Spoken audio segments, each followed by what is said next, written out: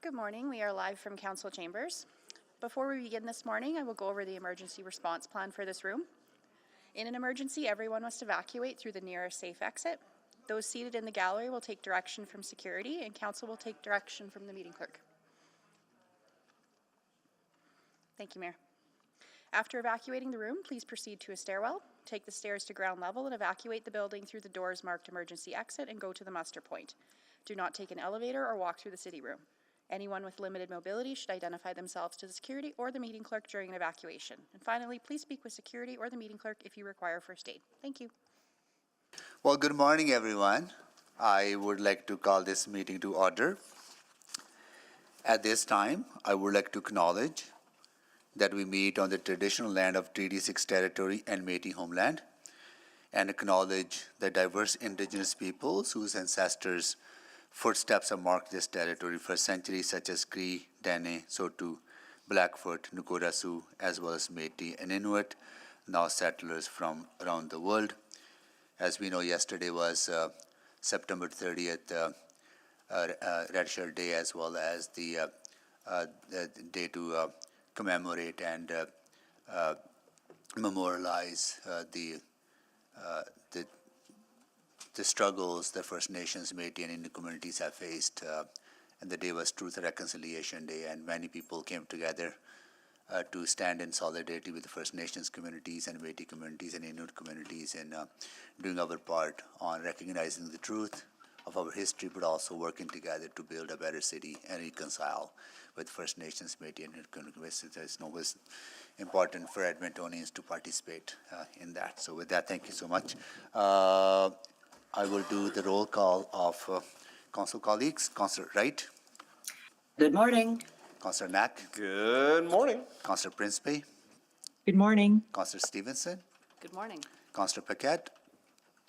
Good morning. Councillor Tang. Good morning. Councillor Hamilton. We'll be a few minutes late. Okay. Councillor Rutherford. Morning. Councillor Salvador. Good morning. Councillor Cartmel. Good morning. Councillor Rice. Good morning. Councillor Jans. Good morning. Okay. All right. Adoption of the agenda. Councillor Rutherford, you want to do that? Sure, happy to. I'll move the adoption of the agenda with no changes. Okay. Need a Second. Thank you. Please vote. Councillor Stevenson is a yes. I'm a yes. Yes. Thank you, councillors. We have all the votes.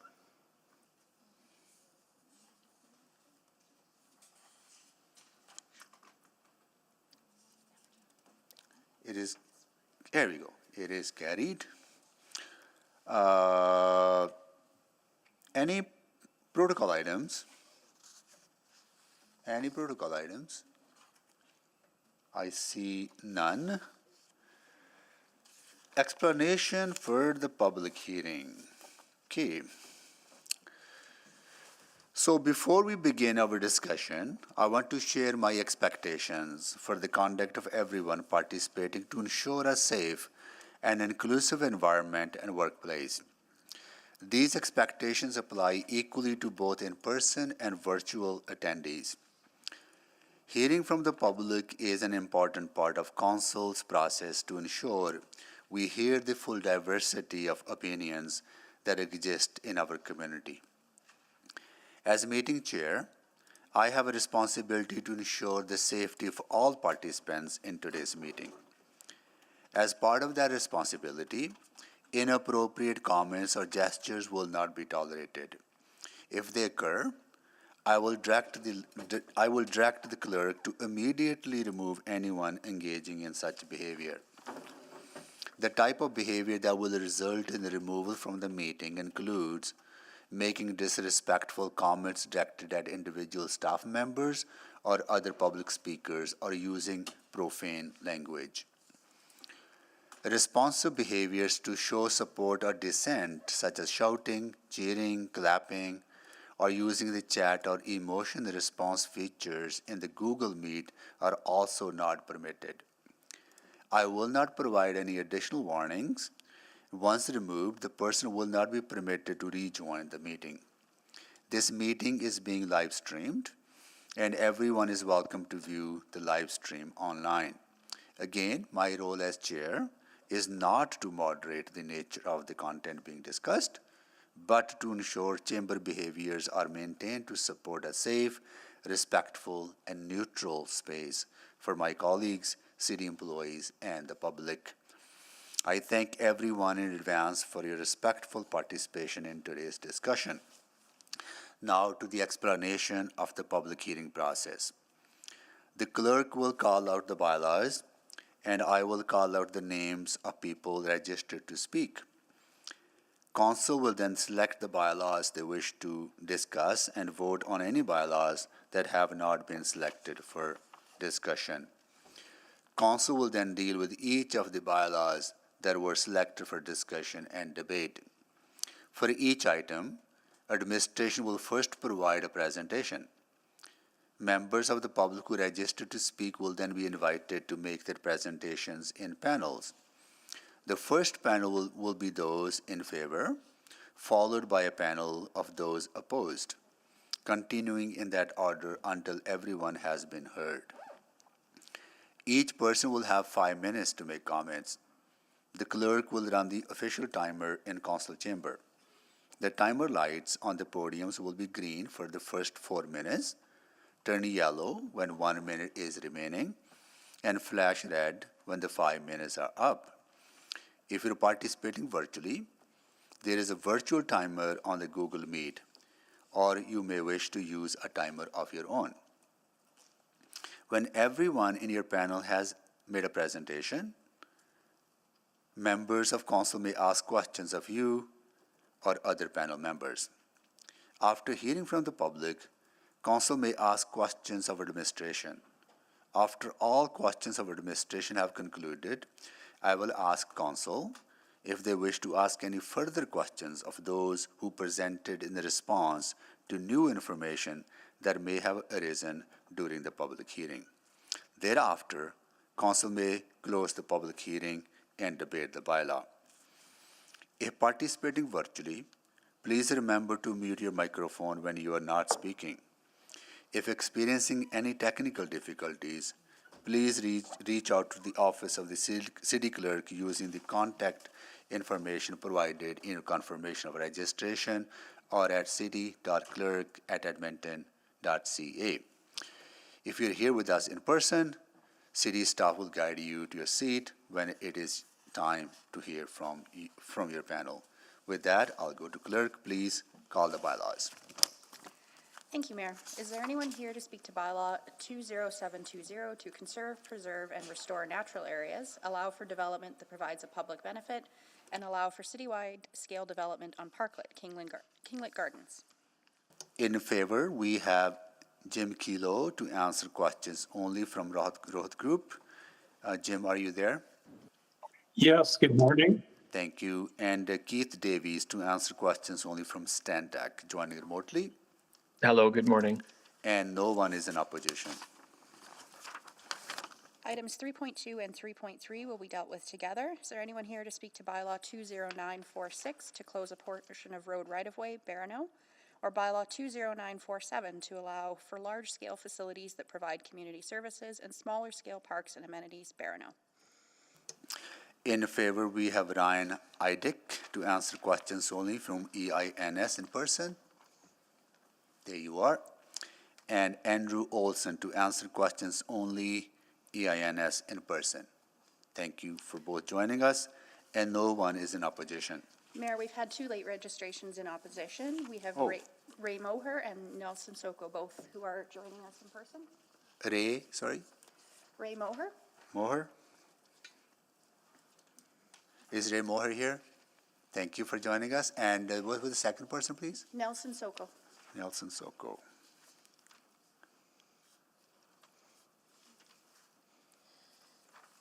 Is Nelson here? There you are. Thank you. Thank you so much for both joining us. Okay, carry on, please. Is there anyone here to speak to bylaw 20858 to amend the Rampart Industrial Area Structure Plan? In favor, Ryan Idick to answer question only. Ryan is here. Neil Ozaduk, Neil Ozaduk, here you are. Questions only? And Ryan is questions only as well. And Janice Lee to answer questions only. Okay. And no one is in opposition. Thank you. Is there anyone here to speak to bylaw 20942 to allow for a range of small-scale housing, Richford? In favor, we have Ryan Idick to answer questions only, and Andrew Olson to answer questions only. Both are here, and no one is in opposition. Is there anyone here to speak to bylaw 20948 to amend the Ellerslie Area Structure Plan? So, my apologies, items 3.6 and 3.7 will be dealt with together. So we are dealing with bylaws 20948, and is anyone for bylaw 20949 to allow for light industrial and small commercial businesses, Ellerslie Industrial? In favor, we have Ryan Idick to answer questions only, and Andrew Olson to answer questions only, and no one is in opposition. Is there anyone here to speak to bylaw 20938 to allow for medium-scale housing, Forest Heights? In favor, we have Jason Young to answer questions only in person. There you are. Thank you so much for joining us, and no one is in opposition. Is there anyone here to speak to bylaw 20939 to allow for medium-scale housing, Alberta Avenue? In favor, we have Alison Rosland, Situate Inc. in person. There you are. Thank you so much for joining us. In opposition, we have Colette Cornanjo, Edmonton Spanish SDA Church, joining remotely. Colette, are you there? And Linda Campo in person. There you are. Thank you so much for joining us. Okay. Is there anyone here to speak to bylaw 20941 to allow for large-scale mixed-use development, Westmount? In favor, we have Marin Boris to answer questions only, Cassia Developments in person. Thank you. Mark Huberman to answer questions only, Cassia Developments in person. Renan Sons to answer questions only, Clarity Development in person. And Dave Onishenko to answer questions only, Clarity Development in person. Thank you, and no one is in opposition. Mayor, we've had a late registration for Okay. this item in opposition. We have Britta Jensen in person. Freda Jensen? Yes. Is Freda Jensen here? Thank you so much for joining us. Okay. Is there anyone here to speak to bylaw 20918 to allow for a range of small to medium-scale housing, Glenora? In favor, we have Alison Rosland, Situate in person. Yep. And Chelsea Jersak to answer questions only, Situate, joining remotely. Hello, good morning. Thank you. And in opposition, we have Paul Conquest in person. Thank you, Paul. And Wendy Antoniak, Old Glenora Conservation Association. Thank you, Wendy. Thank you for joining us. Is there anyone here to speak to bylaw 20932 to allow for a new high-rise building and the continued use of an existing high-rise building, Wet'suwet'en, Oliver? Okay, we have in favor Mark Huberman to answer questions only. Joe Tekalsik to answer questions only, TBD Architecture. I'm present, yes. And remotely, yeah, thank you.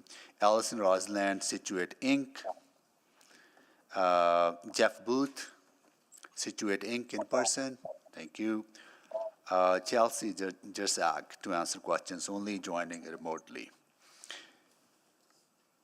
And Hello. in opposition, we have Robert Walker in person, Natasha Toffoli in person, Donna Lux in person, John Miller in person or remote.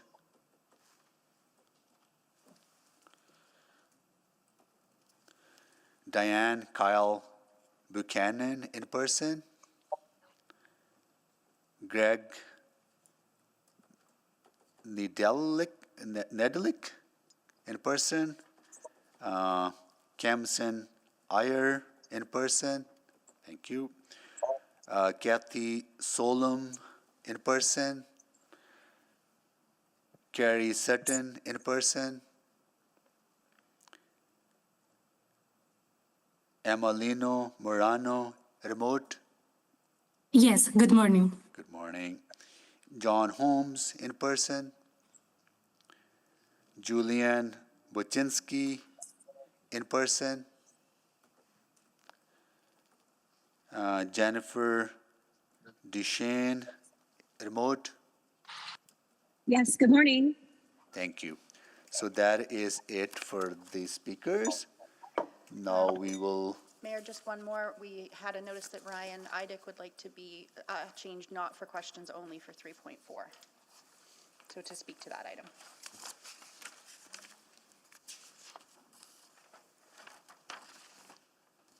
Ryan Idek is to speak.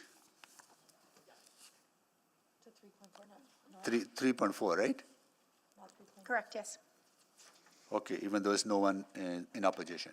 Okay.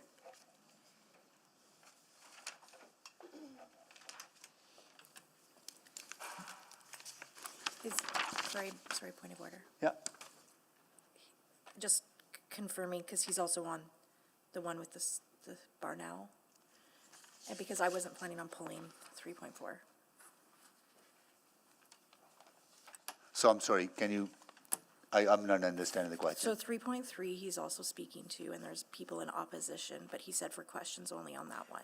Yeah. 3.4, he's saying now he wants to speak to it. So but just there's need to no- want to clarify. And I wasn't planning on pulling it, so So is Ryan Idek going to make a presentation on 3.2 and 3.3?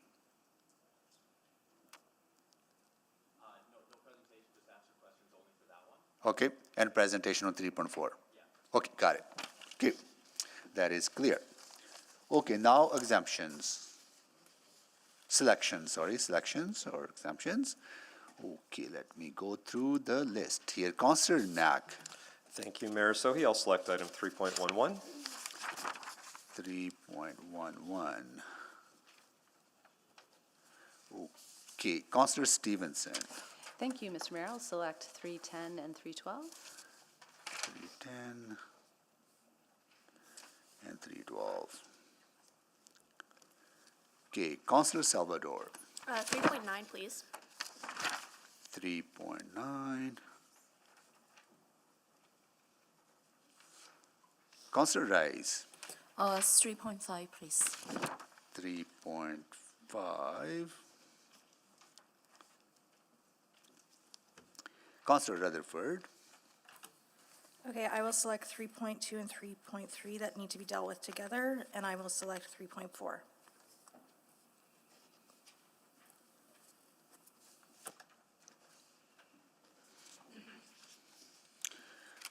okay, so 3.2, 3.3, 3.4, 3.5, 3.9, 3.10, 3.11, and 3.12 are selected, and I will go to Councillor Cartmel for the balance.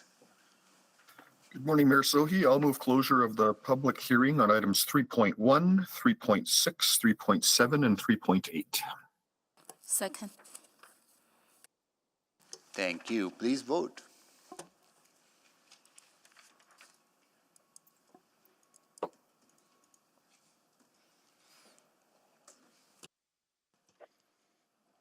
We have all the votes. Display the votes, please. It is carried. Mayor Sohi, I'll move first reading of the aforementioned items. Second. Please vote.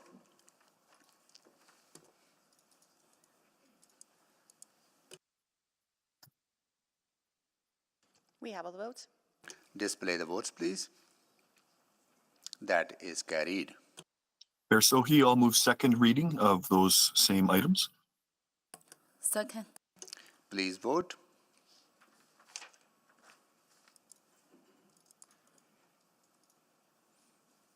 We have all the votes. Display the votes, please. That is carried. Mayor Sohi, I'll move consideration of third reading of those same items. Second. Please vote.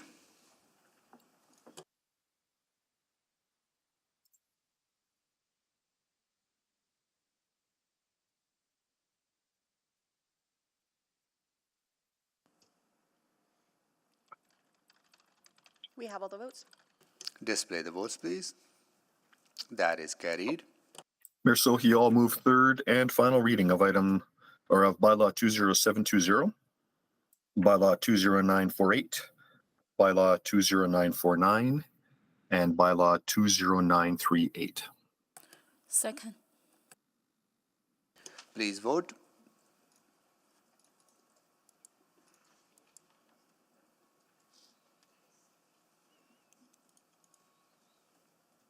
We have all the votes. Display the votes, please. That is carried. So before we move ahead on our agenda, from the last meeting, 2 items were referred back to this meeting, and we suggested at that time that those items will be heard first, dealt with first, so we're going to do that. So, Yeah, Councillor Knack, can you please move? Thank you, Mayor Sohi. I'll move that we bring forward items 3.11 and 3.12. Second. Okay, please vote.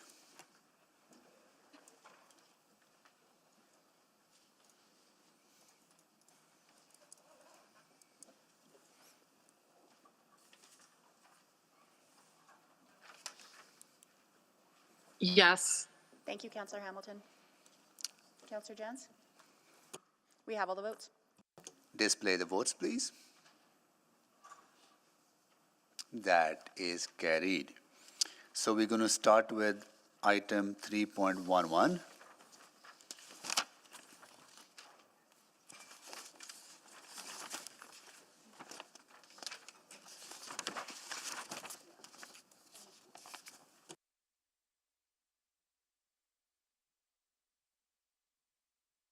Yeah.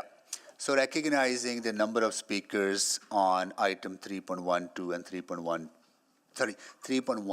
and 3.12, we would probably want, it's not likely that we will be getting to the rest of the agenda until after the lunch break.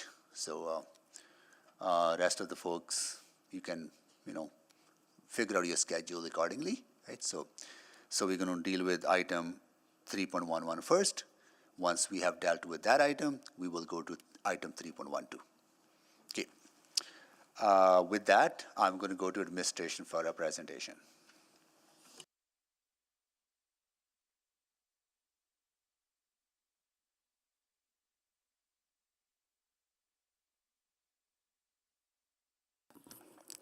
Good morning. This application proposes to rezone a site in the Glenora neighborhood to the small to medium scale transition residential zone, or RSM. The proposed RSM zone, with a height modifier of 12 meters, a maximum site coverage of 60%, smaller front and rear setbacks, would allow for a taller and larger 3-story building. Next slide, please. The site is located in the southeast corner of 102nd Avenue and 139th Street. It is kitty corner from the future Grosvenor 142nd Street LRT stop, also known as West Block. 102nd Avenue will also have a bicycle route in the future. Next slide, please.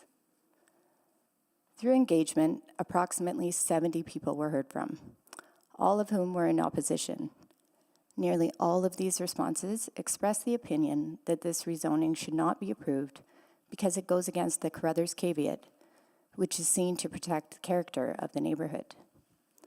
The caveat, which applies to this site, as well as most of Glenora south of Stony Plain Road, is a private caveat to which the city is not a party, and in essence, it limits development to 1 dwelling per lot.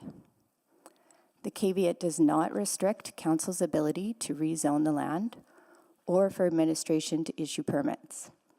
However, the caveat could create an impediment to development if any party to the caveat chose to enforce their rights. Administration has ensured that the applicant and landowner of the proposed rezoning site are aware of the caveat. Next slide, please. By increasing residential density close to a future LRT stop, this application contributes to the Big City Move, a community of communities. This helps to achieve the target of having 50% of trips made by transit and active transportation. In the Central District Plan, this site is located within the Stony Plain Road primary corridor. The district policy supports high-rise or potentially tall high-rise development at this location due to the site size, location on an arterial road, and proximity to the future LRT stop. RSM H12 could therefore be considered an underdevelopment relative to this policy. Administration recognizes that not all sites within a corridor or near an LRT stop are expected to develop to the maximum potential relative to the policy. The future LRT stop already has 2 high-rise towers on the north side of Stony Plain Road with approved zoning for another one. And there have been several recently approved rezonings for mid-rise buildings along this corridor further east. The application helps ensure a diversity of new housing options along the corridor and in the future LRT stop area. Next slide, please. Administration supports this application. It contributes to the city plan target of having 50% trips made by active travel and facilitates a diversity of new housing options along a primary corridor and in a future LRT stop area. Thank you. Thank you so much for the presentation. Before we go to speakers, I would like to welcome our first class of City School coming back after a lengthy break. Nice to see you all. And they are here from school Veteran Elementary School, grade 6 class, with the teacher S. Elgert, and they are from Ward Nikora Iska. Councillor Knack is your ward councillor. Thank you so much for joining us.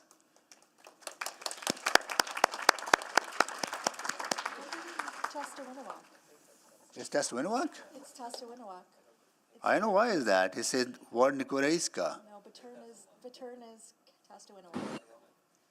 Yeah, Baturn is in Testawinawak. I thought I had heard Testawinawak. So Baturn. then we just change your ward councillor. Your ward councillor is Councillor Principe joining us virtually. Okay, she's waving to you all. There she is. My apologies, Councillor. It's okay. Yeah, the first mistake of the class, right? So, yeah, that's all right. Yeah. What are you guys up to? Nothing. Are you going to do any mock council? You are? Have you selected your mayor yet? Oh, Mayor, what's your name, Mayor? We have a lot of time. You want to come to the microphone here? Come on. Huh? That's okay. I'm going to give them 2 minutes to share their thoughts. He could be mayor come October next year. We got to change the age. Kids are smart. Yeah. Luziak. Sorry, what's your name? Luziak. Luziak. So what are you going to talk about? What is your topic of discussion with your mock council? You haven't selected the topic yet? What is the topic? I'm sorry? Naturalization. Wow, that's a big one. Well, that's pretty cool. Well, you know what? Tell us through your teacher what do you decide, okay?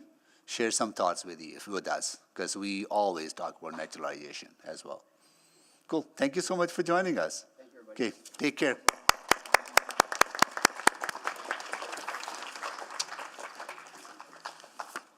Okay.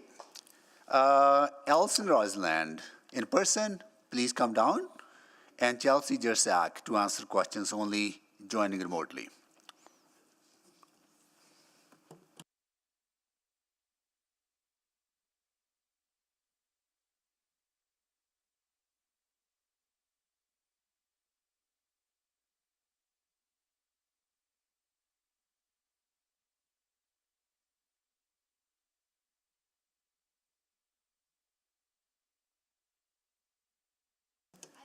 See you during the break.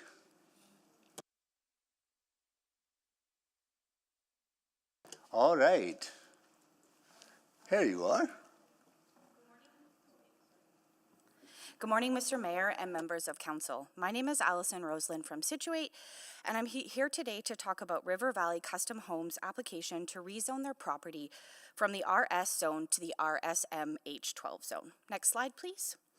This application was accepted in May. At that time, we launched a web page to provide our contact information, post updates, and answer commonly asked questions. Next slide, please.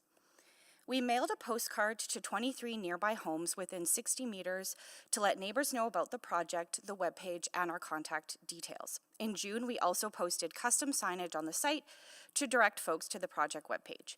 We reached out to the Glenora Community League and the Old Glenora Conservation Association, but we never received a response. However, we did hear from 2 neighbors who had concerns, including heritage and compliance with the setbacks in the Carruthers caveat. We also heard from the neighbor next door to the east, who supports the rezoning and submitted a letter of support to council, emphasizing the benefits of increased density near major public transit. Next slide. The site is on a corner at 139th Street on the south side of 102 Ave, close to schools in both Glenora and Grosvenor, and near services and amenities around the high-density, mixed-use intersection of 102 Avenue and 142nd Street. The site is very well connected to current and future transportation options. It's about 120 meters away from the future LRT stop, and there are bus routes nearby on 142nd Street and 102 Avenue. The bike route extension along 102 Avenue, scheduled for this year, will connect the site to the existing 102 Avenue and 136th Street bike routes. The site is also located within the Stony Plain Road primary corridor in both city plan and the district plan, which is shown by the teal shading. Next slide. The RSM has regulations that help ensure good integration with the surrounding neighborhood, including design requirements for facade articulation, setbacks from streets and abutting properties, and a modest 1.5 meter increase in height compared to the RS zone. The intention here is to build row houses. This slide shows what the maximum building footprint could be for row houses with garages. Approximately 8 units would fit here. The front setback in the RSM zone is the same as the RS zone, 4.5 meters, and setbacks are required from both sides of the site. Next slide. As I just mentioned, the RSM zone allows for a 1.5 meter additional height compared to the RS zone. With this small increase in height and the site's location at the northwest corner of the block, this means that there will be minimal shadowing on adjacent properties. The shadow impacts will primarily be on 139th Street and 102 Avenue, with some shadowing across the street during the winter months around sunrise and sunset. The site's positioning, surrounded by streets and a lane on 3 sides, makes it ideal for the sensitive increase in density that the RSM zone allows, providing more housing options for residents looking to downsize and other Edmontonians who want to live centrally near transit. Next slide. The site is located within the Stony Plain Road primary corridor as identified by City Plan and the District Plan. This proposed rezoning provides less height and intensity than we might expect to see in a primary corridor. However, City Plan calls for density at a variety of scales, which is what's being provided here. This proposed rezoning also supports the vision of 15-minute communities with the site's proximity to amenities, transit, and active transportation options. Providing housing near the LRT also helps support the transit system. Utilizing and expanding our system is an important step in shifting away from car-centric transportation system and improving access to different modes. Next slide. Like a lot of mature neighborhoods, the population of Glenora has decreased since the 1970s by about 21%. Building multi-unit housing will help bring people back to the neighborhood. Another reason we're requesting your support here today is to help increase the overall housing diversity and choice at a time when Edmonton's housing demand is rising. As of 2016, there was very little row housing in the neighborhood. This proposed rezoning will continue to add to the housing diversity and help distribute density more equitably across the city's mature neighborhoods. Next slide. As I wrap up, I would like to respectfully ask for council's support for this rezoning application, which aligns with City Plan and will enable a gentle increase in density close to transit and amenities and provide more housing options in Glenora. Thank you so much for your time. Well, thank you so much for your presentation. Now we'll see if there are questions from council members to you.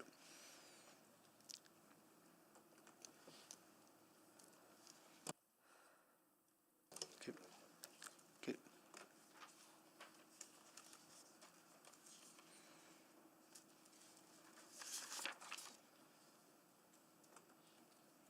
Okay. I see no questions. Thank you so much. I'm sorry, I'm trying to buzz. Sorry. Oh, Councilor Jans? If I may.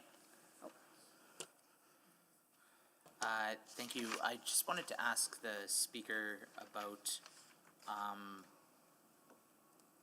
and I'll look to legal if it's out of line or not, but about the Carruthers caveat, and if I anticipate this may come up later in debate, and if the speaker was aware of complexities that may exist around that, and if they wanted to speak about that ahead of time or not.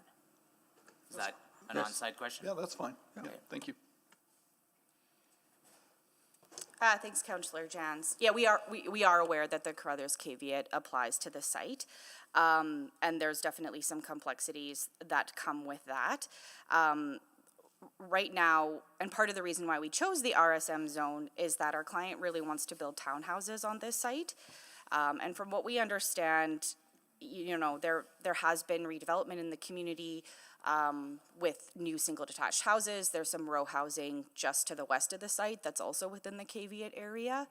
And so from some ongoing court cases that are going on right now, it suggests there's some room for like modest densification where the units are ground oriented and subdivided into fee simple lots. But again, we understand that there's some challenges associated with the caveat, but right now we're trying to focus on getting through the rezoning stage. So even though there have been some challenges upholding, and I'm sorry, I don't have the legal language here, but upholding the caveat, your client is still says, yes, it's worth it. I believe in this project. I want to try and bring it forward, and we'll deal with that after if it's zoned appropriately. Is that correct? Yeah, we're ultimately trying to focus on city plan, right? And what city plan calls for in primary corridors, near transit, increasing density, providing more housing within mature areas for Edmontonians, and that's our focus for now. As I read city plan, though, this is like woefully insufficient density for the area. Yes, but part of the reason is that my client wants to build townhouses and isn't interested in challenging the caveat and having it removed. I'm not a lawyer. But if I understand it, you're going to have to challenge the caveat whether you're doing fee simple row houses or you're doing a 4-story apartment. Am I correct there, or? I could jump in here potentially. Oh, thanks, Chelsea. If that's useful.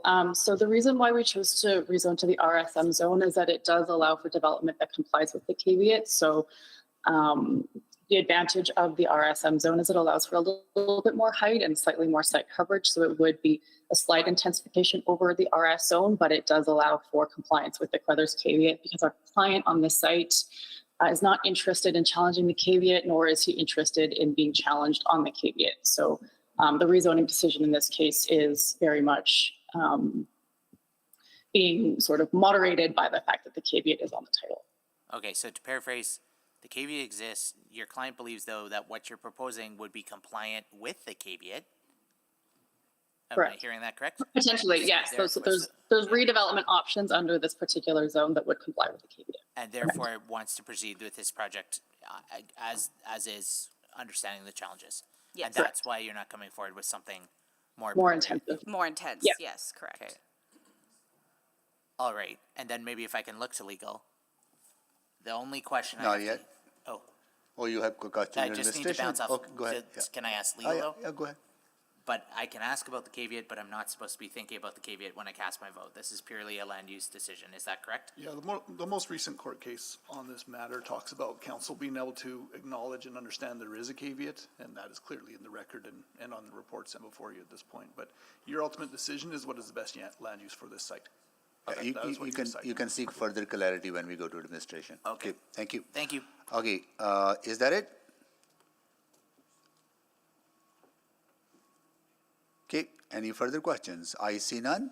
Thank you. Thank you so much. I will call on Paul Conquest. Paul, please come to the front. And Wendy Antoniak, joining us in person.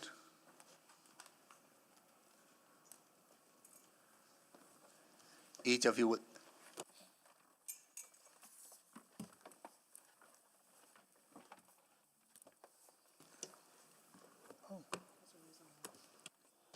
Yeah. Okay, I got to step out for about 20 minutes. Councillor Wright, can you proceed with chairing the meeting virtually? Yes, I can. Okay, you have the speakers list, right? Yes, I do. Okay, Yeah. yeah. So Paul Conquest will be first, then Wendy Antoniak, followed by Paul. Thank you. Go ahead, Okay. please. Great. So Paul Conquest is ready to speak. Thank you. Mayor and councillors, I thank you. Mayor and councillors, I thank you for the opportunity to speak against the proposed rezoning. I don't know if you can hear me. Yeah, okay, thank you. My wife, Margaret, and I own the property immediately south and bordering all three of the properties that are subject to the rezoning application. We bought our home 22 years ago.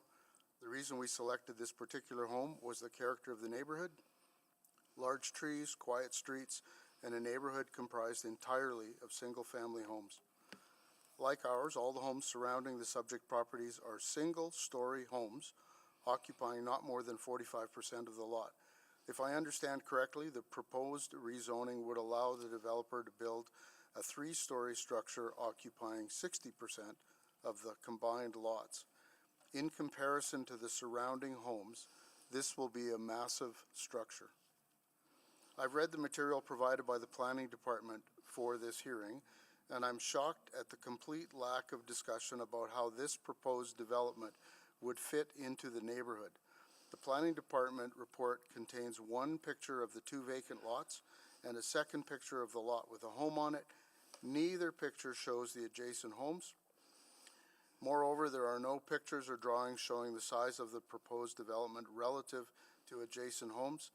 The fact is, if these lots are rezoned, the resulting structure will literally dwarf every other single-story structure in the neighborhood. I ask you, how can an oversized structure that will dwarf every home in the vicinity possibly be considered in the public interest? Also glossed over in the planning department report is the fundamental reason this neighborhood has retained its unique character. In 1911, the original land developer put a restrictive caveat on every one of the 400-plus lots he developed, which stipulated that not more than one dwelling house shall be erected on any lot. This is known as the Carruthers caveat, and it currently encompasses 400 to 500 homes, including the three subject properties. Earlier this year, a developer, 2357596 Alberta Limited, sought to have the court remove two of the other lots from the caveat. The action was opposed by over 100 of the other homeowners, and the judge ultimately denied the application. I think the most interesting part of the judge's decision is the language used to describe the action. In his decision, Judge Schlosser cited an earlier decision characterizing a developer that buys a property that they know to have a restrictive caveat and then seeks to break the caveat in this way.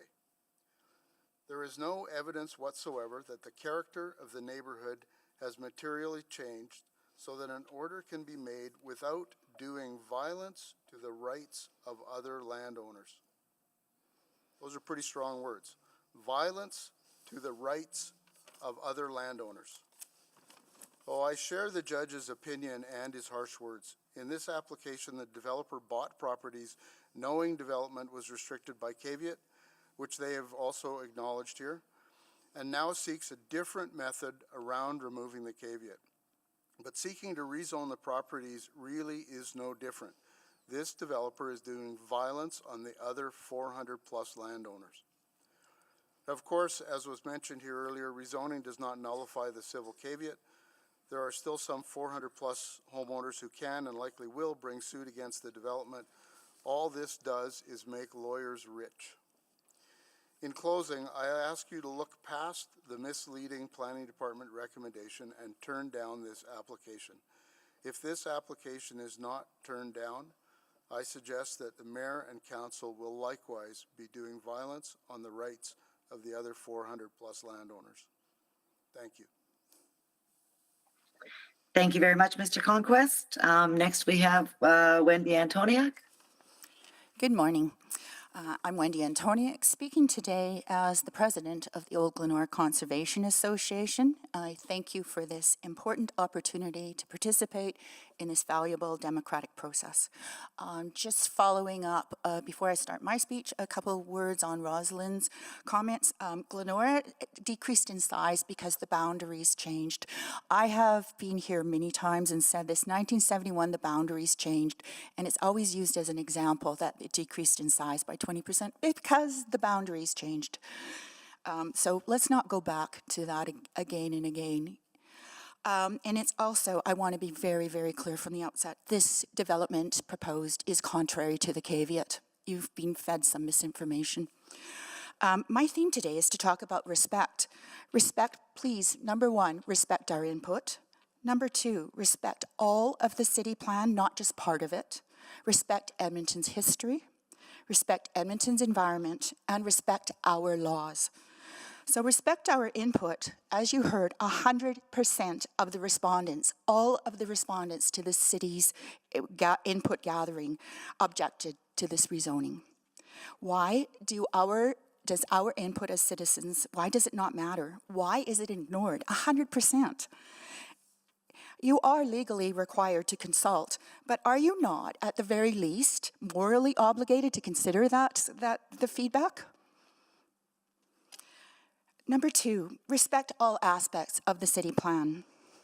One of the plan's core values is, I want to preserve what matters most. 5.2.1.1, encourage the identification and preservation of historic resources and cultural and natural resources.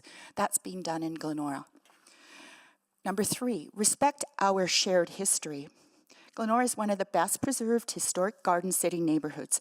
National Trust said in 2001 it is a historic area in danger. The city's own project identified the particular property in question as part of the heritage character area. One of the desired outcomes of the city plan is for Edmonton to protect and enhance its image through heritage. Respect for our environment. This approval will be yet another high-density development in this historic area. There are now 6 mid-rise developments that are approved, but you can see from the maps, none are built. This has been over 6 years. You've approved the redevelopment, rezoning, nothing is built. So if these were all built, with West Block across the way and coupled with the LRT and the major intersection, you're heading towards an entire number of 4 blocks or more that are concrete. This will be a heat dome. As Professor Agrawal's recent study showed, temperatures increase 6 to 12 degrees in concrete cities. That's what's going to be happening if all of these developments are approved. They're approved, you've approved the rezoning, but if they're actually developed. So the final one is respect our laws. The Municipal Government Act mandates public consultation, but that consultation has to be meaningful. It's not just ask the question and ignore it. The Carruthers caveat is the law, and it is being enforced by the Court of Appeal. Almost 500 properties in Glenora and Capitol Hill have the Carruthers caveat. The caveat preserves the historic Garden City. Many people bought their properties because of it, as you heard from Paul. It preserves the historic Garden City, and it will be defended by caveat property owners. There's no vagueness on this. You have already received information that you've received some misinformation, that there's some kind of time limitation on caveat actions. This is not true. Once a development permit is granted, not the zoning, you can grant the zoning, but once a development permit is granted, there will be caveat action on this. We are an organized group. There are 400 or 500 properties at stake here, and there will be a caveat action. This will be a significant cost. It'll be shared across the 500 properties because each developer on each of these rezonings needs to defend their proposed development in court. There will be thousands or maybe millions of dollars wasted. All because the city and you as council are making not making a considered decision. I understand that the caveat is not your bailiwick, but you're making a decision that is not going to result in anything. The question to ask is, what are you trying to do? If it's to add density, this will not do it. Thus far, all the upzone lots have resulted in decreased density due to fires, teardowns, vacant houses, and unkept rentals. Thank you, Ms. Antoniak. Your 5 minutes is up. We'll now go to questions of the speakers. Councillor Knack. Yes, thank you very much. Thank you both for being here. I have a number of questions. So, Ms. Antoniak, I wanted to start with you. I know we've chatted about this quite a bit over the years, and obviously, while I would have preferred to have seen a heritage zoning for the area, that was not the will of council. So we're operating under the current place. I don't want to dwell too much on that, but I do want to bring it up because when the heritage zoning draft came forward in June 2021, this area and where this particular lot was not captured in any of the 3 sub-areas. And so I guess my question to you is that recognizing even under that draft, this was not an area that had been recommended by anyone for heritage zoning. Why not here? Like, I get that there's a concern broadly across much of Glenora. I guess I'm trying to figure out, if not here, then where do we do row housing in Glenora? Thank you, Councillor Knack. There were various drafts and proposals for the heritage character area. You are picking one. Okay. There was a working group working on it. Nothing was finalized. Okay. So I wouldn't say that it was left out. Okay, yeah. It was, okay. There were various drafts, and originally it was part of the heritage character area, but I do think that the most important part is that there's a caveat. Fair, and so I guess the question. So I guess yeah. The question okay. is, so where then? Like, and because I think that's my biggest struggle, which is that I understand and I very much appreciate Glenora's perspective around trying to preserve the heritage piece. What I don't think I've regularly received is where would Glenora be supportive of change? Because I don't think I'm hearing that. I hear a lot about where not to support change, but I'd like to know where to support change, because I look at an arterial road, which is where we typically, for decades, have approved larger forms of development. And so if not here, then where? Is it just the north side on the other side of Stony Plain Road? Like, I guess that's what I'm wondering. Yeah, there's a law that prevents it from being south of Stony Plain Road. So I can't say that, like, it's just not going to change. There is a law preventing that development. In your inboxes today, you should have a letter from the Glenora Community League. It does talk about areas to consider or gives various considerations and points. So maybe look at that. It's just, if you keep approving high density in an area with the caveat, nothing is going to happen. This isn't actually, I'm sorry, but your question isn't quite fair, because we can't say develop this area in the caveat, because there's a caveat. These are individual property owners that have it, and so they have a right. Oh, and I very much agree with the right. I guess we have a city plan, which I have heard from numerous Glenora residents that generally speaking they agree with, and then I'm not sure I can recall a single rezoning application in my time on council where there has been folks in support. That's because they're almost all in the caveat area. Yeah. Do you know the 6 major ones? Yeah. They're in the caveat area. And the other piece you touched on was the consultation. And you're right. I mean, I hear the 70 are overwhelming, and I hear the one neighbor directly opposed, and I also hear the other neighbor directly to the east is in support. And so when we're looking at something like this, and if there wasn't a caveat, I'd have to consider both the perspective of the one directly to the south and the one directly to the east. Both are impacted. The resident on the east is probably a little more impacted by sun shadowing, as an example. I guess what I'm wondering about is where does Soul Glenora Conservation Association talks about, okay, anywhere in the caveat there should be essentially no change beyond the caveat. I appreciate that the work was going to allow a limited piece, but I'm hearing overall sort of a lack of desire to make that change. And so I guess, how do we get to a point where the Conservation Association, the Community League, other residents are working together on what we do then on the north side of Stony Plain Road? Because it sounds like that's the only area where we could even consider change from a legal perspective. At the same time, I talked to some of the residents on the north side of Stony Plain Road who also don't want to see change, and yet, and so this is my struggle here. It's we have a community that doesn't, outside of the one row housing right at the corner of 142nd there, just by the dental office. I'm not sure how we start grappling with what every other community is dealing with, and I'm not sure what my path forward is with this neighborhood. Yeah, I can't speak for north of Stony Plain Road. My constituent group is south of Stony Plain Road with the caveat. I am on the Glenora Civics Committee, and we're looking for reasonable, approaches. So there's not an overall no development. And I did want to say that all of those properties that have been rezoned as high density where nothing has happened, and I mean truly there's a fire and vacant lots and so on, every one of those could have been lot split, and there could be, I've counted 20 single family skinny homes built. Instead we have almost nothing. Ms. Antonek, I don't want to cut you off again, but Councillor Knack, could you maybe come back for a second round? Yeah, I will do, thank you. Okay, thank you very much. Councillor Stevenson. Thank you very much. I just had a few questions for Speaker Conquest. Appreciate you being here this morning. Just want to talk a little bit more about the fit. So when I'm looking at the wider context map, I see sort of a block away are 4 row houses that I think would be similar in scale to what's being proposed here. Just wanted to get your reflections on that, given that does exist in the context already. Could you explain to me what you mean by a block away? Could you be more specific? Because I don't know what it is you're referring to as affordable homes. The 4 row homes, so along 102nd Avenue to the west,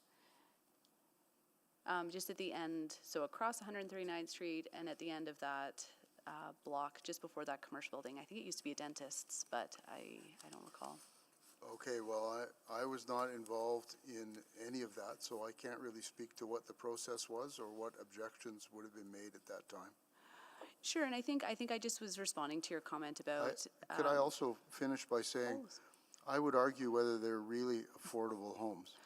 Sorry. Typically, what is referred to as affordable homes by the developer doesn't become affordable. Apologies, just to clarify, I didn't say affordable, I said 4 row houses, so not affordable. Oh, I'm sorry. No, that's okay, just 4 row houses that are within a block of the site. And so just to your point around it fitting within the context, we have a very similar scale of development in quite close proximity to this Sure, well, I site. think that particular building is far bigger than anything around it. And I would say the same thing. It dwarfs the other single-family homes that are in the area. So if you were asking me to approve that today, I would oppose it for the same grounds.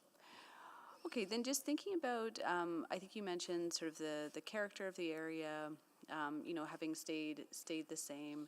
In my mind, when I look at this area, I mean, a lot has changed in the past 100 years. We have the higher density apartments across the road. We have a train that's coming in. I believe most of the homes have been built since that time. So for me, it seems that there has been a lot of change. So I'm not sure that I follow this idea of the character having sort of been set 111 years ago. Well, those are the judge's words. And the judge heard several days of testimony, as I understand, from both parties and was able to consider all of that testimony. Over 100 people opposed that action. And the judge had an opportunity to hear from some of those people and their lawyers. And those were his words. So those aren't my words. I'm repeating them today. I think they're properly characterizing what's been happening here. Okay, well, I mean, there was another word that you had echoed from the judge around violence. That to me is a very strong word, and I don't know that I feel comfortable with it being used in this context. Wondering if you could flesh that out a bit more. Sure, well, I think everybody understands that there's a caveat. And if you buy a property that has a caveat on it, knowing that there's a caveat and understanding fully that there's a caveat, and understand this, when we bought our property, the caveat was disclosed by the seller, and it was also specifically discussed with us with our lawyer when we closed. So nobody buys a property with this caveat on it without fully understanding that the caveat exists. I think specifically, I'm But curious developers are about the continuing word. to buy these properties, knowing that the caveat exists, with the sole intent of breaking the caveat. So that's like picking a fight. Picking a fight is violence. So I don't disagree with those words at all. Well, thank you for clarifying that. Again, it's not a word I'm comfortable using in this context, but appreciate the clarification you've provided. Thank you. Thank you, Councillor Stevenson. Can you move the second round, please? I'll move a second round. Okay, Second. please vote.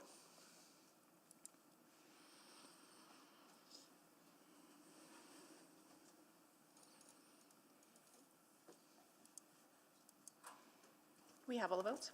Display the votes, please. That is carried. Okay, Councillor Knack. Yeah, thanks, Mayor Sohi. Well, and you might have answered the question, because I wanted to just, so is it solely the potential of trying to break the caveat that you consider sort of the violent act?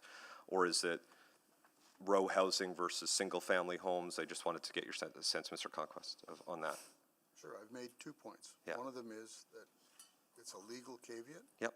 The second one is that I believe that property will outsize anything else in the immediate vicinity. So it's a size issue. So Yeah. those are the 2 things that I object to. So I guess I want to pose the same question to you that I posed to Ms. Antonio, because that, where would we do higher forms of density in Glenora? Like where would you be comfortable seeing? I mean, because I mean, arguably this is a 12-meter high, so the lowest increase possible. So we're not talking about a 4-story walk-up apartment. We're not talking about a mid-rise 6-story. We're talking about row housing development. Well, So I guess I'm wondering, where do we start doing that in this community to try to provide choice? I understand you've already approved some high-rise buildings in the neighborhood. They are outside of the caveat area. Yeah. They are adjacent other high-rise buildings. So that's a huge densification. And I also echo what Wendy said, is that you can split lots. Each lot has the caveat attached to it when they're split, and each lot can be developed into a single-family home. And so there's all sorts of names for those, but that densifies the area. And I don't know, what number did you say, Wendy? I think 20 is what I counted. That's just on the multifamily developments that you've approved that have not been built. If this had been row housing at the same height, we've seen a lot of the new single-family homes get built. Would that have been felt? Would you felt that would be dwarfing the homes as well? I mean, because there have been a lot of large single-family homes getting built there. What is that height?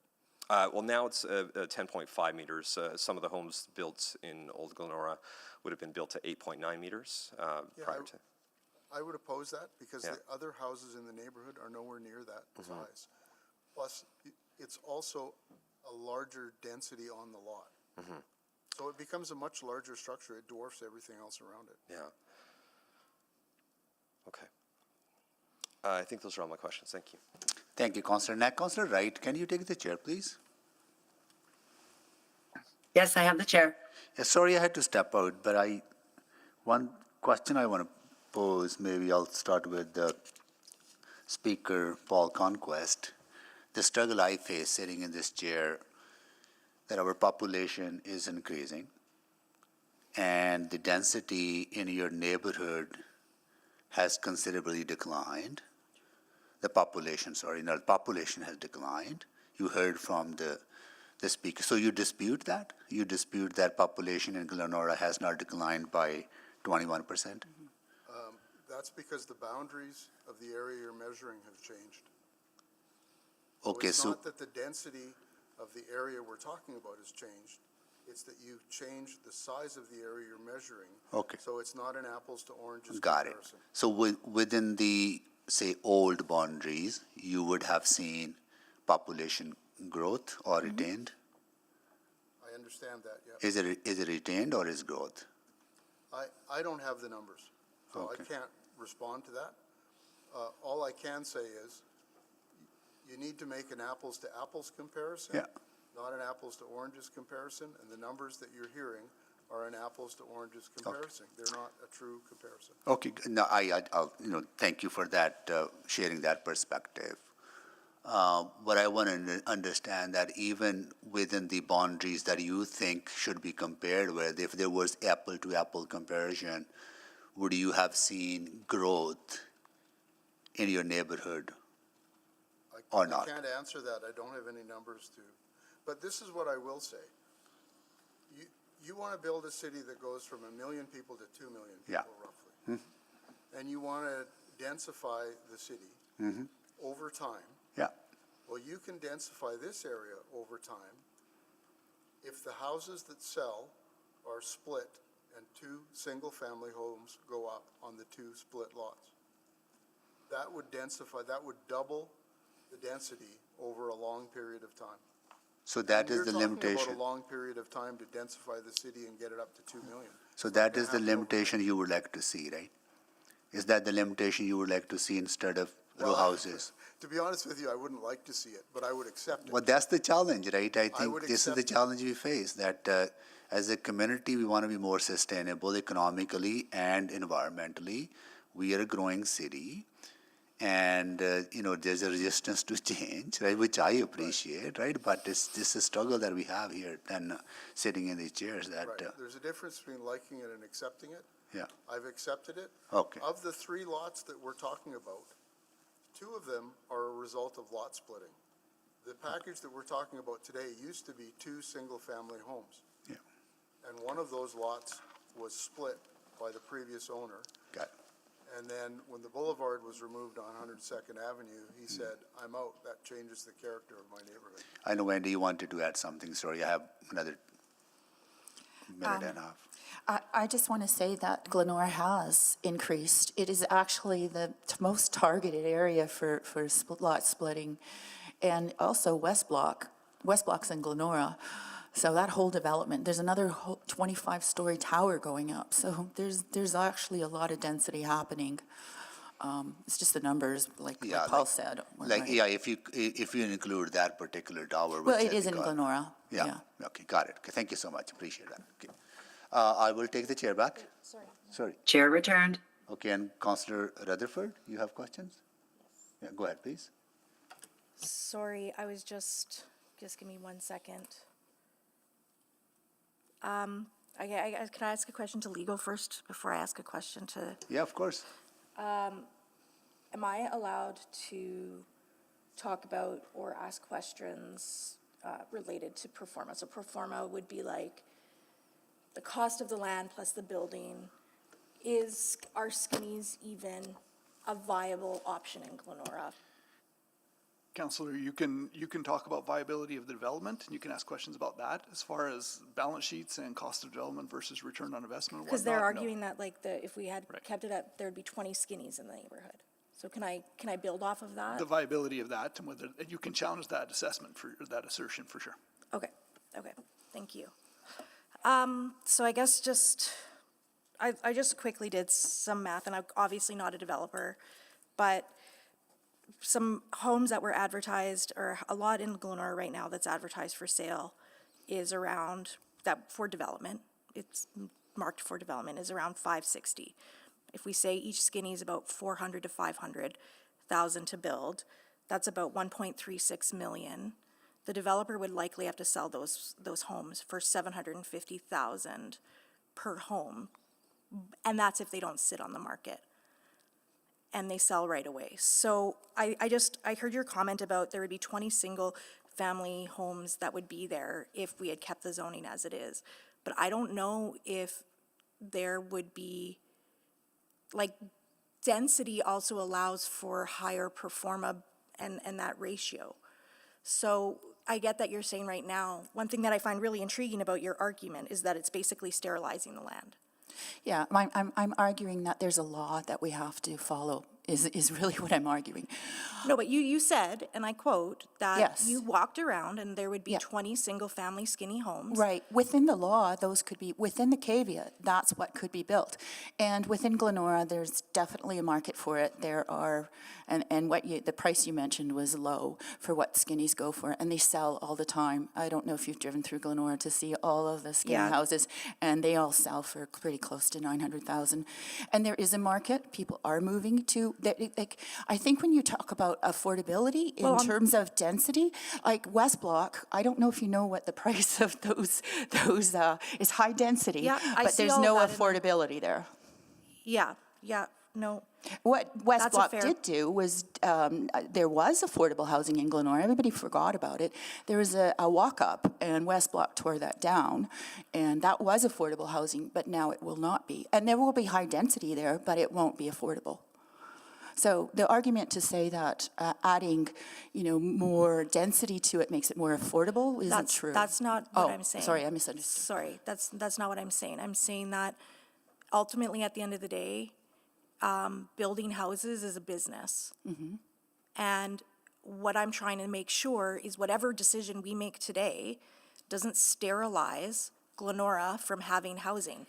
But I'm seeing the dichotomy of, even if it kept at just skinnies in this area, I'm not sure builders would build, is what I'm trying to square, right? Yeah. That's what I'm trying to square. Thank you.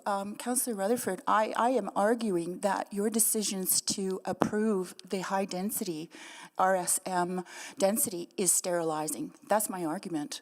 Because nothing is happening on those lots then, nothing. They will be in court for 5-10 years. Nothing is happening. So do we not have a need to add density?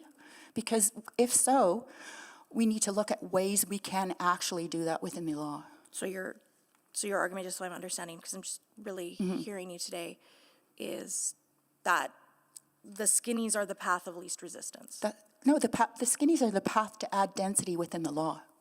Okay, thank you. Thank you, Councillor Rutherford. Councillor Stevenson.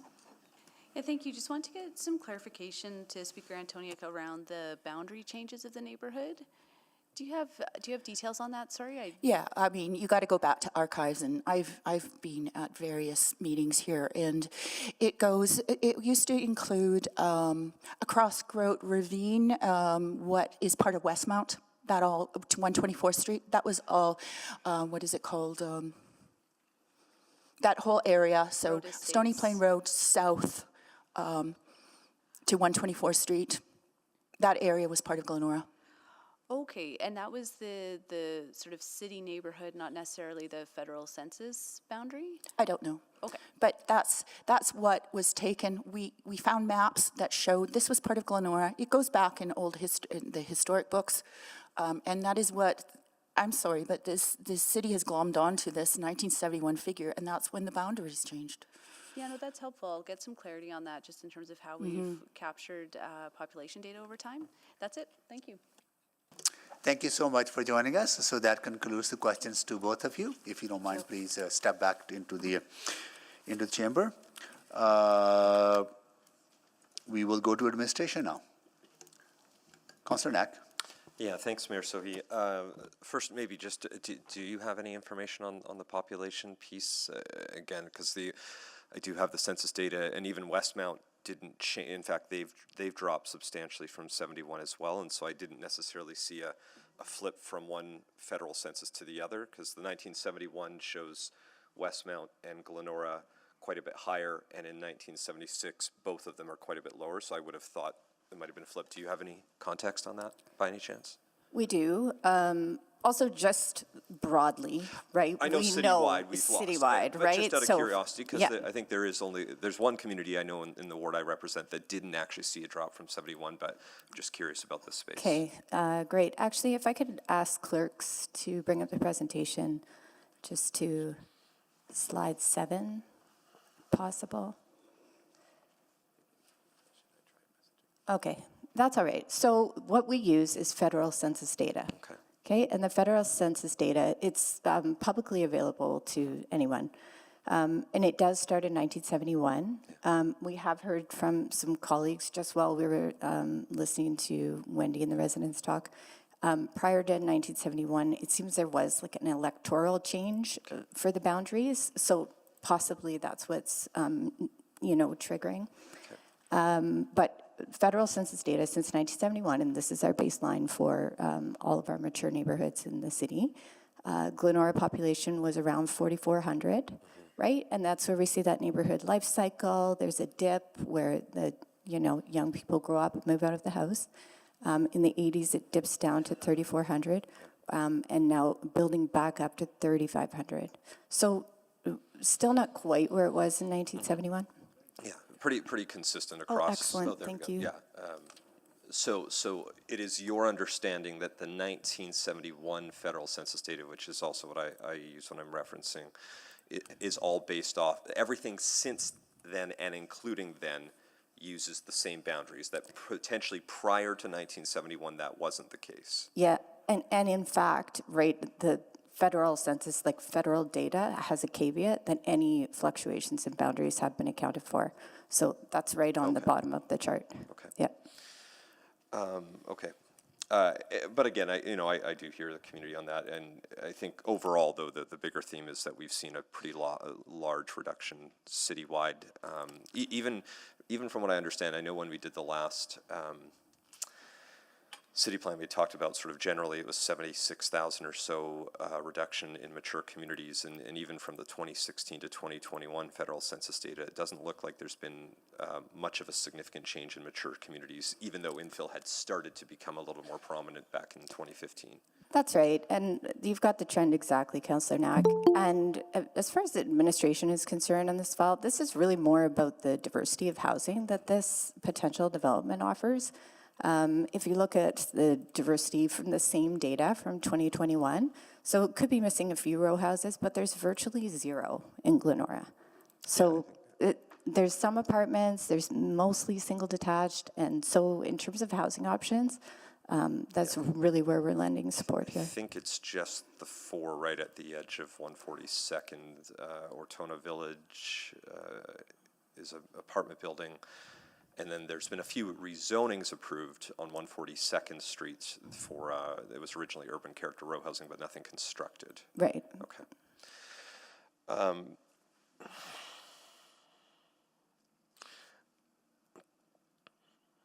No, I think, well, I guess I am curious, in this broader question about, because there is the caveat, and I'm hearing conflicting perspectives, and ultimately the courts will get to decide that, so I'm not going to spend a lot of time on that either way, as they have. But I do acknowledge that, it does feel like every time we have a conversation about this space, the caveat ultimately is upheld. So even if a rezoning is approved, it's going to be upheld in an area that doesn't have that diversity in housing. And so how do we look at that from a city? I guess it's solely up to the applications you get, but I am a little worried about the lack of housing options in a lot of mature neighborhoods, but particularly here. And so, any thoughts on that? I think we take advantage of developments like West Block, and we understand that where there is no caveat, that's where we look for our housing diversity. And in the meantime, yeah, that's up for the parties of the caveat to work out for themselves. Okay, I'm out of time. Thank you. I might come back around. Thank you, Councillor Knack. Councillor Salvador. Yeah, thank you. Maybe I'll start with a question to legal. There was a suggestion from one of the speakers that we would be, again, using the language of violence to other landowners if this were to move forward. I was also uncomfortable with that language and just wanted to get your thoughts on that and just follow up to make sure that, we are, of course, working within our abilities and that the caveat does not directly factor into this conversation. Yes, councillors, there is a case with very strongly worded narrative in it, and I think I would just leave it at that. There are other cases where similar caveats have been challenged in other municipalities. There's one in Calgary that actually was successful. We're starting to see that maybe that trend does change slightly, and whether that is of concern to homeowners or applicants, we leave to them. Other comments I'd offer is, yes, you've heard different interpretations about what this one could be, and I would suggest you leave that to those parties and the courts to sort out. That is the role, because ultimately, this isn't the law. This is a private contractual situation between parties, and that does put you in a bit of an awkward position. We acknowledge that, but I do appreciate that it's in your minds. It's in the council report. It's been raised by the public. All of this is before you and appropriate. You can take that into account and then ultimately decide what you think is the best use of land in this location. Does that help? That does help, because I had a follow-up question. There was, again, another statement that we need to respect our laws, but the Carruthers caveat is not that. It's a contractual arrangement between parties that they accept when they purchase the land. That's acknowledged, yes. Okay, thank you. And then I wanted to ask about, just the surrounding context here, you know, going back to city plan, obviously calling for high rise in a location like this.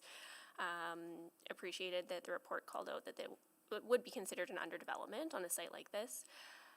Would administration ever put forward a recommendation of non-support on the basis of something being an underdevelopment?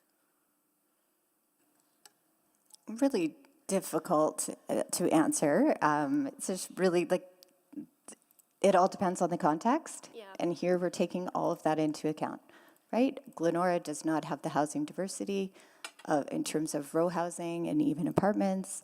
But then we look across the street at West Block, and we've got a fantastic transit-oriented development that's adding a ton of density and a ton of options, right? So then we say, hey, here's the trade-off. We can have row houses, of which there's very little, and we can let the market work and absorb the units as we go. Councillor, we also would look to the city plan and district plans, and it specifically uses language such as up to describe the type of development that we would like to see in certain locations. And this being along a primary corridor, it provides direction in terms of up to a certain scale, and so the row housing is appropriate within that, but so would higher development. Okay, that's really helpful, and just the point around housing diversity, I think, you know, this is not just a conversation about density, is what I'm hearing. It's about providing that choice for folks who might want to live in this community. Exactly. Okay, and then wanted to ask a question about consultation. The speakers flagged that there's a requirement to consult, has to be meaningful consultation. Did the consultation process for this particular application differ from our usual approach? It did not. We have done a mailed notice, one-to-one communication, site signage. I think, usually we're maybe responding with an engaged Edmonton page when we hear a lot of feedback. Given the scale of the zone and that it's a standard zone, we didn't take that approach.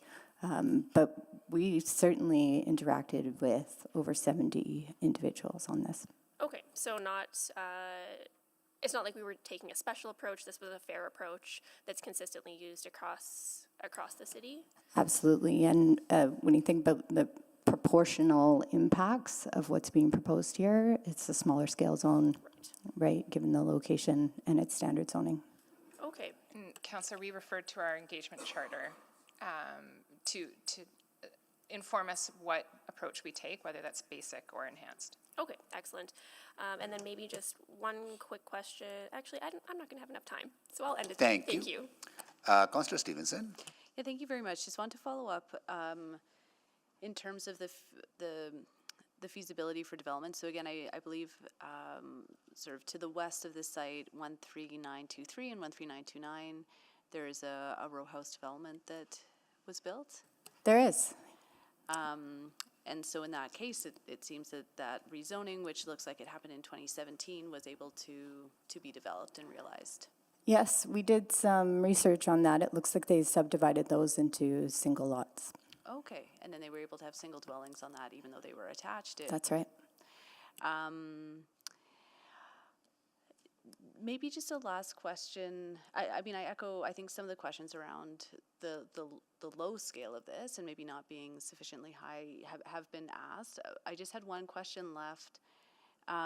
just to our legal advisor.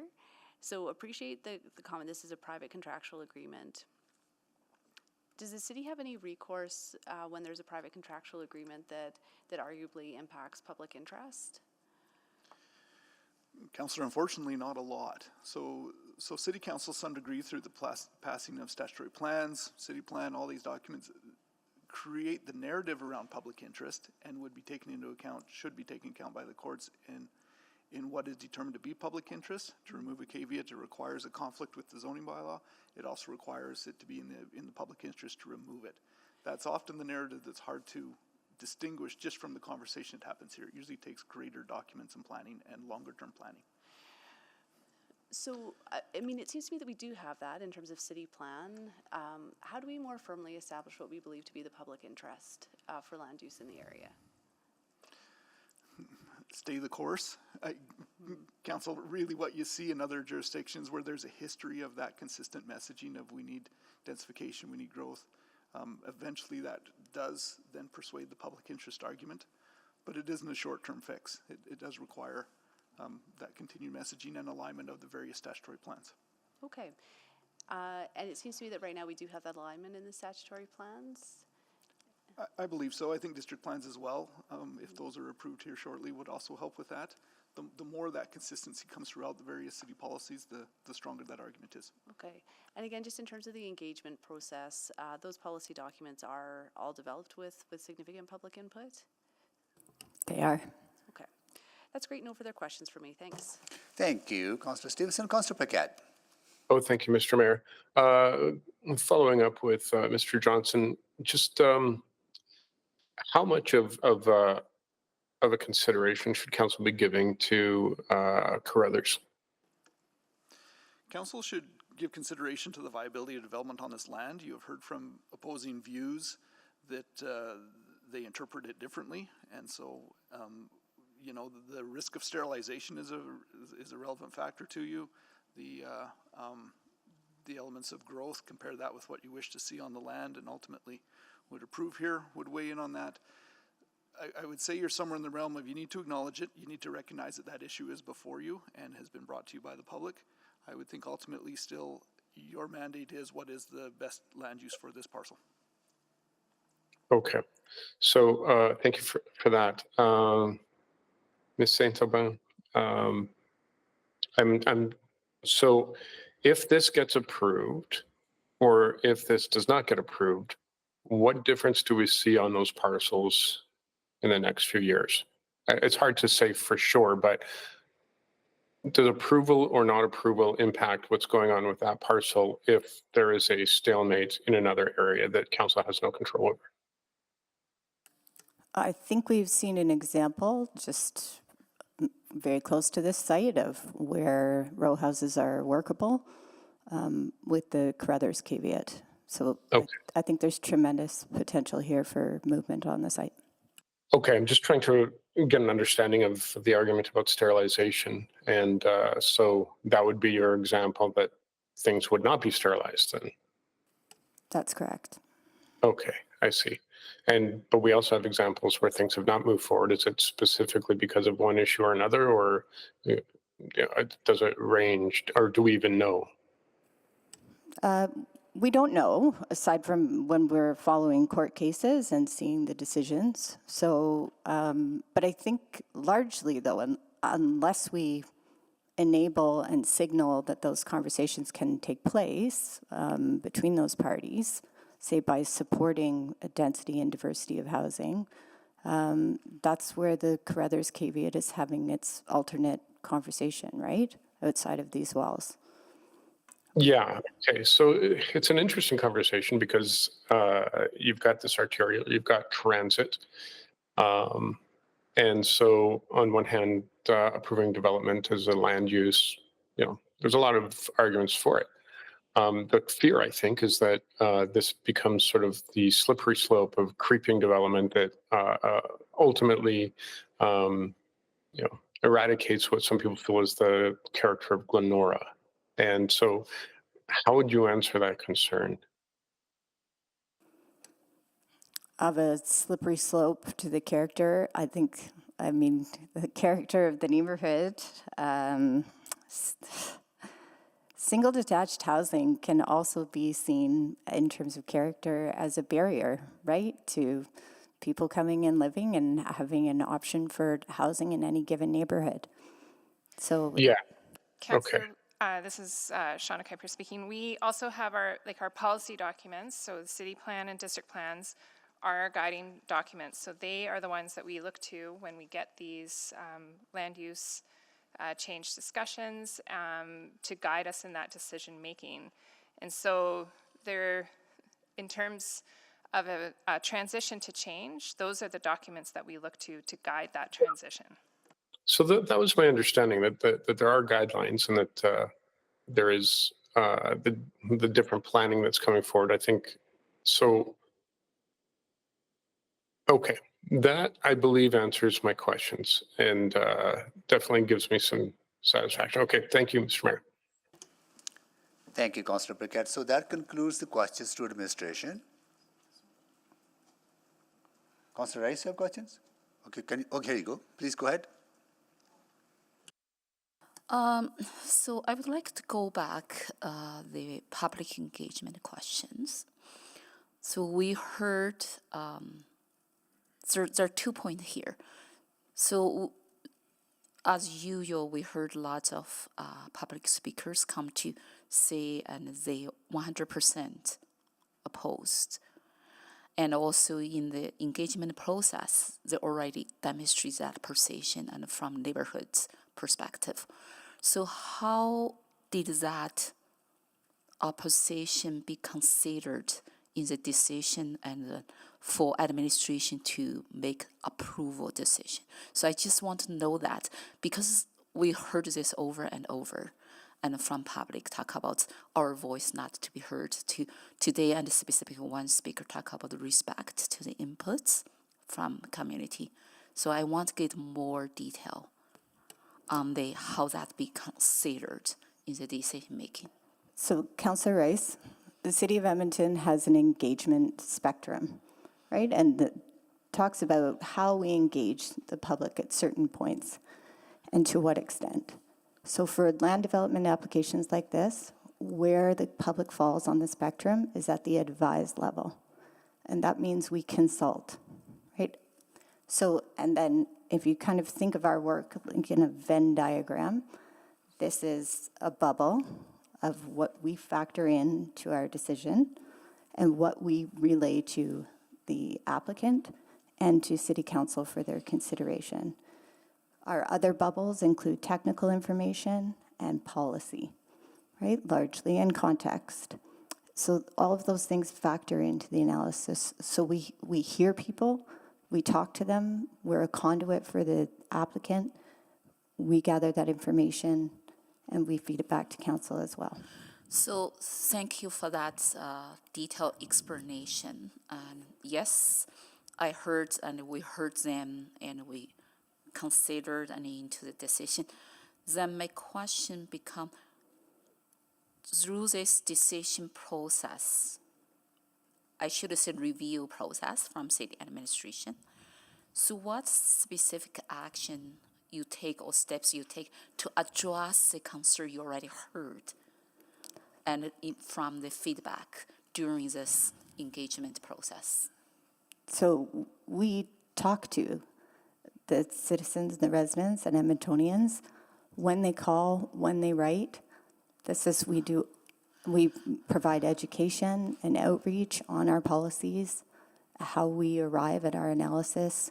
We do that all throughout the review of the application. So this is my struggling, and I sat in this chair since 2021, and I heard repeatedly public speakers come to the chamber say, our voice is not be heard. And we are 100, in this case, is 100%, and then we are in opposition and to this development. But I'm asking what specific actions or specific steps, you talked about steps, yes, but actions or the solutions we could include and in the report to address those concerns from the community. And so I read all this list for the concerns. I know some points we can't, and because right now that is upon to the parts and in the courts to figure out. But some, do we already have the solution there, at least to demonstrate the inputs from public and be heard and be respected? So that's my struggling, and by sitting in this chair. Thank you, Councillor. And like Claire said, there are a number of factors that we take into consideration: the technical review, policy review, as well as engagement. And so it's taken as a whole. And given that this is on a primary corridor, and that this proposal is for an RMH 12, and that, like Claire, we presented, is also below what we would expect in a primary corridor. We're limited in terms of what we can do with what we hear back. We provide the information to the public about what the application is about, their role in the public hearing process and providing you that feedback, and our role in relaying that to you in our presentation and the report. By giving it to the applicant, they also have a decision that they can make to either lower the scale of their proposal, but ultimately this fits within the policy, our guiding policy. It satisfies our technical requirements, and yes, it still remains that there is opposition, but as a package, we're supportive of this application. Okay. Thank you so much. So that concludes the questions to administration. At this time, I will ask if council members have any further questions to the public and to administration on any new information arising out of the previous conversation. Seeing none, okay, before we go to close the public hearing on this bylaw, I want to acknowledge some students who are joining us along with their colleagues that came here earlier. They are from school Butturn, right? Butturn Elementary School, grade 6 class. And I don't have the name of the teacher on my... Cujo? Ms. Cujo, thank you so much for joining us. And your ward councillor is Councillor Principe from Ward Testimony Walk. Thank you so much for joining us. Come on. Yes. Huh? Okay, and what are you talking about today? Who's the mayor? Come on down, quickly. Mayor, come on down. Yeah, safely but quickly. Yeah, he's holding on to the rails, right? So it's a smart thing to do. So what are you talking about, Mr. Mayor? What is the topic of discussion? Naturalization. Oh, same topic. Both of you, both groups are discussing the same topic. So, let us know what you decide, and some points in favor, points in against, and because we also talk about naturalization all the time. Cool. Thank you so much for joining us. Okay. Stick around if you want, because we are talking about how we continue to build our city and where housing should go, not go, and other developments should go, should not go. And we're hearing from members of the public. And obviously, there are different perspectives on different developments, and that is the beauty of local democracy, that we get to engage directly with Edmontonians on this. Okay, with that, now, Councillor Knack. I'll move closure of the public hearing on item 3.11. Second? Okay, please vote for closing of the public hearing.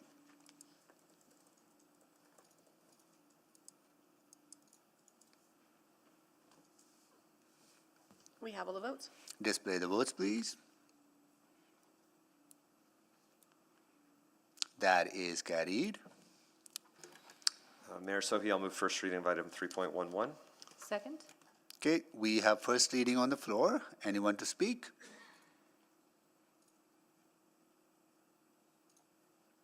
Councillor Knack to close. Yeah, thanks, Mayor Sohi. This is a tough one. I'm struggling. I'm not struggling with supporting this, to be clear. Actually, I think there's a very clear reason to support this. What I'm struggling with is I feel like I have not been able to successfully work together, and so I'm putting this solely on myself, not on the community, to be clear, of engaging with Glenora on a meaningful path forward about how we're dealing with land use decisions. Because I've been sitting in this chair representing Glenora for 3 years, but sitting in this chair for 11 years, and I think, you know, we've had a lot of rezoning applications over those 11 years, and I think one wasn't approved, but the other ones were. And you know, the community, some community members don't feel heard at all because they feel that when we approve these, that we're just ignoring their perspective. On the other hand, you know, I'm got at least one email while we're speaking from another resident, and this is a common theme I find in Glenora, and one I don't know how to bridge the gap on, where I'll either get emails or when I'm door knocking and I'll talk to people who, with no exaggeration, will whisper to me, I really support some of the new development. Because there's this disconnect right now. And there's no other community I represent where there's this disconnect. And again, that's why I put it on me. It's clearly something I need to work on, and I got a year left to try to figure it out, because I think where I'm struggling is this is an arterial road where we have been doing development like this at much higher forms of density for decades. And so I think from a land use perspective, to me, there's no case to not be supporting this. We've approved higher scale development than this interior to a community. We have approved higher scale development on Arterial Road. Just last public hearing, 3 blocks from where I live, we approved a 6-story development along the LRT line. And so I think there's a strong argument to be allowing this. I would respectfully disagree with the neighbor directly to the south who suggests that this would somehow be violence. Because again, you know, across the avenue from where I live, I live across from a 10-unit row housing. A block away, 2 4-unit row housing developments just got completed in my neighborhood. And I see those as beneficial and something that's of value. But I appreciate the caveat keeps offering a challenge in this conversation. And so I don't know what to do. And so beyond committing to try to sit down with the civics committee again to see how we develop a plan about what we can support versus what always appears to be the case at these public hearings of what we can't support. Because I'm not sure we've gotten to that point. And again, I'll put that on myself as an action to try to figure out a way forward. So when I look at the specifics of this development, I appreciate that there are 2 immediate neighbors. One to the south who has concerns, one to the east who has strong support and sent a letter expressing their support.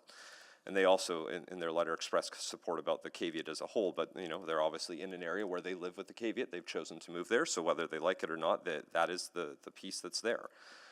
But from a land use perspective, something that is 12 meters high on an arterial road that is row housing in a community that has 4 units of row housing, I think is a very reasonable ask. There's a very high likelihood it might not get built. That's not really relevant before us today, but just worth acknowledging that that's a reality. And I do echo the one point that the one thing we do have to keep in mind is that this site has already had those 2 homes demolished. So they're actually a net negative on that lot. And that's part of the argument where I think there's a valid conversation around sterilization, because you know, we now have 2 fewer homes in an area that frankly needs more homes, not fewer. So how we tackle that, again, is something that I think needs to be worked on, because you know, the final story I talk about is I remember close to the community league, I met somebody during the campaign, an older woman who ended up selling her house and couldn't move into West Block because, as Ms. Antonio points out, that's not affordable. She was a senior on a fixed income who bought 40 years ago, house rich, cash poor, had to leave the community. That's not helping anyone either. So like we've got a challenge here that needs a real solution. Like, people shouldn't have to leave their neighborhood because there isn't housing choice. This alone is not going to fix it.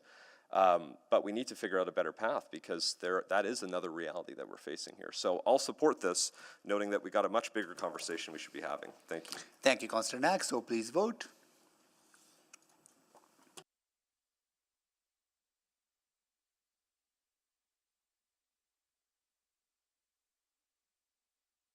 We have all the votes. Display the votes, please. That is carried. Mayor Sohi, I'll move second reading of item 3.11. Second. Please vote.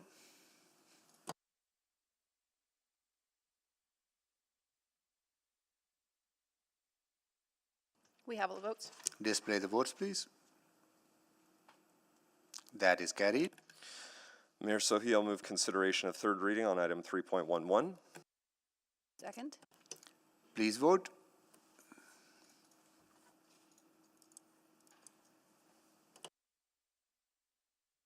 We have all the votes.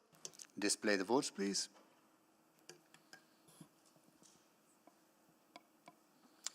That is carried. Mayor Sohi, I'll move third and final reading of bylaw 20918. Second. Please vote.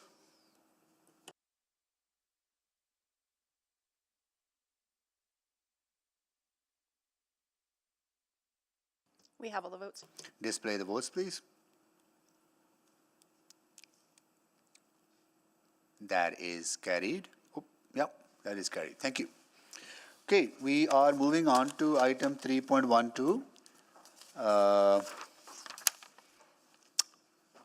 Bylaw 20932 to allow a new high-rise building and continued use of an existing high-rise building in what we went to win. We went to win. We want to win. We want to win. There you go. All right. So we're going to go to, this was exempted by Councillor Stevenson, and we're going to go to our administration for a presentation. Then we'll listen to the speakers. Good morning.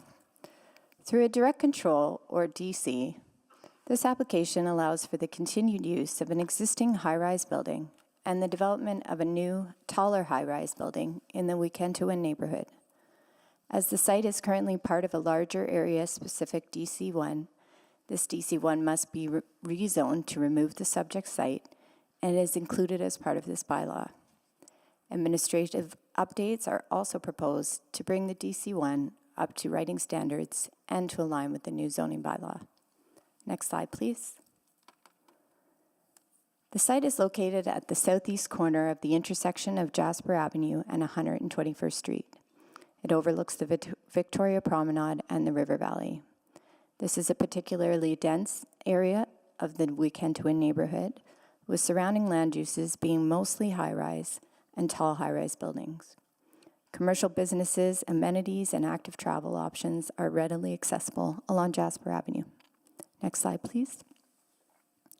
The site is currently occupied by a 12-story residential building on the east side and a surface parking lot on the west, where the proposed high-rise would be located. Next slide, please. Over 2,000 notices about this application were sent out to property owners and residents in the area. Engagement activities included a pre-notification letter sent by the applicant, a mailed notice sent by the city, information on the city's website, site signage, and online engagement. While the majority of responses were in opposition to this rezoning, we did hear support for the rezoning as well. The main concerns we heard were that the height of the building is too tall, obstructing views and reducing access to sunlight for surrounding residents, that the increased traffic produced by this development will create safety issues for pedestrians and cyclists along 100th Avenue. There were concerns around construction, staging, logistics, and disruption, and questions on how this development will affect neighborhood renewal design. Comments in support of this application suggested that the proposal would remove an unattractive surface parking lot at a location along Jasper Avenue that has great access to services and transit that would allow future residents to complete their daily needs within a 15-minute walk or bike ride. Next slide, please. The Edmonton Design Committee reviewed the initial application and issued a letter of non-support identifying key issues to be addressed. These included improving the building's transition to the public realm, particularly along Jasper Avenue, recognizing Jasper Avenue as a place for pedestrians by removing any proposed vehicle-pedestrian conflict points, and improving tower separation from the existing 12-story building on site. Next slide, please. A direct control zone is used in place of a standard zone to allow for the continued use of the existing building with specific regulations that allow for a new high-rise building. The applicant addressed Edmonton Design Committee comments and community concerns by providing a larger tower step back along Jasper Avenue, relocating the parkade entrance from Jasper Avenue to 100th Avenue, designing a slimmer tower floor plate at 125 square meters, and creating a human-scaled podium of 14 meters in height with entrances along Jasper Avenue. These regulations, among other urban design requirements, will ensure the proposed building is adhering to best practice for tall building design and mitigates impacts to surrounding properties and the pedestrian experience at street level. Next slide, please. In the Central District Plan, the site is located in Centre City. Centre City is our city's largest node, where we expect the highest densities, mixes of land use, mobility connections, and employment activities. At approximately 31 stories, the district policy defines the proposed building to be a tall high-rise, which is any building taller than 21 stories. This type of built form is supported at this location because it is within Centre City and adjacent to Jasper Avenue. Increasing density on this site will also contribute to the broader objectives of the city plan. It aligns with the big city moves of rebuildable city and community of communities and their associated targets.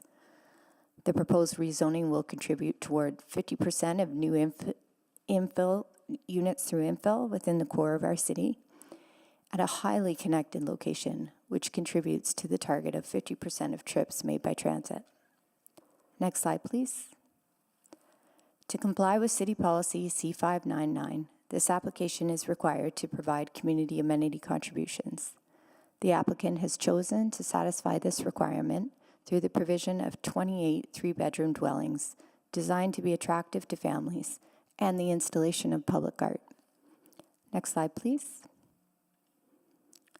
Administration supports this application. It allows for a tall high-rise building at a location that is well suited for an increase in density where access to transit and other daily services are readily available.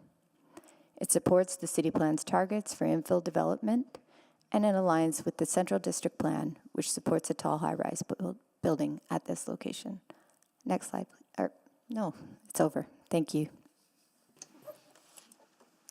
Thank you so much for the presentation, and we'll go to the proponent and folks in favor. Mark Hubermans to answer questions only. Joe Tkalsik to answer questions only. Allison Rosalind, you're to make presentation, please. Right?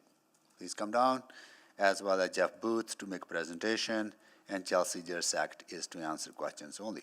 So Allison and Jeff, please.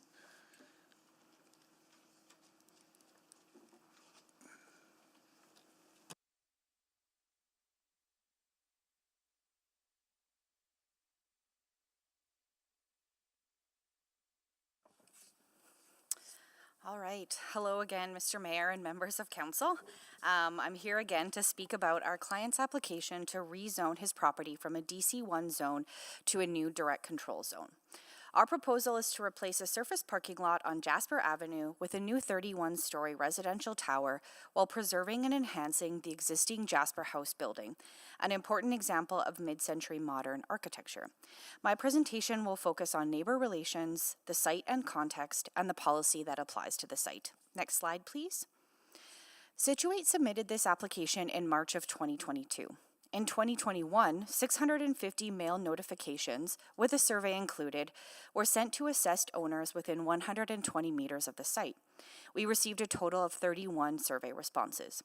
While there was general support for replacing the parking lot with a vibrant new development, some concerns were raised about views, shadowing, and traffic impacts. We worked closely with administration to address these concerns, particularly focusing on the design and placement of the tower to mitigate impacts on surrounding properties. Next slide, please. We also met with the Community League on May 30th, 2022. and they expressed support for vehicle access from Jasper Avenue, which ended up not being feasible, as Jeff will explain in his presentation. When our plans for vehicle access changed, we sent another postcard to 1,068 addresses in May of 2024 to let people know about the changes and to direct them to our project webpage. We subsequently heard from 3 people. One had concerns about having more high-rises and density in the neighborhood, one had questions about the construction timeline, and one had questions about parking. Next slide, please. The site is located at 12021 Jasper Avenue, prominently positioned at the junction of Edmonton's primary downtown corridor and the Victoria Promenade, which overlooks the North Saskatchewan River. Currently, the site is occupied by Jasper House, a 12-story apartment building, and a surface parking lot. Our plan is to preserve Jasper House, respecting its architectural heritage, while integrating a new 31-story residential tower on the site. The development will have a total of 339 units and 232 parking spaces. This new development is part of the broader transformation of Jasper Avenue into a vibrant, pedestrian-focused corridor. Next slide, please. Our proposal aligns with City Plan, which emphasizes the importance of densifying nodes and corridors, such as Jasper Avenue, to support the city's growth targets. The City Plan identifies this area as part of the Center City node, where higher density and mixed-use developments are encouraged to promote walkability, transit use, and urban vibrancy. By contributing new housing options and integrating active commercial uses, our project helps fulfill the city's goals of accommodating 50% of new housing units through infill, reinforcing Edmonton's transition to a more sustainable and connected urban form. Next slide, please. The Central District Plan supports high-density residential and mixed-use developments in major nodes, including the Central District where our site is located. This proposal adheres to the policy direction of encouraging tall, high-rise buildings within the Center City node along arterial roads like Jasper Avenue. I'll now hand it over to Jeff to speak more about the proposed development. Thank you.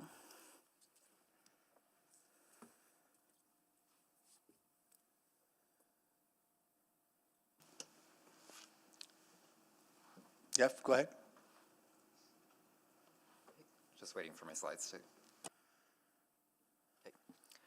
Good morning, members of council. My name is Jeff Booth from Situate, and I'm speaking this morning about the proposed Jasper House redevelopment.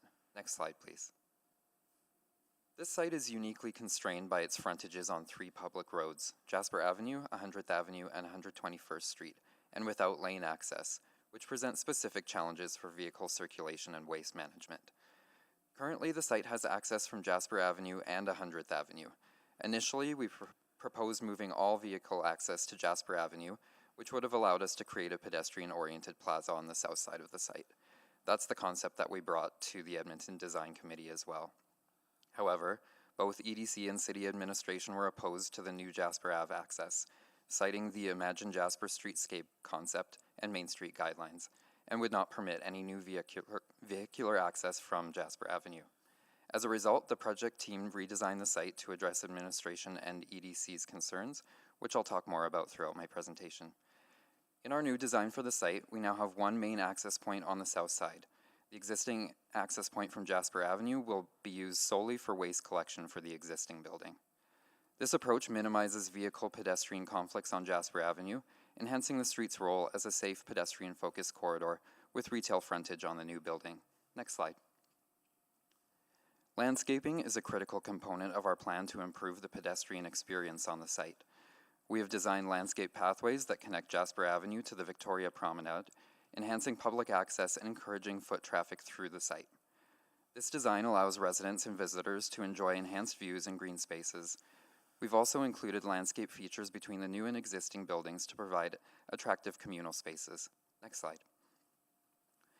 One of the main concerns raised by neighbors was the potential impact on views and shadowing due to the proximity of the new tower to the existing Jasper House building. The new tower will be located as far away as reasonably possible from the existing building. Our design team has carefully considered how to mitigate any tower separation issues in 2 key ways. One, opting for a narrow tower footprint of 825 square meters and strategic positioning to minimize these impacts. The tower is designed with a cutaway on the southeast side in order to preserve views from the existing building, provide an open seating area on the south side of the site, and avoid any kind of wind tunneling effect. Wind studies confirm that pedestrian areas around the site will remain comfortable. 2. The number of balconies on the east side of the new building is minimal. East side units below the 12th story do not have balconies in order to reduce privacy impacts from the lower stories of the new tower. The existing building on the site is only 12 stories in height, so only the bottom floors of the new tower will not meet the standard minimum separation distance. Both towers will be on the same site and under the same ownership. In addition, the new tower will be between 32 and 83 meters away from the nearest towers on adjacent sites, which is more than adequate. Next slide. The new tower's design celebrates contemporary architecture while respecting the mid-century modern aesthetic of the existing Jasper House. We've incorporated vibrant colors on the undersides of the balconies and articulated facades that add visual interest. Ground floor commercial spaces will activate both Jasper Avenue and the promenade, contributing to a lively street atmosphere, and the new tower will have at least 28 three-bedroom units, making it a place where families can live close to the surrounding amenities. The architectural concept is unique, drawing inspiration from local themes like the colors of the sky and river valley to create a distinctive addition to the city skyline. Next slide. Our approach to Jasper Avenue prioritizes an engaging public realm. The existing inactive frontage of the parking lot will be replaced with commercial spaces that directly engage the sidewalk, enhancing the vibrancy of the area. We're creating a more dynamic interface that invites community interaction and supports local businesses, aligning with the city's vision for Jasper Avenue as a key commercial and pedestrian corridor. The connection to Victoria Promenade and the River Valley is also a major asset of the project. There will be publicly accessible spaces with seating areas that will offer unique views of the River Valley. Next slide. In conclusion, this project represents a strategic opportunity to support Edmonton's growth and enhance the downtown core. We are bringing much-needed residential options, preserving a piece of the city's architectural heritage, and enhancing the public realm along one of Edmonton's key corridors. We respectfully ask for your support in approving this rezoning application. Thank you, and we welcome any questions you have. Thank you for making the presentation. Now we'll see if there are questions from council members. Councillor Stevenson. Yeah, thank you very much for the presentation. You know, I want to talk a bit more about the access point. You know, I certainly feel concerns around access off of 100th Avenue. Was there any discussion of potentially closing the existing Jasper Avenue and opening a new one so that it would be sort of net neutral along Jasper Avenue? So unfortunately, that access can't be closed because the waste for the existing building has to be collected from there because of the location of the waste room in that building. If that was to be closed, then people would be carrying their garbage all the way across the site to the new building or something like that. Yeah, I see the challenges there. Maybe just on the question of waste bins, though, I'm a little unclear with the site plan and some of the renderings that we're seeing. So in terms of that sort of cafe pavilion that's shown, is that also where the waste bins will be collected? How will that be managed? Sorry, I think I missed part of your question.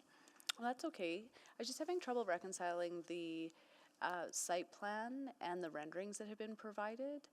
So in the map that we have, the site map that we have in the bylaw, there's a hatched area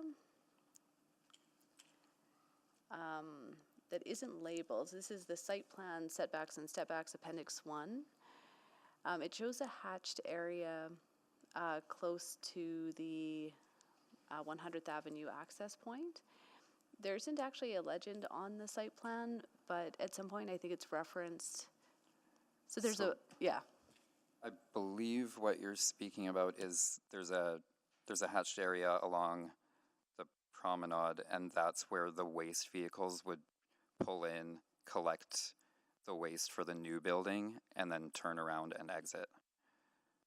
Okay, and so there's also on that site plan a garbage and recycling room that is interior to the building? Yes, that's right. And so the waste bins would be wheeled from that interior space outside, but they wouldn't be stored there They would be stored inside the building be and stored then inside wheeled out on to waste the collection days. vehicle in that hatched area. Okay, okay. And so that hatched area is actually like turnaround space. That's my understanding. Maybe Mr. Tekelsic can confirm that. Sure, I can get some, oh, yeah, I can get some further clarification when we go to administration. Thank you. Then just in terms of the wind studies, just want to confirm, again, it will remain comfortable for pedestrians in all seasons, so including winter, it's still, That's my understanding. Around the site and within the site should remain comfortable. okay. Great. I think you spoke to some of the measures that have been taken on the east facade to minimize some of the privacy and overlooks. That would have been no balconies on that side. And again, sort of that curved corner to provide those views. Okay, well, thank you. I have more questions for administration and go from there. Thank you. Thank you so much. Councillor Wright, can you take the chair, please? I just have one question, or maybe you asked a question, I was distracted. Yes, I have the chair. Yeah. Can you tell me the separation between existing tower and the new tower? It's 13 meters. 13 meters. And what was earlier proposed? Or It was first- less than that. I don't remember exactly, but the tower floor plate was redesigned in order to increase it as much as possible without losing too many units. Okay, 13 meters. And how many stories are on Jasper House? 12. 12. Okay, that's all. Thank you so much. Thank you. Yeah. I'll take the chair back. Returned. Okay, that concludes the questions to you, so please step back. Now we will go to folks registered in opposition. We will have one panel. We'll call your names, so please come down. Robert Walker, Natasha Toffoli, you'll be speaker number 2. Donna Lux will be speaker number 3. John Miller. Is John Miller here? Virtually or in person? No. Diane Kyle Buchanan, in person?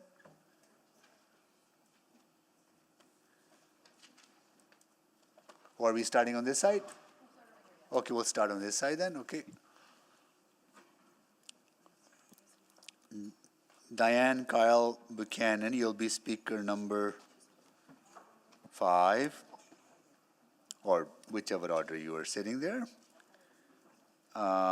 Greg Nedelik, please come down. Kempson Iyer, please come down. Kathy Solom, please come down. Carrie Sutton, please come down. Emelina Morano. Yes. Okay, you're joining virtually. Thank you so much. You'll be speaking. You'll be speaking after Carrie Sutton. Sounds good, thank you. John Holmes in person. Please come down. Julianne Buczynski in person or remote. Julianne Buczynski. No. Jennifer Duchesne, joining remotely? Yes, I'm virtually, yep.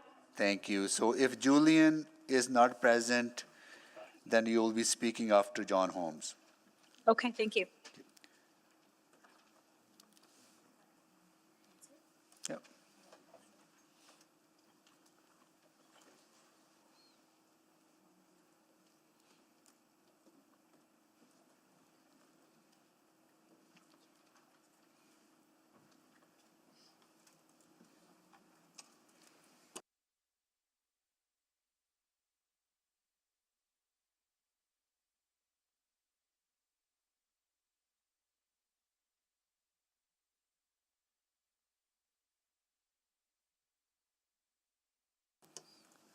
So Nancy, we got everyone right. Last speaker was Jennifer Duchesne.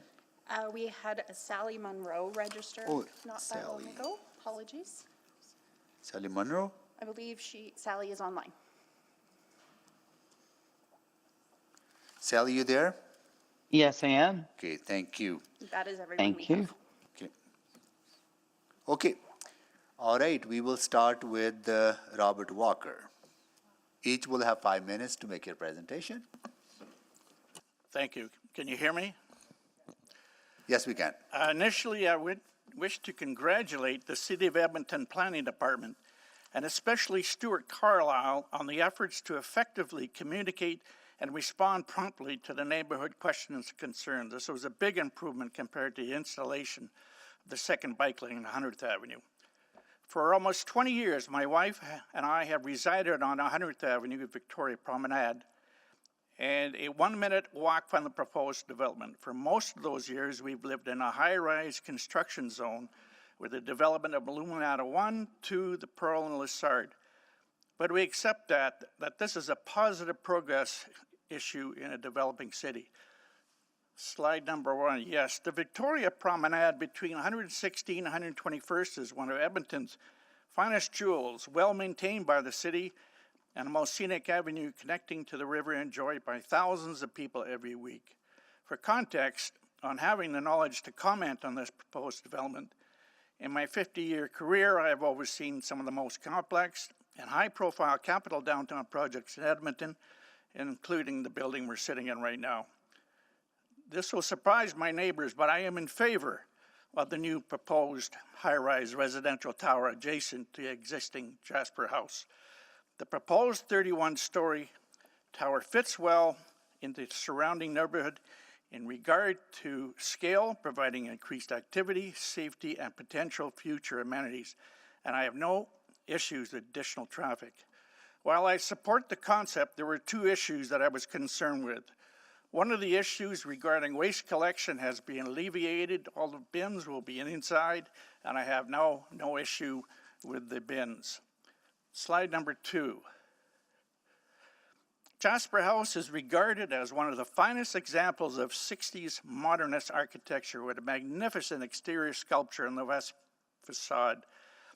The proposed sister tower needs to emulate this standard. Due to its monolithic appearance and reduced setback from Jasper Avenue, the design has been rejected by the Edmonton Design Committee.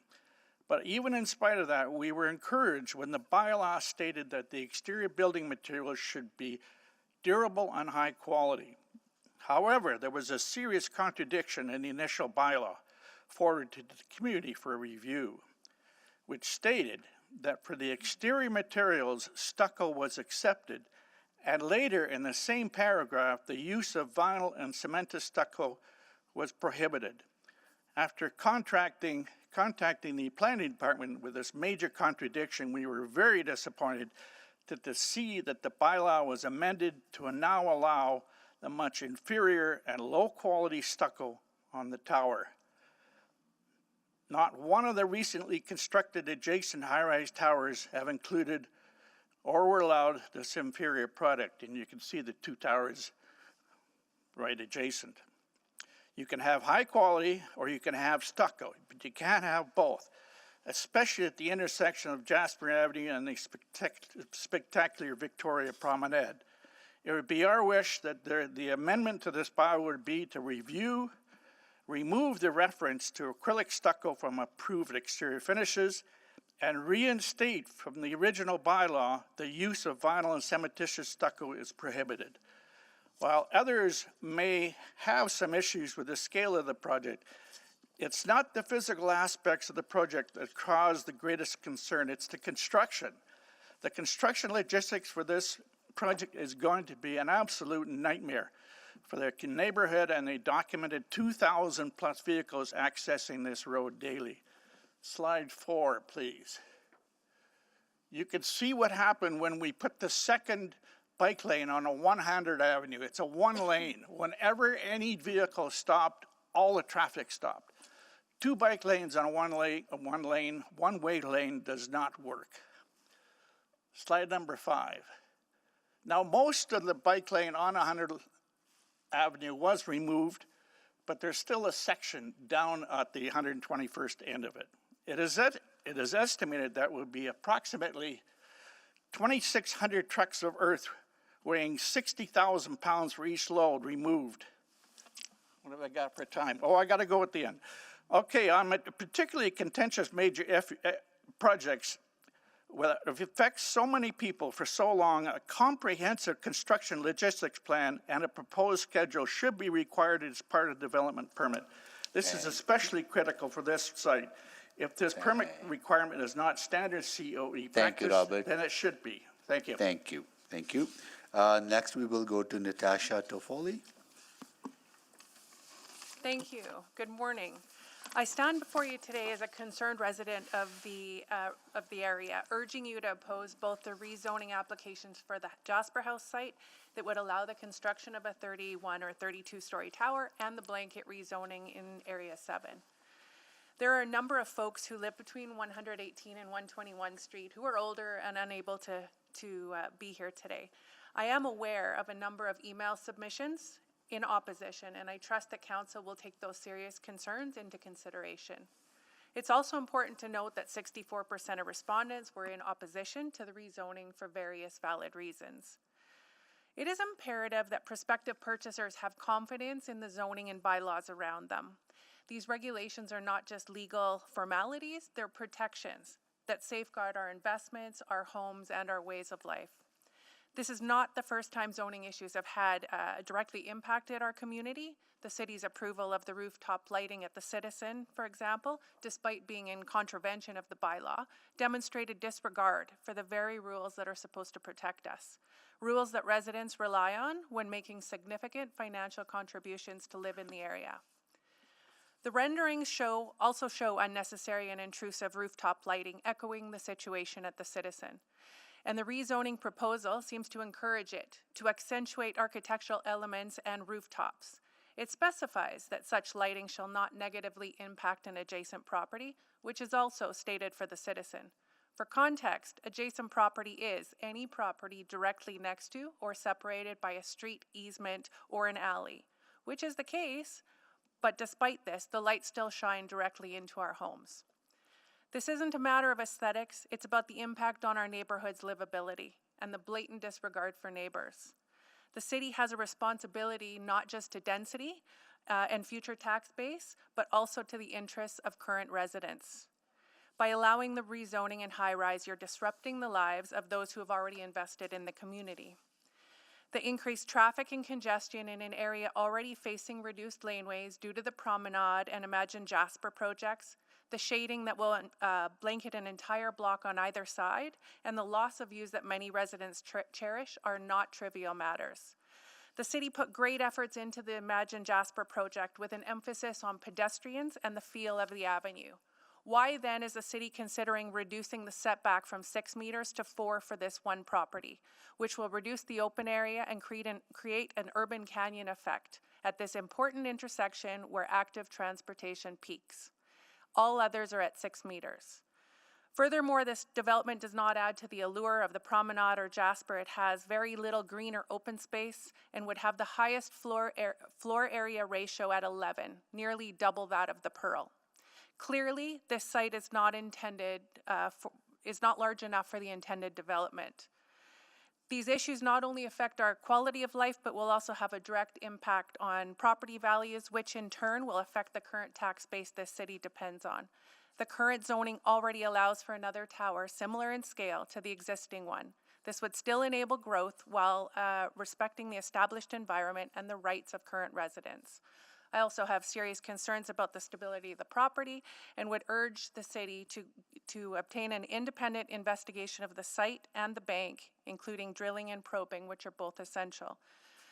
It's my understanding that there have not only been slides in this area in the past, but also a similar proposal in 2011, Norris Cabins, where the second opinion was at odds with the developers. The project never was started.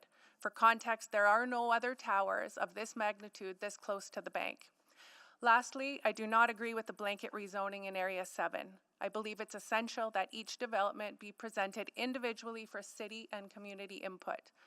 This allows for thorough scrutiny to ensure it benefits the neighborhood and its residents, not just the tax base. It's time for council to listen to citizens who live in the area and will be affected by such major developments. I urge you to deny these rezoning applications today. In doing so, you'll be upholding the integrity of our bylaws, protecting the investments and quality of life of current residents, and ensuring that future development is both responsible and respectful.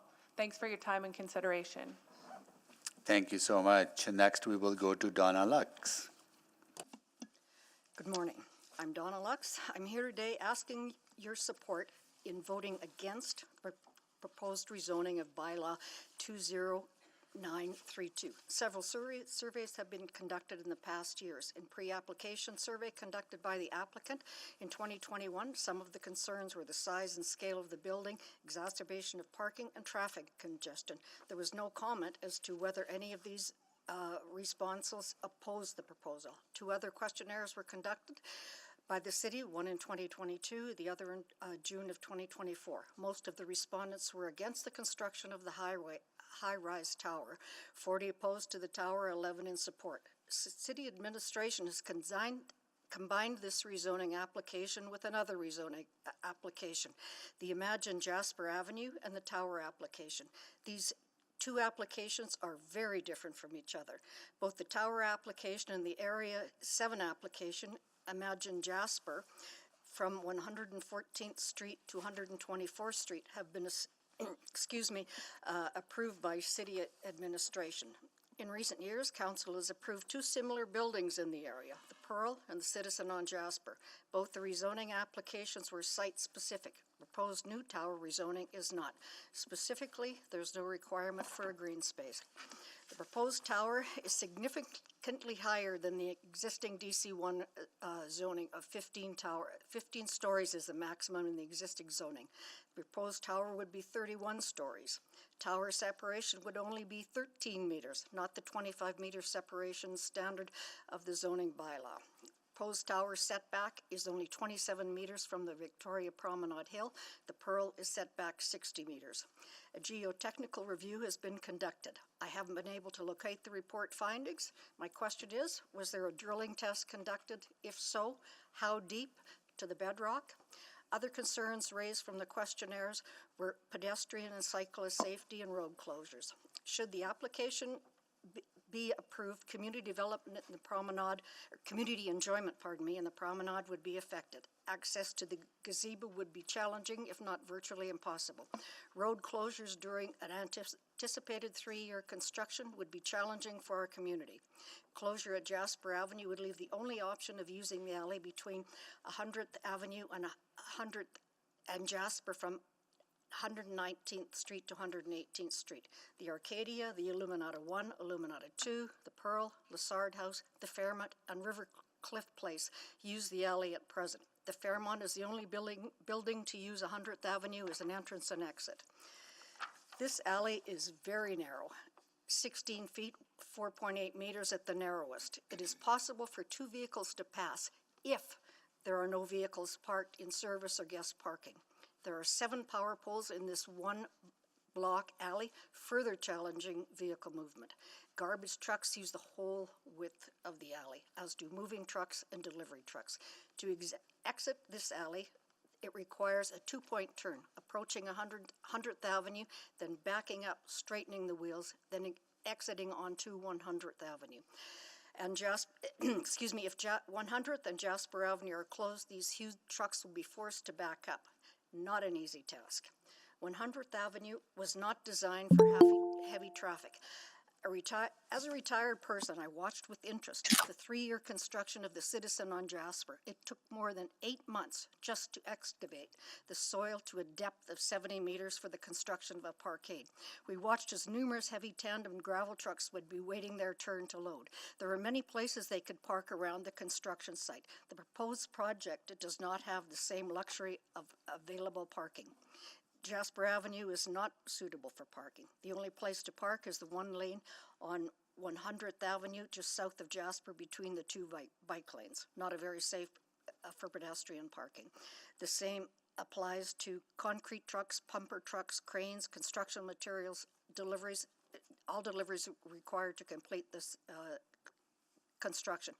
It's been suggested that 100th Avenue be closed from Rivercliff Place to Jasper Avenue to allow for the construction trucks to park.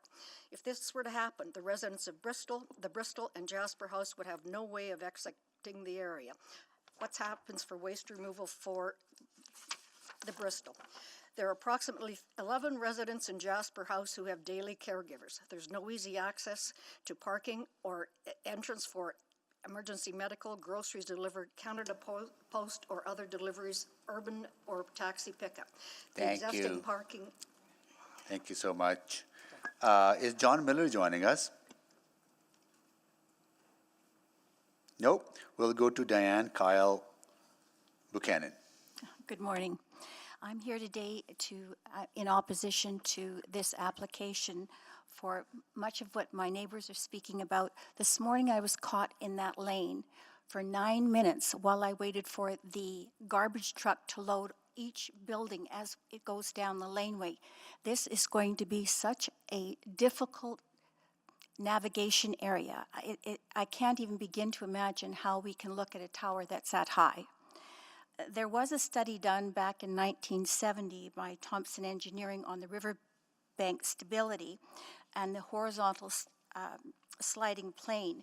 I think you'll all remember that the Keeler Road, the incident with that when it was collapsing, we are now experiencing in the Pearl fissures in our parkade, which are showing sort of it's just pulling apart gently, but we are continually repairing them, and I'm very concerned about disturbing going down, and I'm not sure of the number of meters. I'm in feet, but you'd go down 100 feet on that bank. We did that's a bunch of coal mines, and it's caused problems in the back for a number of our neighbors. And my concern is that I'm really worried about a failure, and whose responsibility is that? Secondly, I'm looking at our seniors that are aging in place. Many seniors live in the area. That's been their home for 10, 15, 20 years. And they are now looking at construction again. They love to go sit out in the promontory in the sun. That's disappearing because with the amount of traffic that's going through there, the bike lanes, some of the people don't respect the Lime scooters and they're scooting by. I don't see those same people living in our neighborhood the way they used to live. They're not enjoying it the same way. And I absolutely assure you, we do have guarantees, they say, from the engineers saying, well, there will be the wind tunnel will be fine. There will be, there's going to be no shadowing. I absolutely assure you, I lived in the penthouse in the Pearl, and you could not go out on the deck. My furniture flew off the deck into Cal Nichols' property next door in Lessard House. There is wind tunneling, and it's terrible. You can't enjoy your decks. It's a shame because the views are so spectacular. Secondly, I'm worried about the continued fractioning in the parkade that we're experiencing, and I know that 2 other buildings are experiencing it. In addition, if you don't think that that building is not going to impair sunlight on Jasper Avenue across to the 2 buildings, I assure you it will. That in winter time, at the winter solstice, the best we have is 7 hours of sunlight a day. That's an icy intersection. It's one of the most beautiful jewels we do have in Edmonton, and I think we should respect that. I have no problem with the new construction. That's fine, but not 31 floors along with 300 suites. The density, the traffic, it's already a huge problem. The frustration I see in people that are trying to get to work in the morning. A lot of people can't take the LRT or the bus because they're not working downtown. They're going to other locations. We have to respect that as well. My feeling is I agree with we have to find additional housing and affordable housing for Edmontonians, the new Edmontonians, but I don't think it should be at the cost of dangerous situations and buildings that are not going to be enjoyed. We have to think about our seniors. We have to think about people that are aging in place. We do not have the infrastructure for these people, and they're not going to be able to handle that if we start blocking the views. And a lot of people in Bristol Towers are seniors. I am not buying into the sense that this is not going to happen. And I think it would behoove you, if you have the time, to just walk the area and watch and see, because it really would, everything that we've said so far is absolutely accurate because we live there every day. I love the location, I love my neighbors, but I'm not prepared to put up with having more traffic that is absolutely, it's dangerous. So I ask that you seriously consider going out and having a look at what we're experiencing there. And I don't know if there's anyone here that lives downtown. Is there anyone that lives in a high-rise downtown? You do? So I mean, I think you know what I'm talking about, and thank you. So I ask that you really give consideration to this. I'm not opposed to building a new building, but let's be reasonable in what it's going to affect the neighbors, and particularly those who are aging in space. Thank you. Thank you so much. So we're going to stop here and take lunch break till 1:30 and be back, and we'll start with Greg Nedalik. Okay. Until then, we are on recess.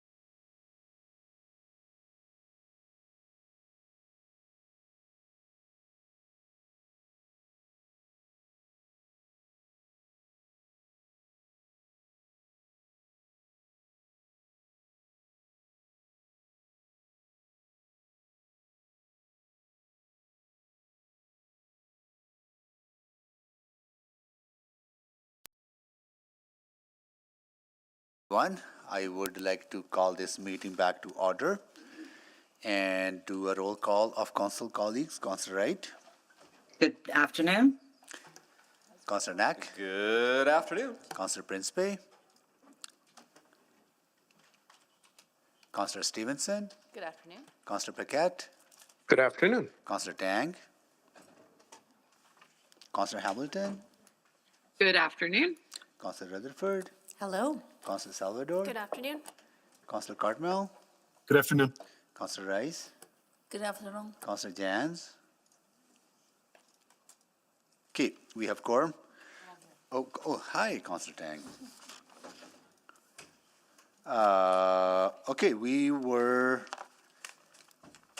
our next speaker is Greg Nedelik. Please go ahead. Thank you. Your Worship, Mayor Amarjeet Sohi and the City of Edmonton councillors, thank you for the opportunity to speak with you today. I stand here along with other members of our community of homeowners to express our opposition to DC 1.11619 and the proposed zoning change for 12021 Jasper Avenue.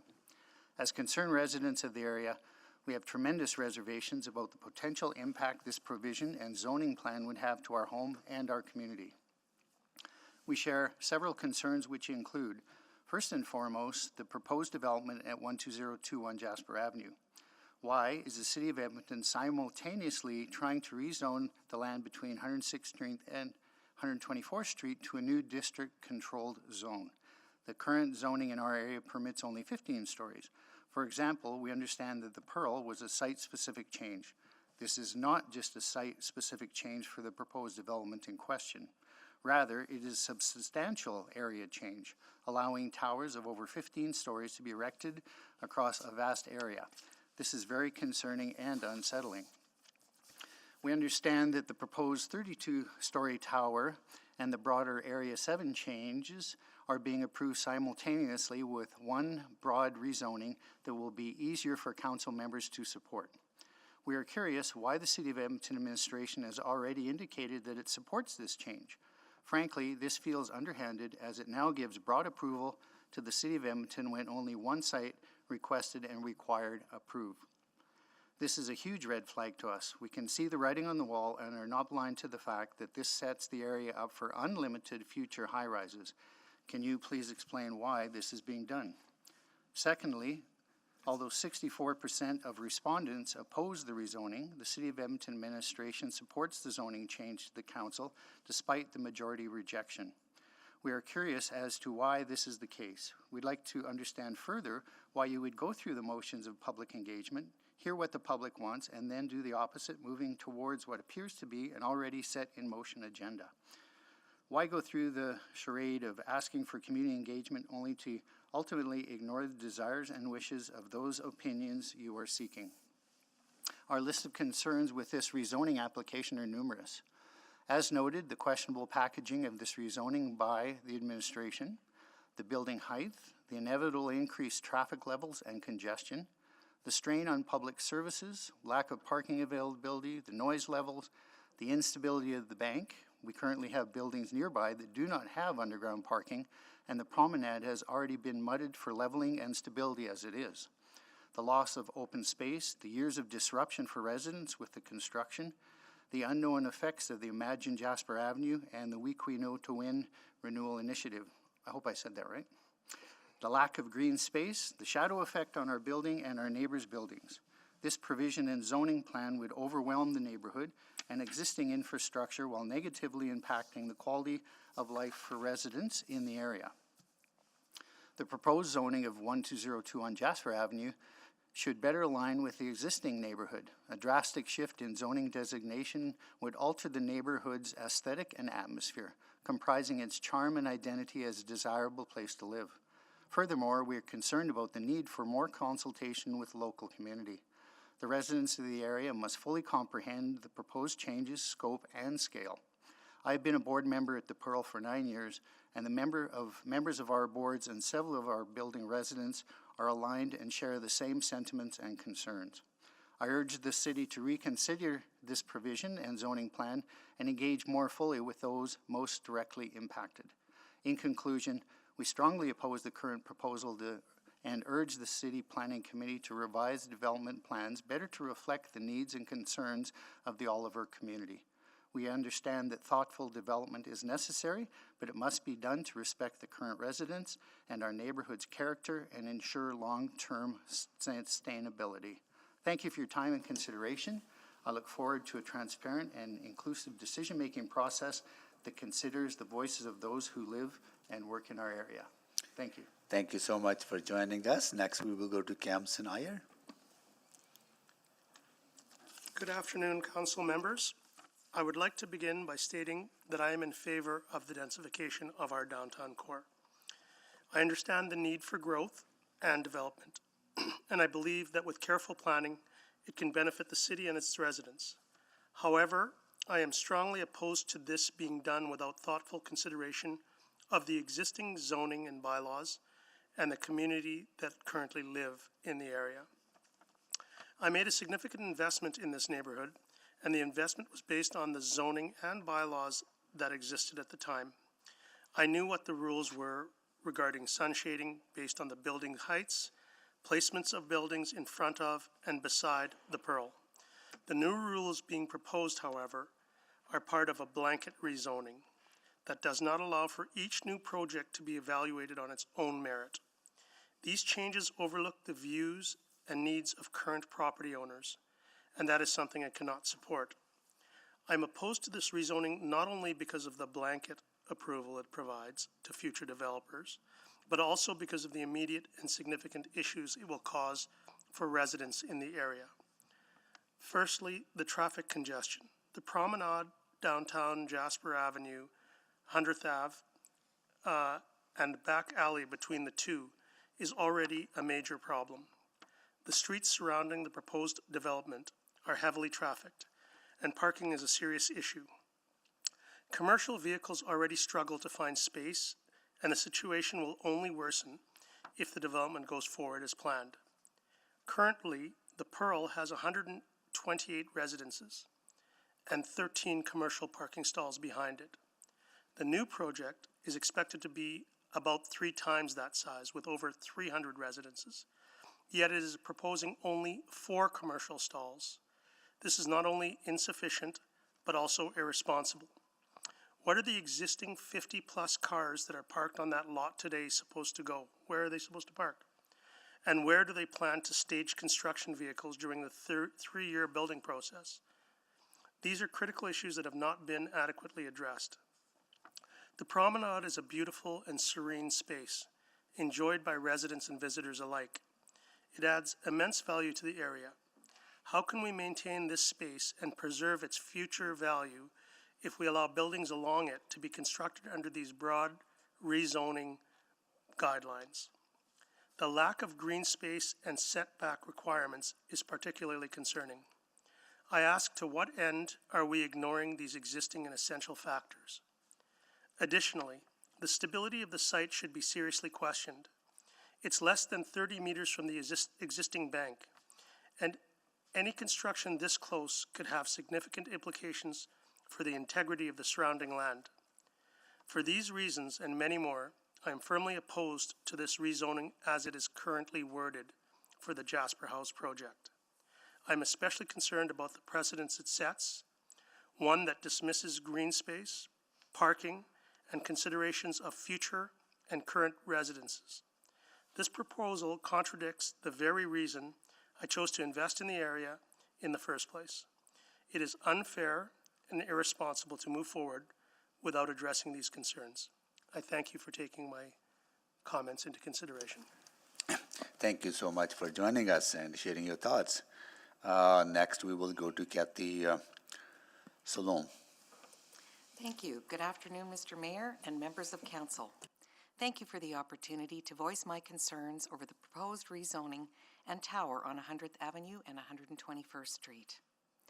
Current rezoning in our area, as stated in Development Criteria 4B, states the maximum height shall not exceed 45 meters or 15 stories. The proposed tower is a 31-story building. It is my understanding that vehicular access to a garage or parking area shall be from an abutting lane, which there is none. The shadowing impact of the proposed building may not be in accordance with Section 16.3 of the Land Use Bylaws. The proposed building will also impact green space and light to the promenade. Open spaces provide visible security. In Edmonton, we have issues with soil stability and drainage, especially when a development is adjacent to the river valley. Removing soil to a depth that can house a 31-story building with a parkade requires earth-moving equipment and many trucks. The promenade is not wide enough or designed to carry this level of construction traffic. The City of Edmonton provides waste access and exit requirements. Has the application considered adequate roadway width, a turning radius of 12.8 meters, roadway strength, and reasonable access? The promenade is a one-way thoroughfare for most people living on Jasper Avenue or 100th Street, west of 116th Street. This one-way moving west allows a lane for bicycles, a lane for cars, and where available, parking. The only other choice for construction is to interrupt the flow of buses and vehicles on Jasper Avenue. Relocating the current bus stop will impact transit timing and service to the corridor. This construction concept will take 3 years. There are several brand new rental buildings in the Oliver area and at least 6 pre-construction condos and apartments coming soon. I realize tax dollars are important and so is growth, but it seems Area 7 already has many available units.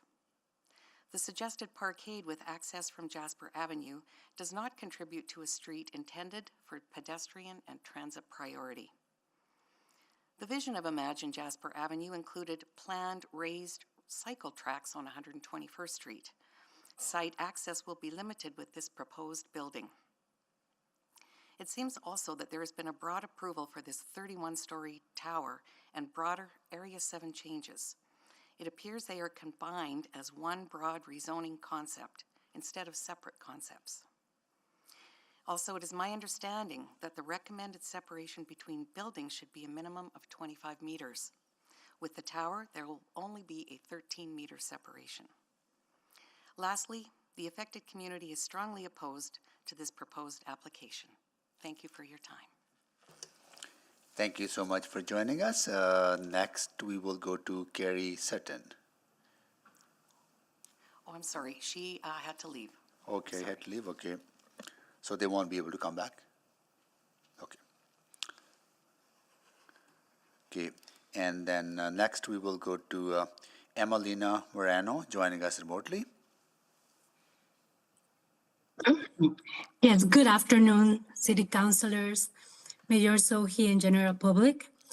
Before I share my thoughts, I would like to acknowledge that I share the concerns raised by previous speakers who opposed the rezoning of this area.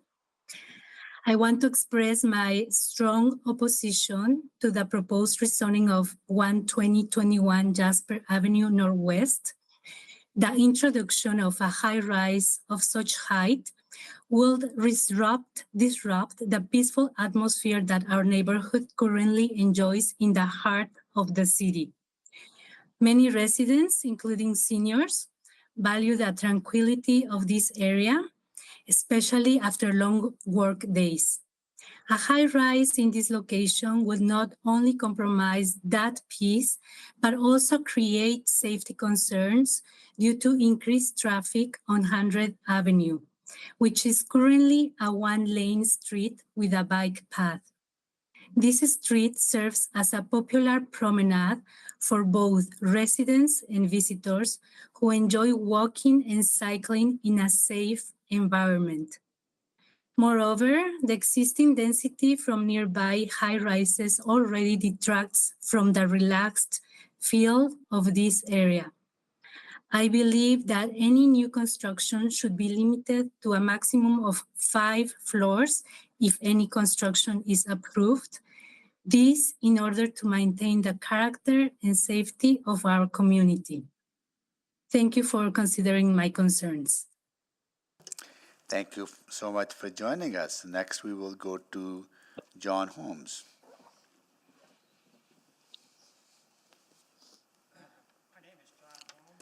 Can you turn your mic? No, you can't hear you, so it's Here we go. Now? Yes, back, go ahead. Thank you. My name is John Holmes. I live at 11960 100th Avenue, which is also referred to as the Promenade. We have lived there for 10 years, and thank you for this opportunity to oppose the rezoning and development applications. The majority of respondents council has received from citizens oppose the rezoning. My written submission gives council 7 valid reasons to deny these applications. The development application focuses on Jasper Avenue and may even have a Jasper Avenue address. However, all documentation indicates it will have a 100th Avenue entrance. It is the residents and citizens of 100th Avenue, the Promenade, who will be most affected by this development. The second most effective group of citizens will be the many who visit the Promenade, and then those who use 100th Avenue as their access route to the westerly part of the city. As residents, we are attempting to help council protect the Promenade, one of the unique areas of Edmonton, rather than see it exploited. For this development, COE administration identified a number of concerns, including the design, the loss of light, traffic volumes, Victoria Hill stability, required bylaw exceptions, and some others. Each of these concerns by administration resulted in a consultant report which attempted to minimize the identified problem. Administration, after reviewing the various consultant reports paid for by the developer, agreed the concerns had been addressed and thus supported the rezoning and development application.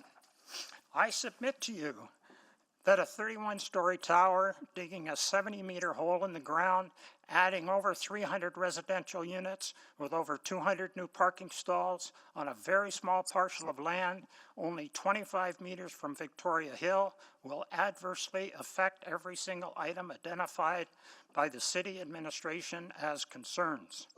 The decline in the quality of life and the adverse effect on the promenade will be forever.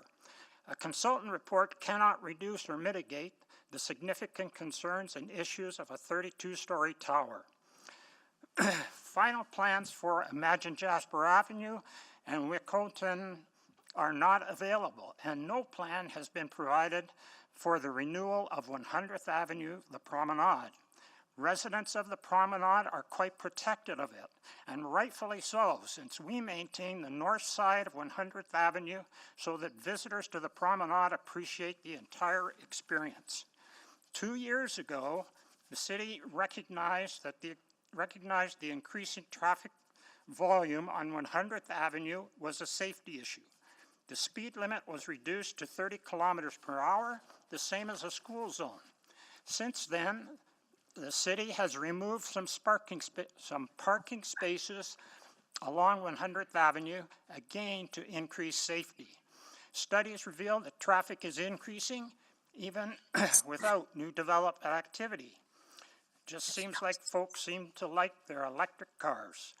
By denying this development application and the rezoning, council will be helping to reduce traffic volumes on the neighborhood street. Approval of the rezoning application will be the very first step in the eviction of a number of low-income residents now living in affordable housing. As a member of the Wetaskiwin, community, I am a member of the Civics Committee. The committee understands that density is a priority for council. Developers often discuss their development plans with the committee and sometimes ask for our support. I was not a member of the committee when this development was initially presented. The committee supports virtually all development requests for our area. I submit to council that 100th Avenue, the Promenade, meets, maybe exceeds, the density target of the city. To summarize, here we have a request for a bylaw exception which is not driven by housing demand. We have an identified traffic problem, a significant construction staging problem, and final area development plans are unknown, and a density target that has been achieved. any major ongoing disruption to an area that is special to many citizens and a destination site for visitors. After listening to the concerns of the residents in the affected area, if you are still a bit uncertain, maybe as they say, on the fence, permit me to suggest that like I in am baseball, so sorry, a tie Mr. should go Holmes. to the runner. It's been. A tie should go to the runner. Thank you so Thank you. much for joining us. Before I go to the next speaker, I do want to welcome some visitors who are visiting us from school Butern Elementary School and grade 6 class, and they are here with the teacher L. Strazilik, right? Did I say that right? Okay. Thank you so much for joining us. I know this is the third group. We had 2 other groups from the same school earlier on today. I asked their designated mayor to come up to the podium, but unfortunately, I'm not going to do that for this group because we are in the middle of a panel hearing from the public, and I don't want to kind of disrupt would be the no. Interrupt the flow of their presentation. So, designated mayor, I apologize. Right, next time you come back here, we'll definitely give you opportunity. So with that, I am going to go next to Julianne Wojcinski, see if they're here. If not, next is Jennifer Deshane. I am here, Mr. Mayor. Is that Jennifer? Please go ahead. Thank you. I speak to you today as a resident affected by this rezoning. I must clarify, I am a believer in downtown and I believe we must redensify the core. 16 years ago, I worked on a redevelopment project and I learned about urban sprawl, carbon footprints, and walkability. The importance of redensifying our core to ensure a feasible way forward to our municipality has impacted my perspective. I am a believer. In my search for my last home, I became aware of the Victorian Promenade. When I first experienced it, I was filled with surprise and wonder at this beautiful city feature that didn't feel like I was in Edmonton. When traveling to Europe, I understand how now the development in open public spaces impacted the way a city could make you feel. The promenade is one of our pieces of old world magic. City Council members, if you have not experienced the Victorian Promenade, you are missing out. It is a renowned spot showing up on the tourist must-dos in our city. It is how you know spring has arrived with the budding fragrance of the lilac blossoms, and it sits regally on the bank of the river valley, overlooking and daring you to step into the tree canopies of the trails below. It is a place where the seniors living on the buildings overlooking the river valley come out. The long married couples in wheelchairs and walkers come to sit outside to enjoy the sunshine. Many seniors with their home care workers come out and walk, and they are walked to enjoy the sunshine and the trees. A piece of heaven that when you are challenged mobility-wise, you can still come and enjoy. As we study the human brain, scientists are discovering how important it is to spend time in nature. For the last 6 years, I have walked this promenade, meeting my neighbors and reading the plaques on the benches that speak to the residents that have loved it well in their journeys of living in Edmonton. Today, I speak to you as a concerned citizen. The area in question for this construction of the high-rise has met the density requirements of the city. The Promenade Road on 100th Avenue is in disrepair, and this redevelopment proposes the access of the building construction by the west piece of the promenade. This puts massive loads and trucks, concrete pumps and concrete trucks daily for an extended time through a heritage piece of our city.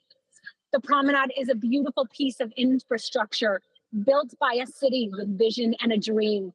The cost of replacing this, should the construction of the redevelopment damage, it would be astronomical, and we need to get real. Would it even be replaced? Would we fight with the developer's insurance policy to determine the cause and what percentage they're liable? This would take years while racking up large legal bills. With this approach and approval on this rezoning, the City Council suggests that our River Valley, its beautiful entries such as the promenade, are not a consideration in our haste for constructed affordable doors. We must send a message to this developer that the promenade and the river valley will not be compromised. It is the pride and identity of our city. I ask the question, has the council invested or may the developer invest in drilling tests? Has any structural impact to the promenade been priced into these project costs? In this case, the developer will meet the requirements if it is requested by the municipality. This proposal does not meet the responsibilities that the city council has to its citizens. It is not enough in assurances that our beautiful heritage infrastructure is not going to be affected. The previous councils of many years past have done an amazing job. All along the promenade, the density is there. Just because this piece of land is available does not mean it needs to be developed to this effect with its plans that are not good enough to put stress on a historically important piece of our city. The seniors whose daily efforts to stay active do not have time for the promenade to be a disastrous mess for the next 3 years and years after while it is remediated. The believers in the downtown area deserve to have this small piece of beautiful nature. We have a mandate for infill housing and increasing density. Rezoning bylaw 12800 is contributing to the mandate. Developers, investors, and builders have stepped up. We must not be hasty. Please ensure that our river valley and its regal point of entry, the promenade, is protected. I encourage you to not approve this today and make the developer do more, including reducing the density and providing additional reports to ensure that the promenade is protected. I believe in affordable housing, and I will put my own gifts and talents to work in its creation. With my experience in real estate, we have many pieces of the city with many tracts of land for redevelopment. There are many areas in our city where we have ceded to the social issues of homelessness and addiction. It is very sad. Thank you so much. You're very welcome. Thank you so much for joining us. Next, we're going to go to Sally Monroe. Good afternoon. I'm here. Thank you, Mr. Mayor. Thank you, Mr. Mayor and City Councilors, for allowing me to speak today. In my 44 years in real estate in Edmonton, I do support re-densification and redevelopment. However, what I am opposed is this broad stroke rezoning of the Oliver area.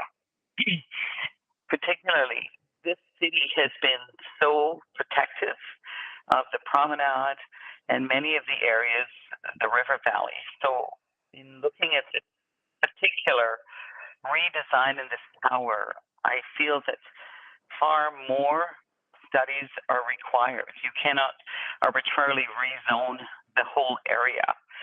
A building such as this needs to also take into consideration some of the city's new plans for Jasper Avenue as well. The promenade, it's already a congested area. The impact of this high-rise, I mean, I know that studies have been done, wind tunnel effects, corridors, views, shadowing, etc. But I really don't support the size of this building in that particular area.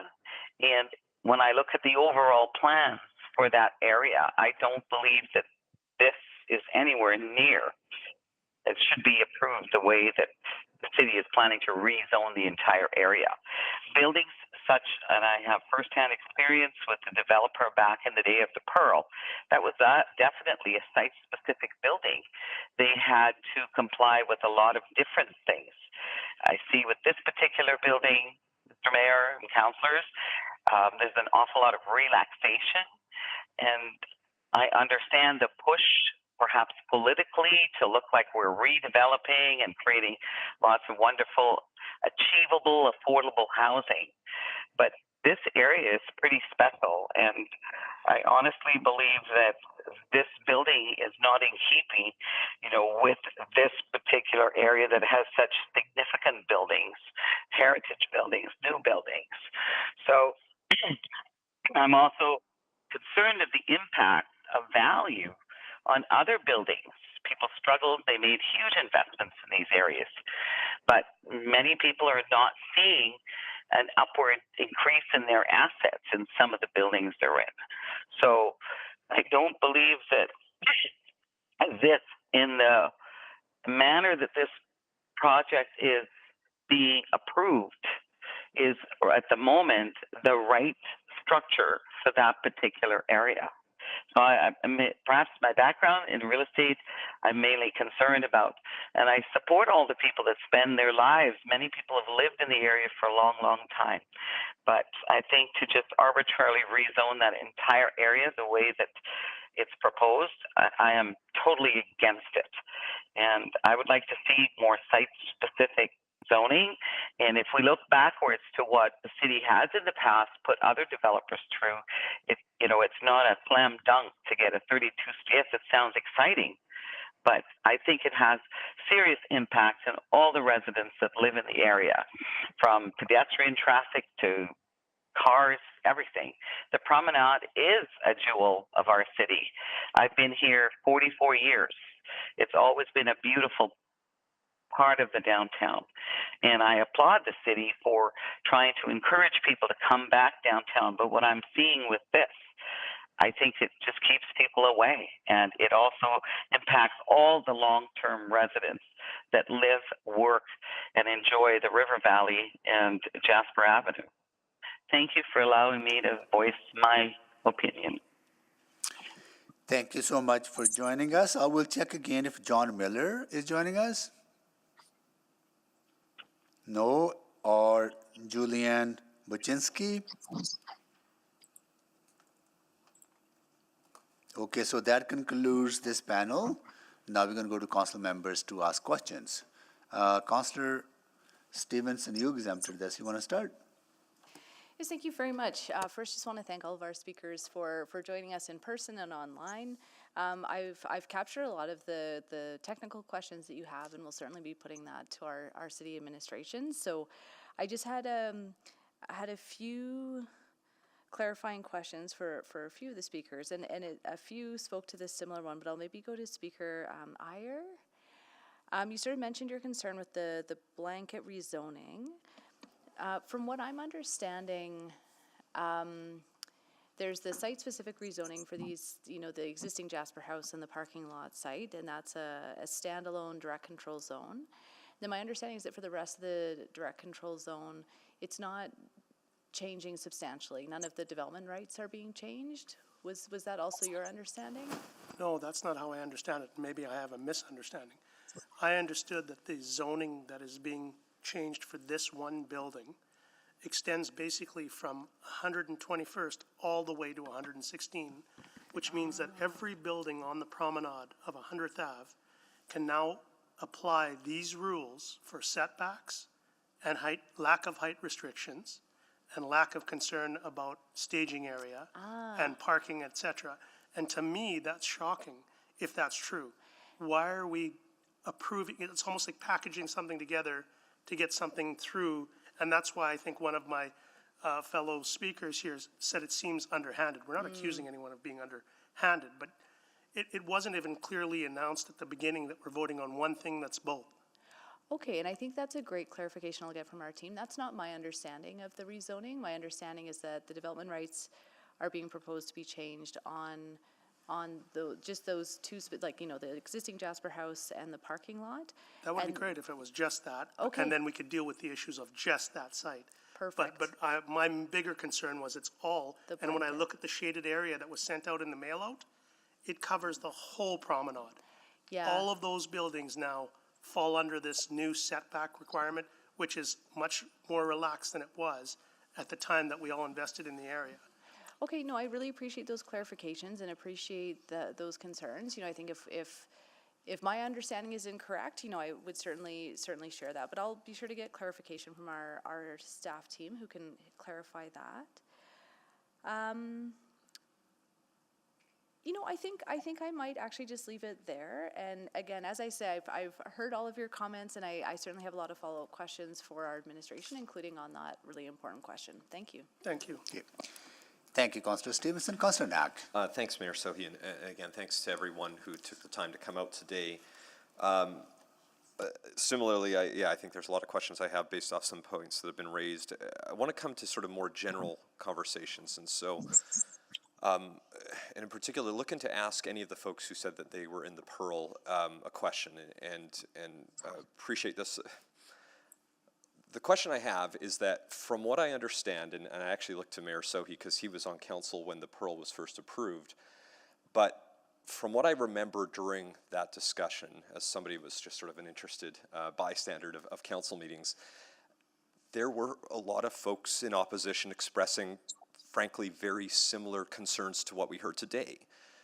And so part of me, in particular for those who are sort of now the beneficiaries of being able to live in the Pearl after potentially having neighbors in other parts of the community express those concerns, what I'm trying to figure out is sort of the main differences between, say, the Pearl, which is, you know, a slightly taller building, what's being proposed. How does that not impact the same concerns that are being raised about this one? And that's, so I'm looking to anyone who's from the Pearl that wants to chime in on that. And Well, I can take a stab at that. I mean, sure, I'll come to both of you. Yeah, go ahead. Sorry? Yeah, you Sorry, can start, and then I'll come back down to speaker 3. Yeah, so when I was looking at the Pearl, it was towards the end of its building phase. I came in as a last-minute buyer when somebody canceled. And so I spoke to the person selling it at the time, and I asked what the zoning was in the area. And the reason I was interested in that is they only had a few units available that were canceled. And my main concern was that I was purchasing something that didn't have the ability to be blocked. And I know it's a first world problem, so I will, take into consideration that my view here is a personal one with regards to blocking the view of the units in front of me. But I specifically asked, how does the city determine what goes on in the area? Can another building like the Pearl just pop up right in front of it? And the answer was no, because the zoning at the time takes into consideration the lot size and its footprint, and that you have to go so many stories down before you can go so many stories up. And the way that I understood it was the buildings in front and to the side, with the exception of Jasper House. Jasper House was always on the table as something that was going to be potentially high, which I don't have an issue with. But looking at the current zoning, the rules were in place such that it had to be done in a certain way. There had to be enough of a setback. It had to be built so many stories high based on its footprint. Those things are not only, from my understanding now, being changed and modified. And again, I do support densification of the downtown zone. I recognize the need for a tax base to better sustain the whole area. I'm a business person. I'm in favor of all of those things. It's just that there's the main two things for me. It's that it's a blanket one, and I may misunderstand it wrong by Councillor Stevenson, and she'll find out. Yeah. But that's what I understood. It was a blanket. And number two is that it's not taking into consideration the investments that were made by the people like me who took the time to determine where the blockages could come from. I've since invested in 3 units in the building, and I bought them because of knowing what the zoning was. Sure. So for me, it's a little more personal on that, but that's not where the argument's coming from to stop progress. I'd love to see progress. I appreciate Let's just that. do it in a way that makes sense, and that with the future of that whole front being potentially covered, then we put further stress on that promenade, and I've grown to love it deeply. Appreciate that. Is Ms. Lux, I think that's you, there, number 3? Yes. I'm Donna Lux. Thank you, yes. My concerns are echoed with Camson as well.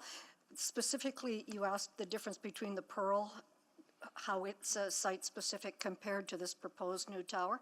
The Pearl is 87 meters back from the the bank of the promenade. Yep. Our setback is 6 meters on the sidewalk. Theirs would be 4. The back alley, if there's construction, is full of potholes right now. Our friend Diane, who unfortunately isn't here, was caught for 9 minutes behind a garbage truck trying to get out. This new building, and I'm okay for a development in the city, but a 31-story building on a very small lot just doesn't cut it. I'm also against the blanket allowing of Area 7 to be mixed in with this site for the proposed high-rise. Appreciate that. And Thank you. my understanding is the same with councillors. Mr. Walker, I'm out of time, but I might either come back around, or if somebody else gets to you, I'll try to get your thoughts on that. Thank you. Thank you, Councillor Knack. Councillor Rice. Thank you, everyone, and for you taking time and come to speak. So my first question is going to Speaker Diane and Miss. I have trouble pronouncing your last name. So you specifically mentioned about the infrastructure for seniors and talk about the negative impact for the seniors and in this development and in the area. So can you provide a little bit more detail about what type of impact for the seniors and in terms of from infrastructure perspective? So what would you like to see and from infrastructure improvement to support seniors and then related to this development? I think your question was to Diane? Yes. Okay, she had to leave, I'm sorry. Okay, so that means I think though what she was getting at was definitely that we're looking for the city to do an independent investigation into both the site and the bank to ensure that this isn't an event that could cause, damage or slides to the whole promenade. Okay, so because she's not here, and then I'm really interested about the impact for the seniors, and because she specifically mentioned that infrastructure for seniors piece, that's why I'm asking that question. So she's not here. I'm going to the speaker, Kamsen, Mr. And so you talk about the parking and for the serious issue, and specifically you mentioned about the commercial store. And then, so my question is for this parking issue, because there was increased unions there, and of course we have increased the parking requirements. And for the residential side, you have no problem, right? Well, my question is that there's 50 spots right now for Jasper House. Yes. And I understand there's going to be something like 330 units going into this 31-story building with approximately 200 parking stalls. My assumption is that those 200 parking stalls would then take up the 300 units that are living there. So where do those 50 surface parking spots go now? And maybe the city assumes that only half the people will have cars and that they'll all be taken up underground, and that's fine. But the other issue is on the commercial parking stalls, the Pearl has 128 residences. I've been on the board of the Pearl since its first year. We don't have enough room to service those 128 units with the commercial units that come for plumbing, heating, infrastructure, any issue that goes on in the building and maintenance. We have 11 parking stalls that are being used up on a continual basis. And everyone talks about the narrowness of that back alley and its disrepair. Right now, when the garbage trucks come and these commercial units, people come to work in the building, they're taking up not only those 13 spots, we're getting log jams in the back alley of the Pearl. This new building only has 4 of those for triple the volume, so that's a concern. So then, from your understanding, and then what would you like to say? Like only 4, and then he's concerned, and then he's increased to 8, increase. Well, like it would how need to many? be a minimum of 13, and that would just, if we're a building with 130 units, 123 units, 28 units, and we have a problem with 13, and they're going to have triple the volume, by that math, they should have 30 stalls. Now, that might not be feasible because, again, in a larger building, I wouldn't say it'd have to be triple, but it would definitely have to be double what the Pearl has, 20-some, and those 20-some would have to come from somewhere. So the issue is that the size of the building at 31 stories on its footprint, with its considerations that are being taken into place, are not, they don't work. If the building was smaller footprint with more exterior parking, then you get densification, you get something to work in a way that could make sense. Again, I'm in favor of something, just not the way it's worded now and the way it's tied to a blanket approval. Yes, so thank you for that. I understand your concern because limited spaces and compared to the size of the building. Yeah, trying to turn out right now from 100th Ave between Jasper and, if any of you have a chance, drive down the back alley of the Pearl. We're right downtown here. On your way home, turn on 119, and turn down the back alley of the Pearl and drive it to the end, and it forces you left onto the Victoria Promenade and make that right turn. I just ask you to do that on your way home, because you will see that where cars are parked on 100th Ave, any kind of vehicle, even garbage trucks now and delivery trucks and furniture places, cannot make that turn. Okay. And it just doesn't work. Yeah, thank you so much. Councillor Wright, can you take the chair, please? Yes, I have the chair. Thank you. Mr. Holmes, you wanted to respond to Councillor Knack about the difference, why Pearl and this is different. Yeah. Yes, I'd appreciate being able to make a comment. Yeah. I live on the promenade. The primary difference between the Pearl and the new development is the Pearl's access to parking is from the alley. This new development's access to parking will be from 100th Avenue. Yeah. So all the traffic moves on 100th Avenue. Little of it will, well, none of it will move on Jasper Avenue, even although it might have a Jasper Avenue address, because the promenade is a one-way street going westbound. Got it. Okay. It's the promenade that's affected, not so much Jasper Avenue. Got it, got it. On the geotechnical issues and the slope issues, Pearl being a little bit further from the promenade, but has there been any issues with, I heard someone mentioning cracks to the foundation of parking lot at Pearl, if I heard that correctly. Are there issues emerging at Pearl related to None that we're aware of. Oh, I mean, see. there are cracks in the concrete, but from everything that we've looked at, Not any structural? no structural issues, but again, we're watching it and keeping an eye on things. Yeah. And at this point, there is no known issue Got it. there. Yeah. And this site will be, I say it, 25 meters away from the slope of the hill? 25 to 27, I guess you'd have to measure And the exactly, Pearl- but it's very, very close. And the Pearl is what I heard, about 35 or 40? No, but what was it, Donna, 87? 80. Yeah, it's more than triple the distance away. It's because the 87 way this curves right on the 87 meter. corner. Yes. It's right in front of the gazebo and it's very close to the bank. I think that's a very valid point, trying to get certainty around geotechnical analysis, because the last thing we want to do is dig a hole and find out that it's And more than the developer's hired person. Yeah. Right? Yeah, no, well, I think there's a process to find out. There's liability issues on their part too, right? So I think they have to have engineers verify that information, right? So there's a Yeah, professional. but developers take care of themselves, and we know that from the Pearl. Yeah, but they also need to, whatever analysis done is done by professionals, and professionals have a designation that they have a reputational. But to Mr. Shane's point, you end up in lawsuits, which Yes, we yeah. are personally know about. You end up in lawsuits trying to get the percentage that the developer may or may not have been. We are currently on year, 10 of a lawsuit? Still dealing with it. So the city potentially has that and the residents. So Mr. Shane brought these up as well. And we just ask that it be taken into consideration. Absolutely. With your own independent study of Yeah, it. and if we it's don't good, want, then you go. and we don't want to have that risk, so we will definitely ask administration when we come to that.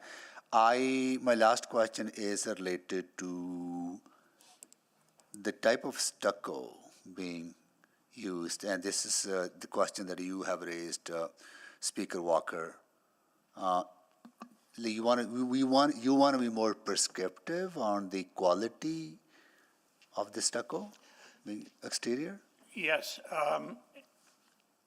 the area buildings that are built adjacent have a higher quality, a curtain wall, metal paneling, and stucco is used a lot. But if we want to maintain the high quality in that area, I would suggest So other buildings have that high-quality exterior? the Pearl and where the CNIB right across the street, they're all the high-quality buildings. Got it, okay, good.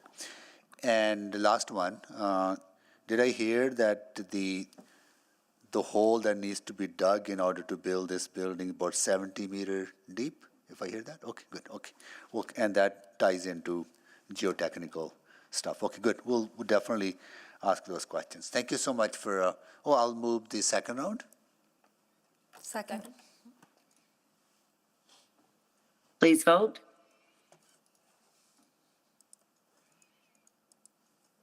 In favor. Thank you, Councillor Jans. We have all the votes. Display the votes, please. That is carried, Okay. and I will return the chair. Thank you, Councillor Wright. Okay, Councillor Knack, go ahead, please. Thanks, Mayor Sohi. I know Mr. Walker, as sort of the one person primarily in favor, also had some feedback on that question, so wouldn't I'm mind very getting your thoughts. familiar with the Illuminata 1, Illuminata 2, and the Pearl. What the planning department and city council in their wisdom said, we don't want a continuous 12-story building all the way across the face of Jasper Avenue where you can't get access to the river valley. So in their wisdom, the planning department and city council said, we're going to allow the Pearl to go skinnier and go higher. And this way, they introduced a walking space between Jasper and the river valley. It was brilliant. And so that's the reason. The Lumina 1 and 2 are 12 stories, and it's 3 times the height with the Pearl. And we never had a wind tunnel issue until the Pearl was built, actually. And the third thing, in this design, you don't use the bank for stability. Every building along the river valley, along Promenade, is built with its own integrity. The structure, the design goes right down to the bedrock. And so every tower along the Promenade is built without the use of the bank holding it back. It's independent from the bank, so that's not an issue. That's helpful. And so, again, taking some of your initial comments, and I know you don't necessarily share the same perspective as your neighbors, but with the design considerations of this one, you feel similarly at ease outside of the stucco piece about how it's addressing some of those concerns that you've heard from those in opposition? Yes. Okay. And then maybe just a broad question to you as well, because again, my understanding of sort of the overall change is the same as Councillor Stevenson's, is that it isn't sort of a blanket change, but we'll get clarification. But at a high level, I guess I wouldn't mind your thoughts. There's always this tension around character of every area, and every area has its own character. What do you sort of envision as the long-term vision on Jasper Avenue in this area around the promenade? Like, is this sort of an exception, and you're particularly supportive of this building, or do you foresee a time where over time different buildings get further developed and there's additional height considerations similar to what we're seeing now? I travel a lot. We build all across Canada. I've been all over the world, and you need density for safety. You want people feel more comfortable when there's more people. And so you're really not going to notice the traffic. Most of the people in our tower, a lot of them along the promenade, go away in the winter. I was part of a 3 to 4 day, I represented the original developer of 142nd and Stony Plain many years ago. I was in council speaking on behalf of 142nd, the West Block, and we had hundreds of people talk for days. I remember. And now some of the people, my friends that were complaining that lived in a museum, they're now using those restaurants all the time. It is a terrific success story. But everybody was really worried how it was going to change. But this area between 16 and 24, we need to have more density. We're no different than any other city across North America. We need some density, and this is where a lot of people are going to want to live. And when more people live, we get more dentists, we get more restaurants, we get more amenities.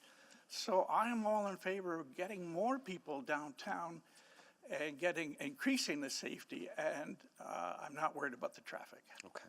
All right. Thank you. Those are all my questions. Yeah, I remember that public hearing was, I think, 4 day long. 4 day long public hearing. Yep. Yeah. Okay. Thank you, everyone. Thank you so much for joining us. Really appreciate it. Now we're going to go to questions to our city staff. Councillor Stevenson, you want to start? Sure. Thank you very much. Maybe we'll start with that higher level clarification around what the 2 rezonings, the effect of them. So I understand that the broader DC 1 that's currently in existence is being amended. Are the development rights changing sort of beyond that smaller subset? No, those development rights stay the same. The administrative update is required because we have a new zoning bylaw, so we have new terms for uses, we have new language, and this will bring it up to our writing standards for today and eliminate any confusion for interpretation in the future. Okay, so outside the Jasper House property, it's still 15-story buildings. There's being no change to that, or the front setbacks? That's right. Maximum floor area ratio is 3. Purpose of the zone remains the same. Okay, well, thank you very much. I hope that provides some clarification for our speakers. And I apologize, I've just got quite a few questions to go through. The geotechnical, I thought, those are some really important questions, just given the importance of the area, wanting to ensure the safety and the continued use of that area. Could you talk through a little bit about the process that was done for geotechnical, if there was drilling, and how the city ensures the integrity of those studies? Councillor Jatinder Tivana here. So, initially the geotech report was prepared in 2021 by CT Engineering. It was missing the slope stability analysis on our review. So we requested further updates to that as per our city policy 542. So the second geotech report was done by Shelby Engineering in December of 2022. So they did look at, I'll go through the list, field drilling and laboratory testing of the soils. They did visit the site and topographic analysis. They reviewed the historical coal mines. They did review other reports in the vicinity. And finally, they did computer modeling for slope stability analysis. Now, our support is based on the geotech report lays down further requirements of geotechnical analysis and number of steps to be taken at the time of construction. As an example, dewatering, the kind of foundation to be used, and at each stage it has to be signed off by a geotechnical engineer. And our folks at the time of building inspections would be verifying that information. Okay, I appreciate that. So a pretty rigorous process where we're not relying solely on the studies submitted by the applicant. That's being reviewed by technical experts within the city administration, and then it sounds like in the first instance requiring further work to be done to ensure that they were robust. That's correct, and this is not the final geotechnical report. Once the building design is formalized, that time we'll have further geotechnical requirements based on the building design. Okay. And the rezoning ensures that we can make whatever conditions are necessary. Any steps that the subsequent geotechnical studies find would have to be implemented? That's correct. Okay. Okay, well, thank you. That's really helpful. I think there have been some really great questions around construction impacts. I think there's so too. So there's the construction of the site itself. Do we require plans to be submitted? Would we contemplate temporary access to Jasper Avenue, for example, to help mitigate? Like, what's the plan around construction to minimize disruption? So with the development permit, the developer is responsible for creating a traffic management plan to deal with construction activities. This includes finding accommodation for parking for existing residents within the lot, too. Okay, interesting. And what about just in terms of some of recognizing the significant excavation that will need to be had? Have we looked at when do those details get finalized or get addressed? Councillor, that is covered under the geotechnical report. And once the building design is formalized, the kind of anchoring to be used for the safety of neighboring buildings or the adjacent area would be addressed as part of that geotechnical report. And it would be looked at that point in time. Okay, well, I'm thinking specifically the trucks coming to and from the site.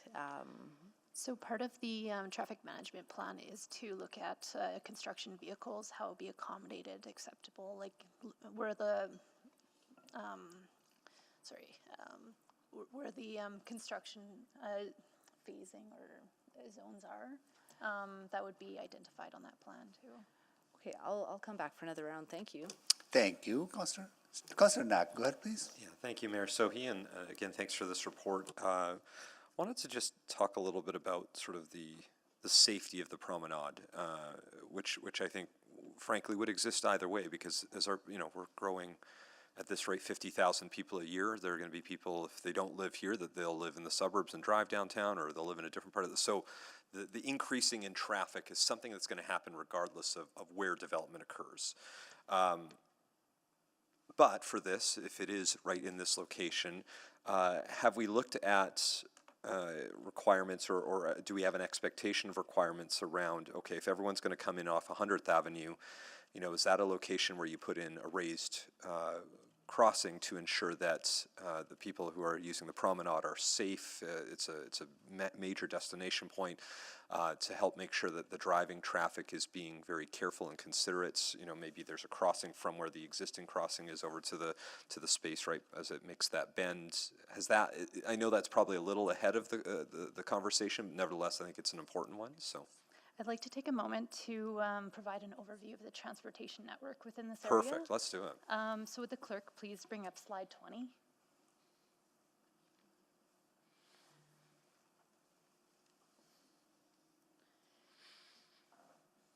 So just want to identify 100 Avenue is a one-way roadway. There's multiple accesses that are existing along this avenue too, shown with the red arrows.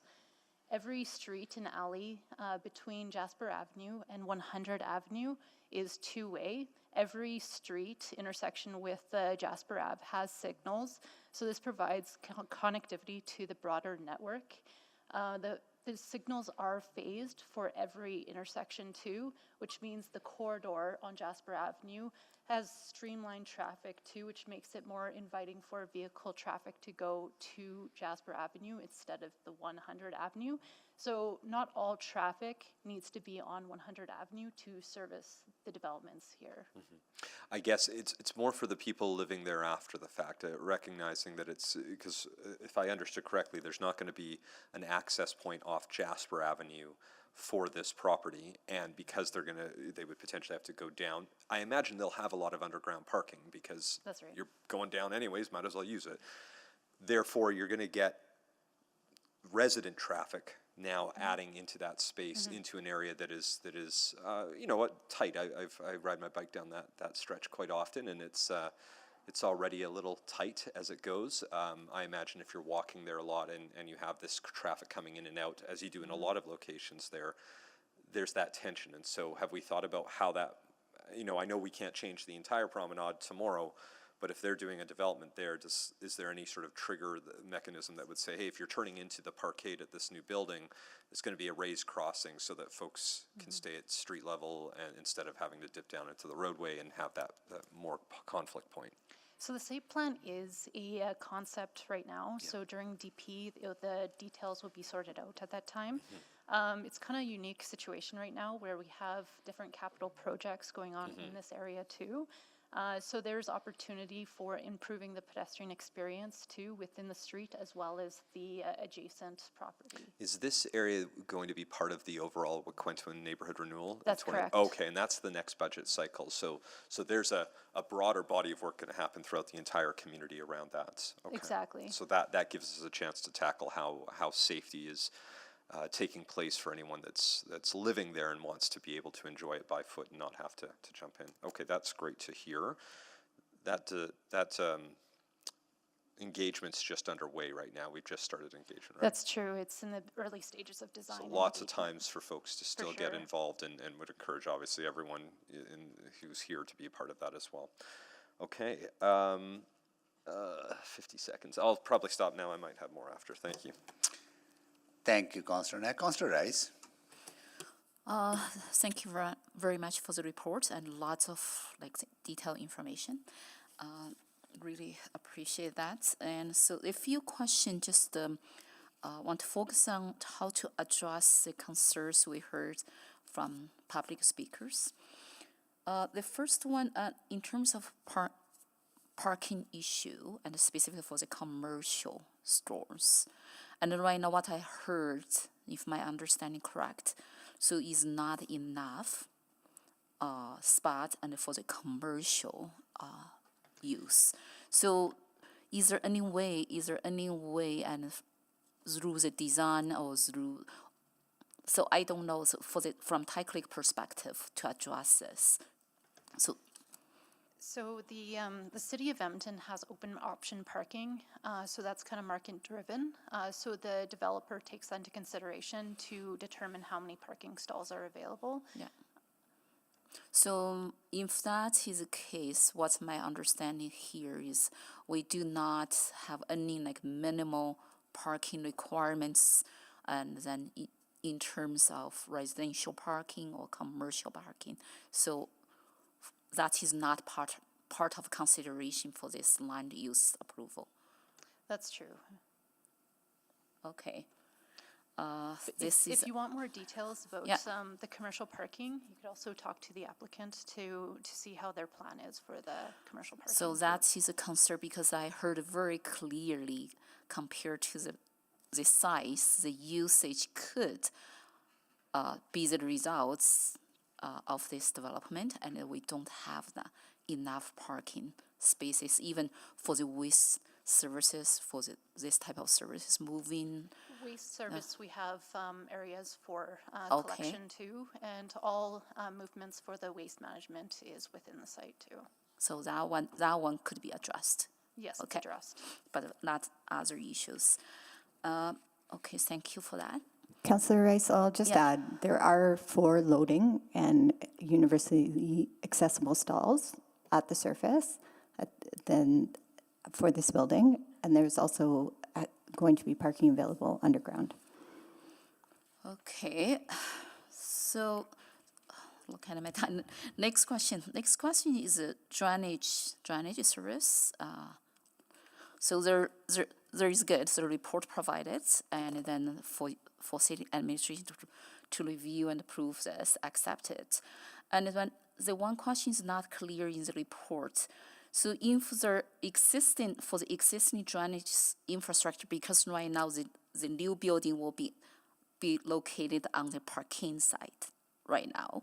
So if there are any updates or any new capacity needs updated, so the cost, who is responsible for the cost, is not mentioned in the report.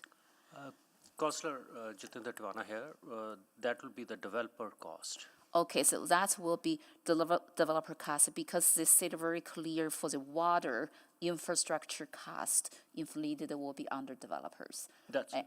But that's not indicated in the report. That is why I'm asking that clarification. Thank you for that.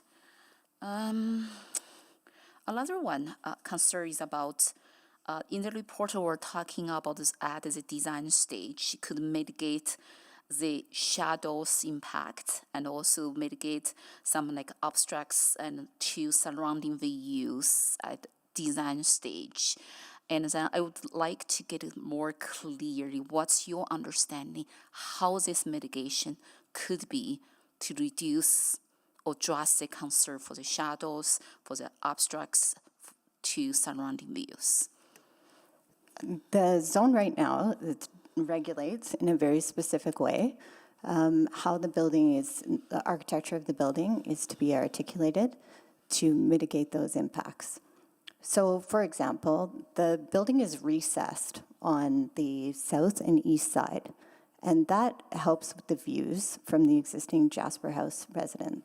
It's also curved on the south and west side, and that helps to allow more views from, say, the Bristol Tower on the west side. The other, concerns we've heard from the public are around the wind impacts. There is a wind impact study submitted along with this rezoning, reviewed by administration to show very little impact at the ground level. There will be another wind study required at the development permit stage. Okay, thank you. My time's up. Thank you, Councillor Rice. Councillor Wright, can you take the chair, please?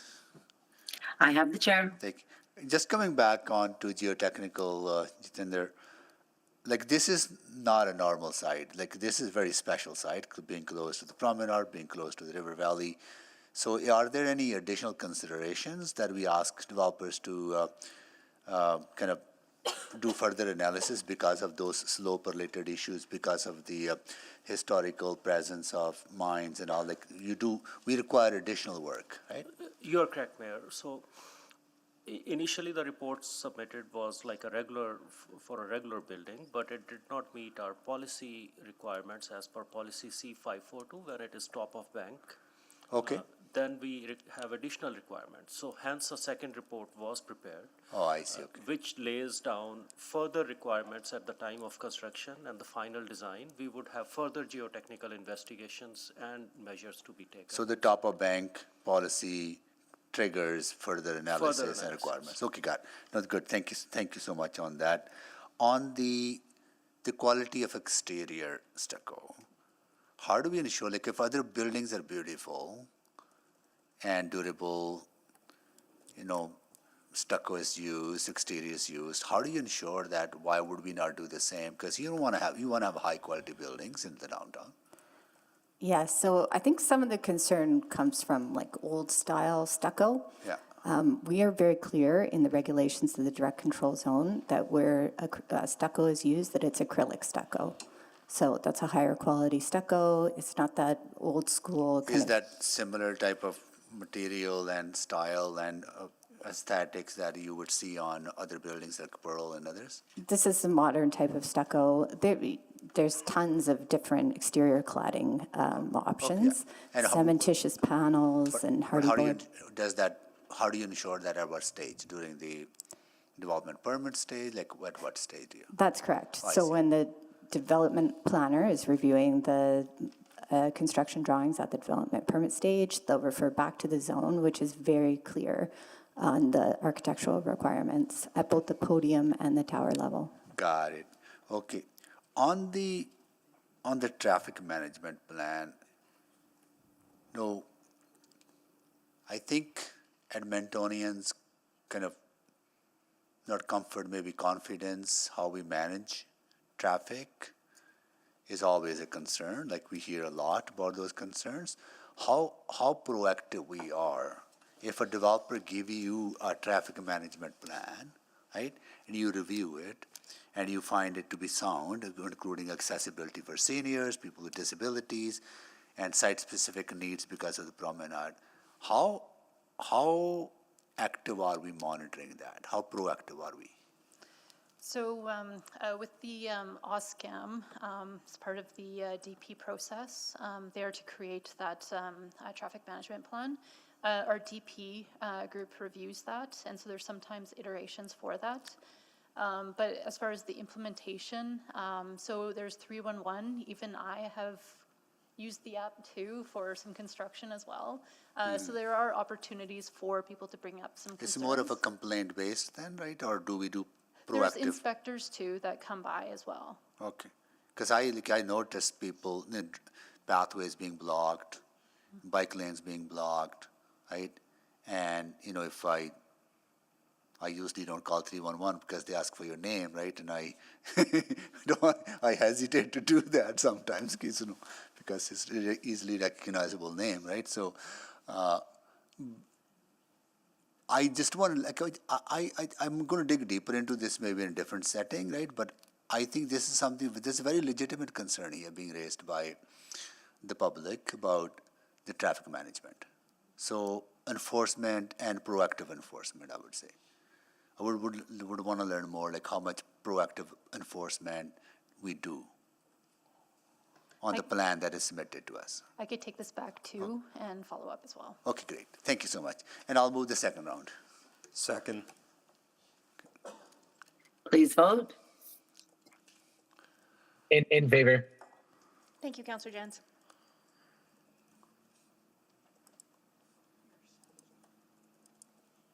We have all the votes. Display the votes, please. And that is carried, and I return the chair. Thank you so much. I'll go to Councillor Stevenson next. Thank you very much. I wanted to speak a little bit about the separation distance.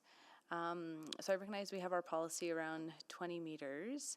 It seems that even within sort of the immediate area, there are examples of sort of a smaller setback between buildings.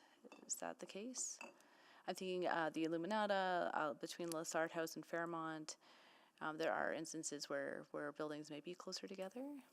There are instances, yes. Okay. And I had assumed that, one of the reasons for that separation is just to avoid wind tunnels, to avoid some of those microclimate impacts. So just want to be really clear, and I think it's been alluded to, but just that the wind analysis has been done on the building, and it's found that that's not creating any adverse weather impacts on the ground level.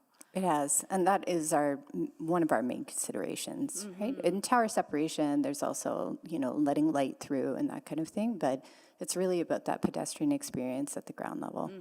And so we've mitigated that risk by doing that study. And then are there opportunities,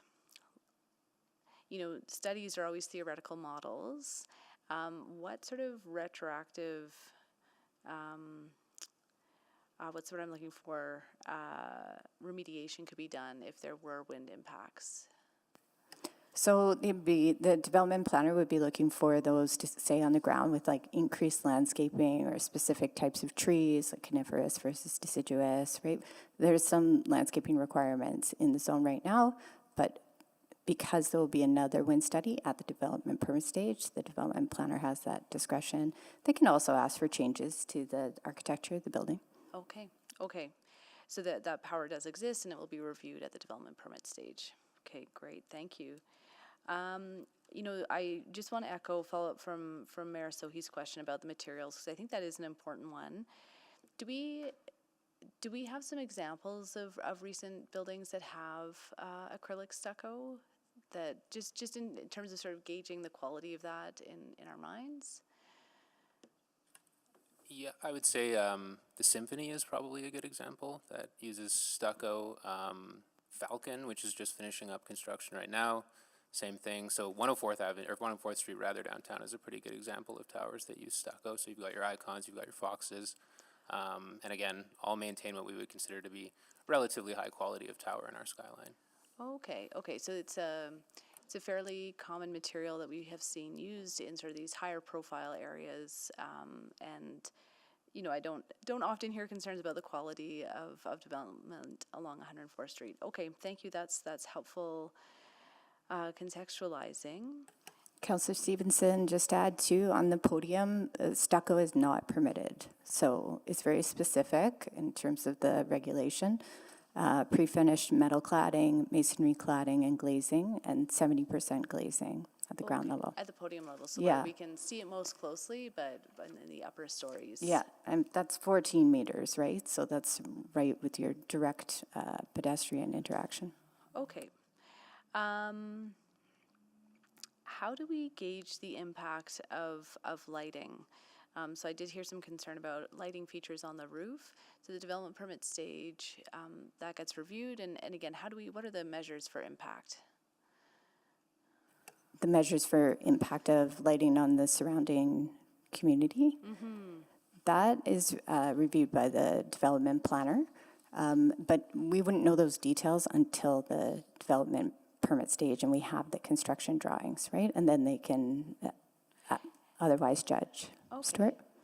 Yeah, and as far as we know, there aren't any plans to light the top of this building the way you would see with the Citizen, for example, which I think is where most of those concerns are coming from. Okay.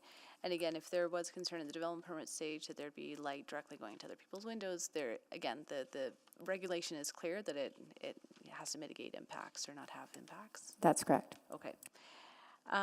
Maybe very quickly, again, I do want to go back to the construction question, because I'm not sure that I got a clear answer. Will all the construction traffic be coming off the promenade? So we wouldn't have those details right now. So for when Marie mentioned the OSCAM, that's your on-street construction and maintenance permit, right? So that's reviewed by traffic operations, and that's when they get into the detail. So every single barricade that you see out, say, on 104th Avenue right now in preparation for the LRT, that every single detour, all of that is included in the transportation management plan, and that's an iterative process as well. That could be proposed one way, and asked for changes. So unfortunately, we don't know right now. the mechanisms are in place to address it. In a very detailed way. Thank you, Thank Councillor. you. Councillor Stevenson, thank you. Councillor Rice, go ahead, please. Thank you. I heard for the traffic management, we still have some not 100% clear for certain things, so still more work and on the way. My question regarding the traffic, because right now the one access on Jasper Avenue, and given the Jasper Avenue right now we have a larger project is underway, the Imagine Jasper Avenue for that one as well. So is there any assessment done and to really assess the capacity and how the Jasper Avenue could absorb this additional like 300 cars or 200 cars more, how that impact our major road traffic, and then how impact the people's travel time coming in and come out? Because right now I heard lots of development when people come in, come out, becomes a big concern. So there's two accesses currently on site. Those are going to be maintained. Yeah, I'm talking about Jasper Avenue. Yeah. Yeah, for Jasper Avenue. So that existing access is going to be used for waste management services for the existing building. So it's actually not going to have like resident traffic coming from that. I'm talking about is there any assessment done to for this development?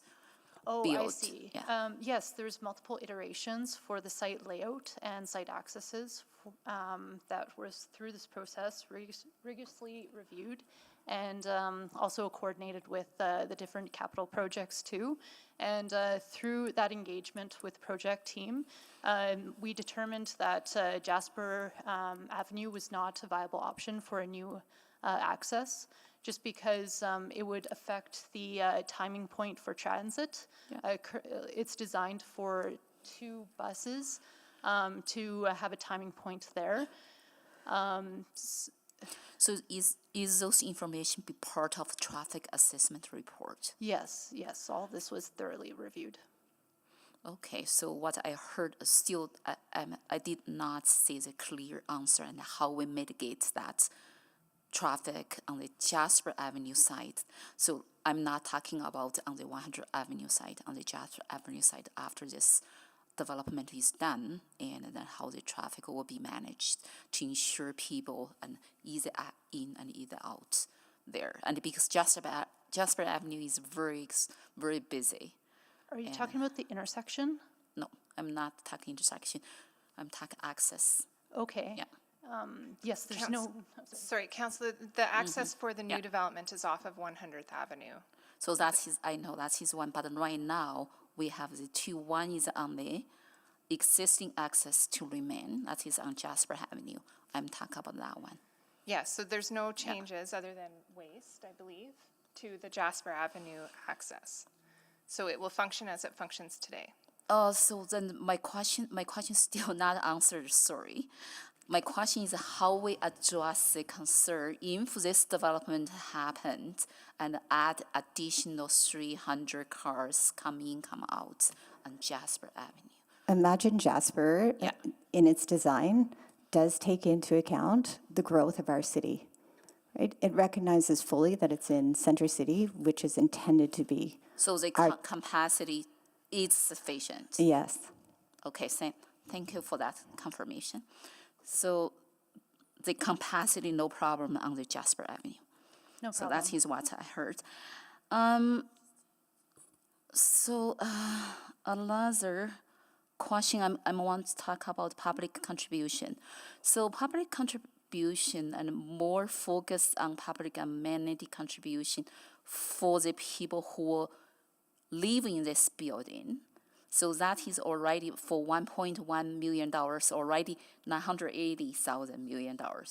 So what is specific contribution to the existing residence area and then to address their concern and due to this development? So I don't know if you have answer for that. So that policy comes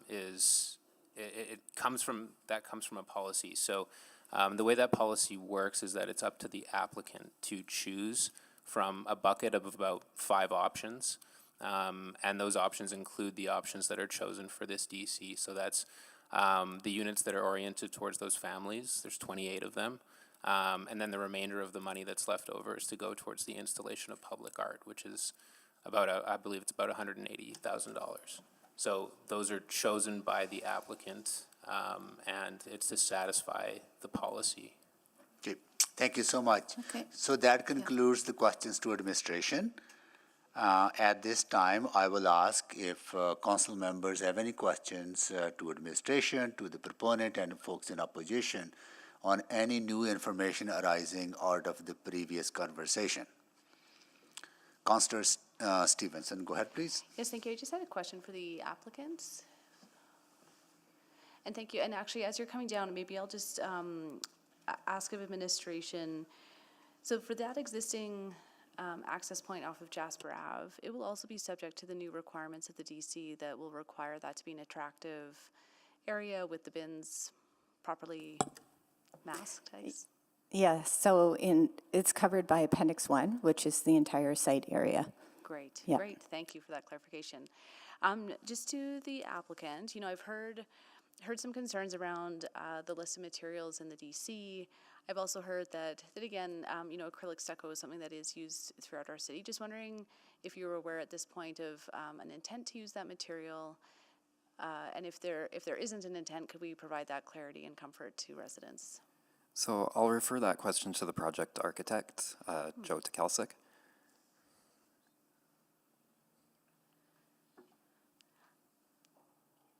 Hi, Joe, are you there?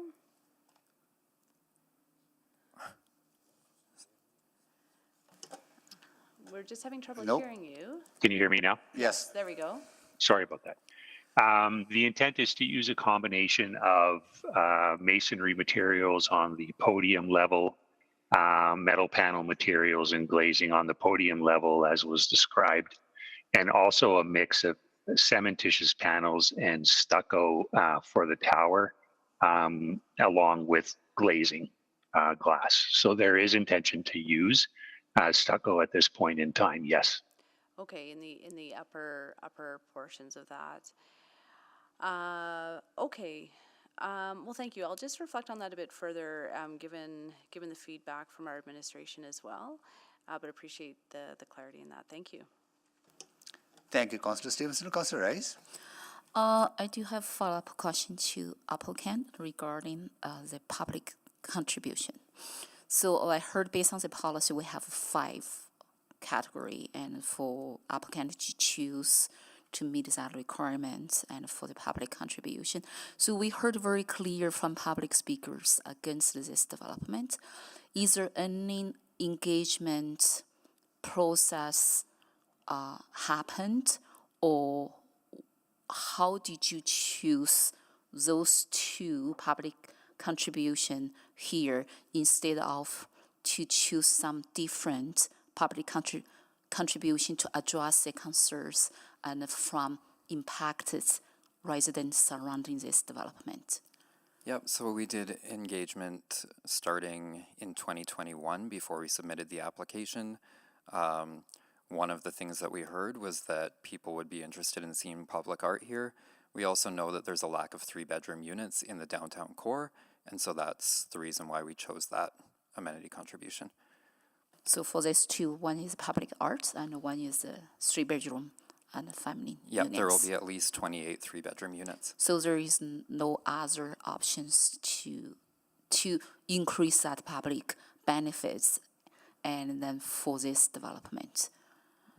So your total public contribution amount is determined by a formula that's in that policy that Mr. Carlisle spoke of. Yeah. And so we included the 28 3-bedroom units. That gets you to a certain amount of your required contribution, and then the rest will go towards public art.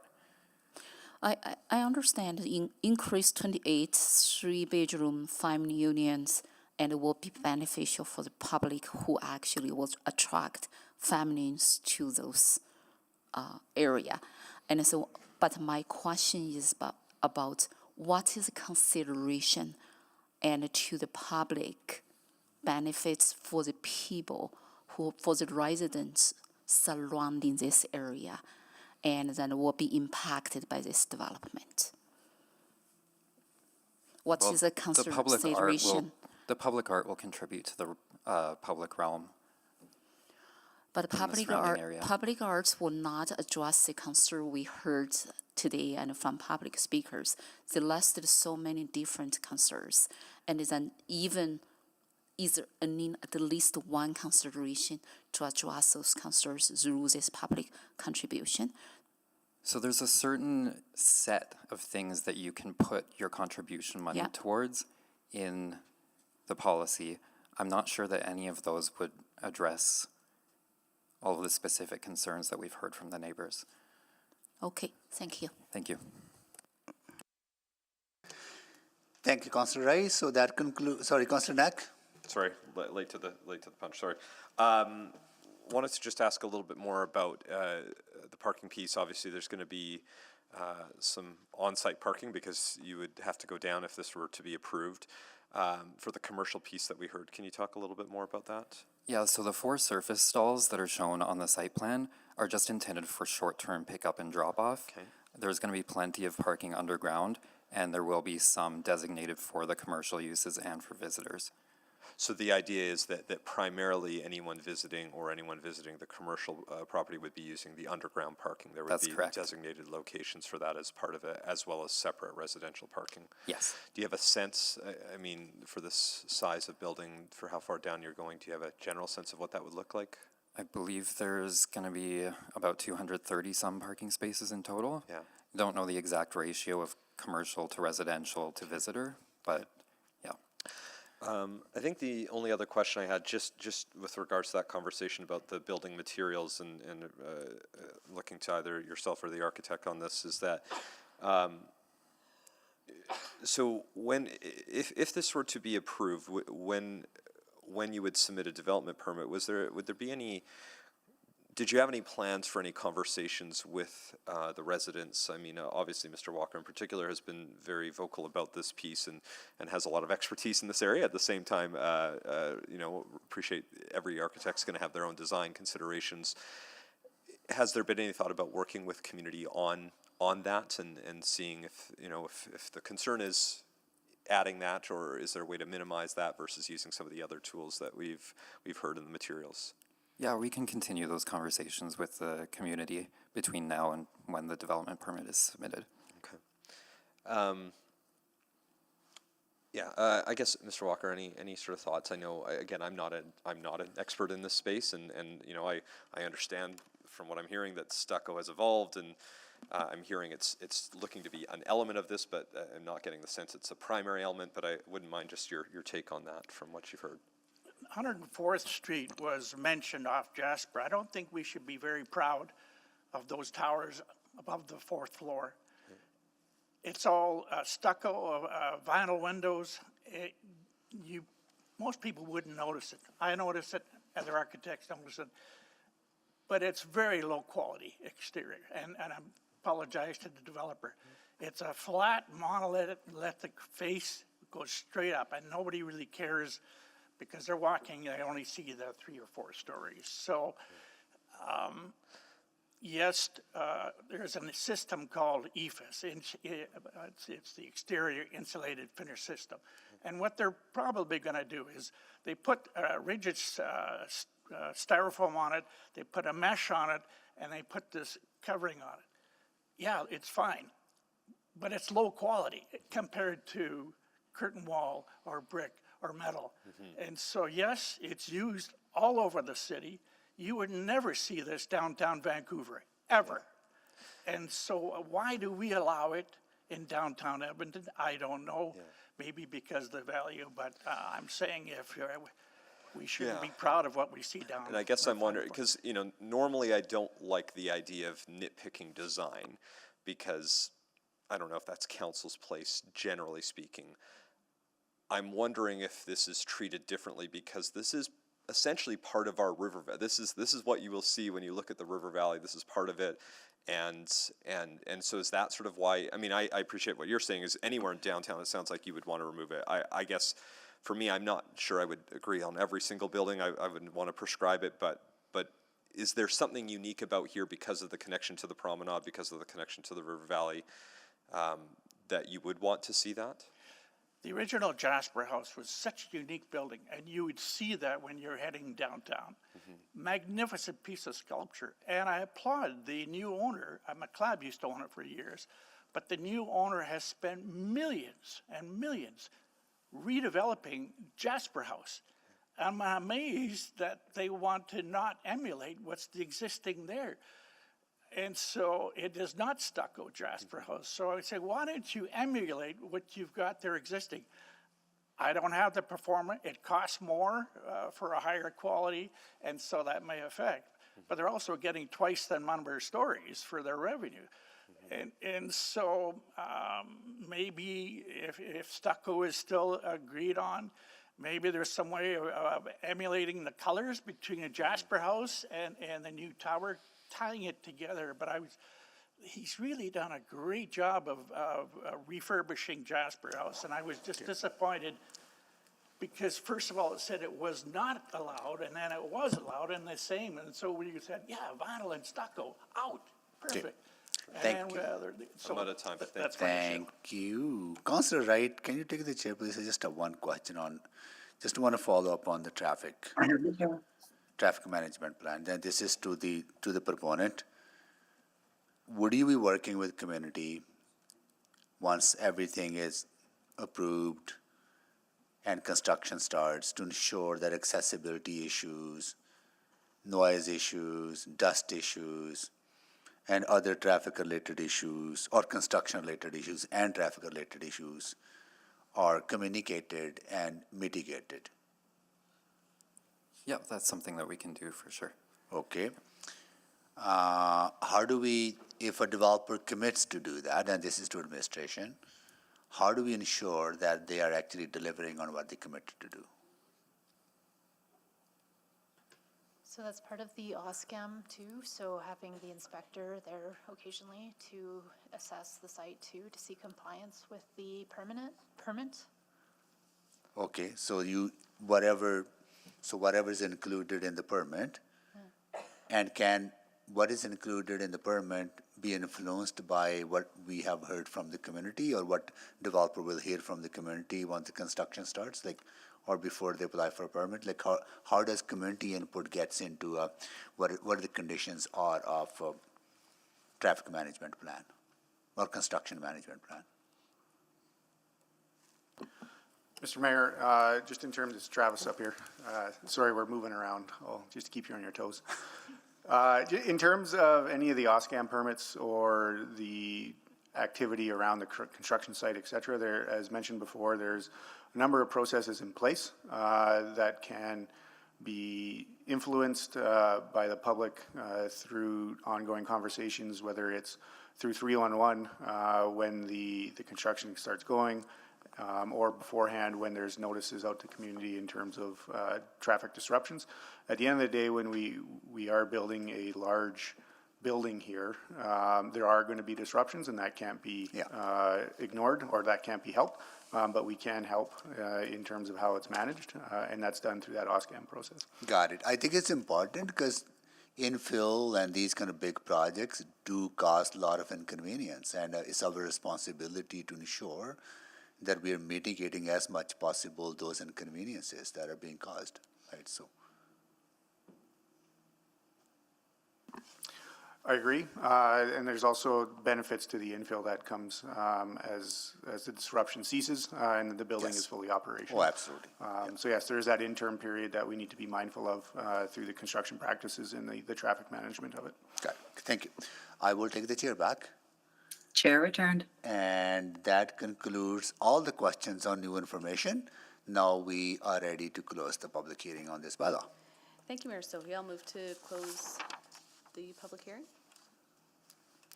Second. Second by Councillor Knack. So please vote.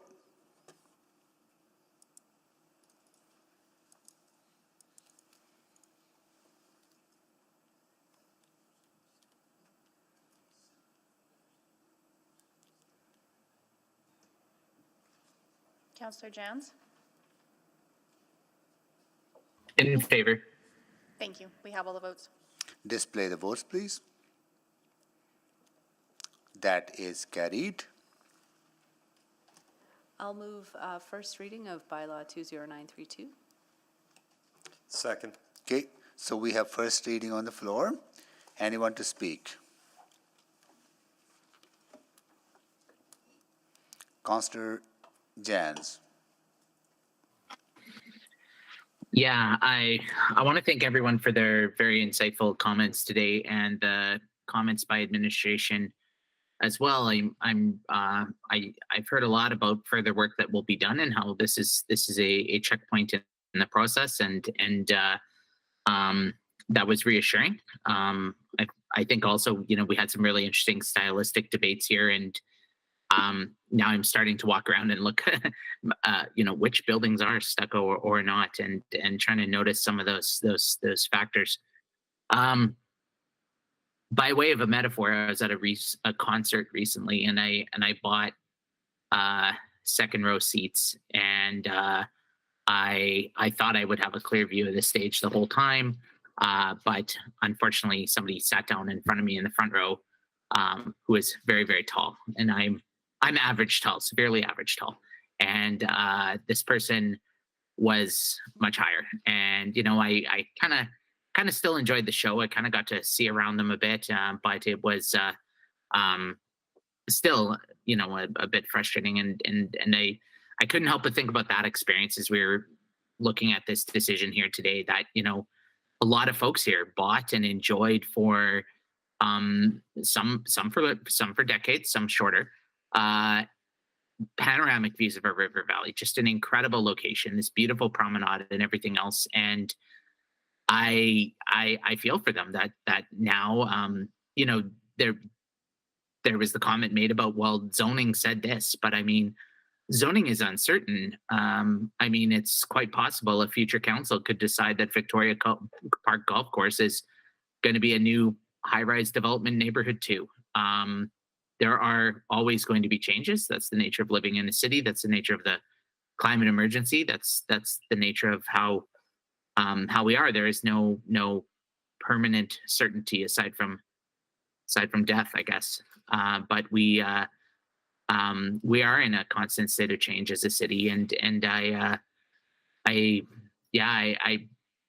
think to myself, when I look at this proposal, would I want to live in this place? Yes. Am I excited that more neighbors could live in this place? Yes. Could this allow more people to live a car less or car light or car free lifestyle downtown and not have that traffic and enjoy the incredible amenities? I talked a lot about the Southview, but just 2 blocks north of this location are one of my favorite breweries, one of my favorite cafes, Paul Kane Park. When you go there in the summer, it feels like you're in Barcelona. This is the kind of urban space that, you could awake and think you're in New York or Paris or somewhere else. And we need to grow and evolve and change and allow more opportunities like this. And as much as it's so unpleasant right now going through the construction and dealing with that, these are central changes. These are changes that the buildings we build today will be homes for the next 100 years or more. And as much as that is, it may seem forever dealing with construction and all of those other headaches. And gosh, I'm going through a lot of it in my ward right now. The long-term gain for the city, for the servicing, for the people, for the homes, for the urban vitality, for everything else that is going to be there. These are the trade-offs we have to consider. So I really appreciated the debate today. I think there's still work that will be undertaken that I feel reassured about, but I will be casting my vote in support of this decision today. Thank you. Thank you, Councillor Jans. Councillor Hamilton. Yes, thank you. I've been listening really carefully to the arguments being made by the proponents and opposition, as well as my council colleagues. I appreciate Councillor Jans's point, and I think it's a good point to jump off on. Certainly, we do need housing in this city, and certainly this is going to be someone's home for 50, maybe 100 years. And I think to that point, and I think some of the speakers in opposition made excellent points with respect to the profile of this building, not just on the promenade, but as part of the River Valley skyline. I think something that council needs to think about, we haven't really had the skyline conversation and the interest of council, not just in land use, but how our city is defined through the skyline. And I would agree with the residents in opposition that the building materials in this are not sufficient. And the lack of support from the Edmonton Design Committee to me was a flag. I also share the concerns about the volume of traffic coming off 100th Avenue, and knowing that neighborhood renewal is coming to Quentin in the next budget cycle. This has been an ongoing tension, I think, in the neighborhood. So I am not inclined to support this project at this time. I would have liked to see it referred back on the design piece, particularly because I do think that council has an interest in an ongoing interest in how our city is designed, especially with respect to the skyline. I've made that has governed other decisions I've made at this table, and I do think that it should be a factor in this one. I'm also conscious, and I appreciate that many of the residents who came to speak today, and I thank them again for speaking. They're not talking from a position of having they're not coming from a low density perspective. So their concerns about density, I think, are well founded. Quentin is one of the densest neighborhoods in the city, and with limited recreational space. And the promenade, I would agree, is one of the rare gems in the city, and is a really important recreational space for not just people who live in Quentin, but people who make their recreation in the area. And it's an important sort of viewpoint and access to the River Valley. And making that harder to access, as many of you know, it's also got a lot of benches that are often serve as memorials for people who have passed, that creating sort of more challenges for access along that roadway and making it harder to access, I think, it takes something away, not just from the neighborhood, but from the city. So, and I know that's not the principle of the land use discussion here today, but I think it is a worthy consideration in a neighborhood that has a lot of constraints when it comes to recreational and open spaces. So with that, I'm not inclined to support this, and I hope if this doesn't succeed, that we can come back with something that's perhaps more suitable for the location and along Jasper Avenue. Thank you. Thank you, Councillor Hamilton. Councillor Rice. So, thank you for all the speakers, and thank you for all the work administration provided. And also, I want to say thank you for the lots of great viable points during today's debate. So I really appreciate Councillor Hamilton's point in terms of like the building materials, lack of support from designing, and then other type of points. That is a sign, and for me to have the concern for this development as well. So I'm not against the density because I was born and grew up in the high density. And I think it's the highest density across the world, which is China. And so the tall building everywhere, and so I grew up in that environment. So, but I really in line to agree with one speaker said very clear. So it's not about against the density, it's about how we build our city respectfully and responsibly. So I think that brought the good point for us to thinking when we have the new development specific for this skyline and the new development for the city. So I support the density in the downtown area, and with a beautiful view and for our river valley system, and we have lots of green spaces and in our river valley system, and also the trail system, and for people to use. I know many people will enjoy to live in those downtown area. So I'm not against that. As like Councillor Jans mentioned, we need more housing, and then I think the housing supply and how we ensure that sufficient supply to support our city's future growth for the 2 million people. So that is why, and we take all the developments, specifically for the infill development, really seriously to consider how we build our city to really welcome those more people come to our city. However, from today's questions I ask, I still see the concerns from public speakers and from the people actually living in those areas and still not fully addressed through this process. So I heard and then developers and also our city administration willing to put further efforts, great efforts to continue to address those concerns.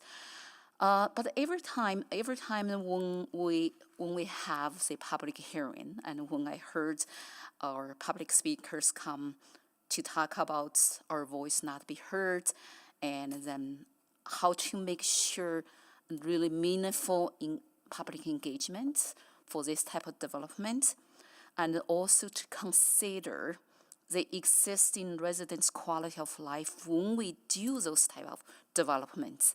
So that's become the question over and over. So yes, one hand, we do need the development. Our city needs more development. On the other hand, and how we can make sure those developments will not negatively impact the existing residents or existing neighborhoods, their quality of life. So this type of conversation, I strongly believe we need more.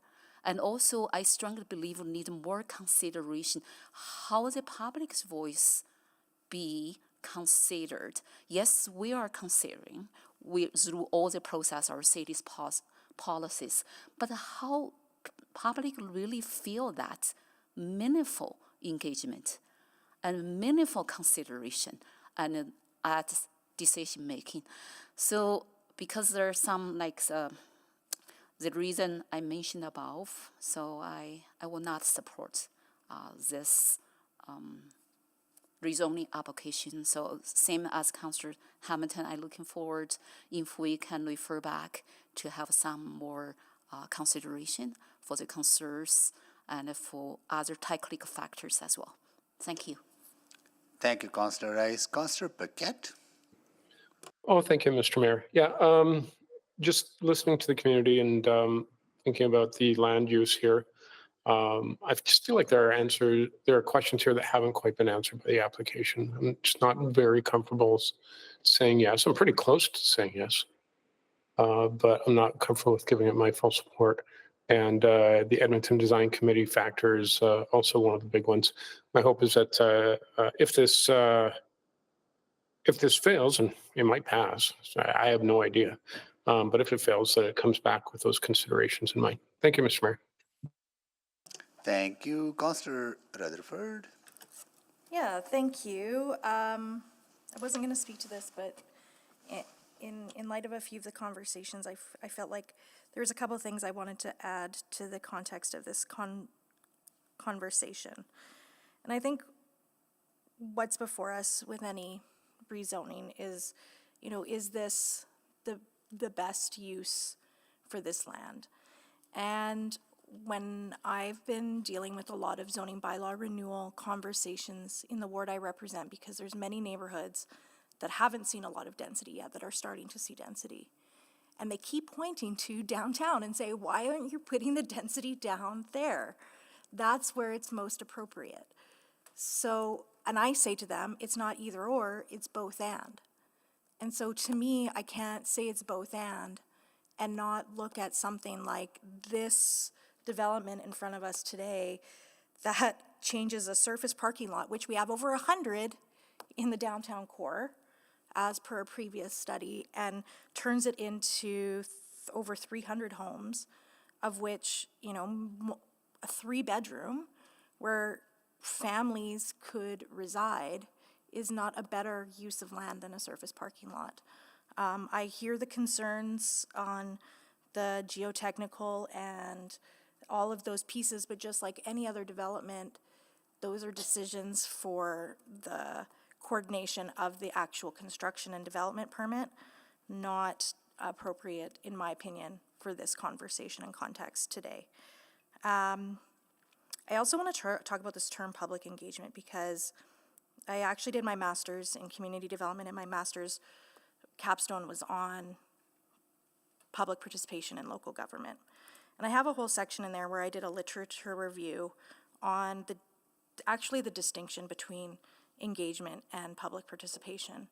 And I argue in that places that use engagement when they're actually doing public participation are doing a disservice to what they're actually doing. So I've had a problem with the term public engagement being used by this. The moral of the story is I've had an issue with the term public engagement being used by the city of Edmonton as their policy since the day it was launched, because we're really completely modeled after IAP2, which is the International Association of Public Participation.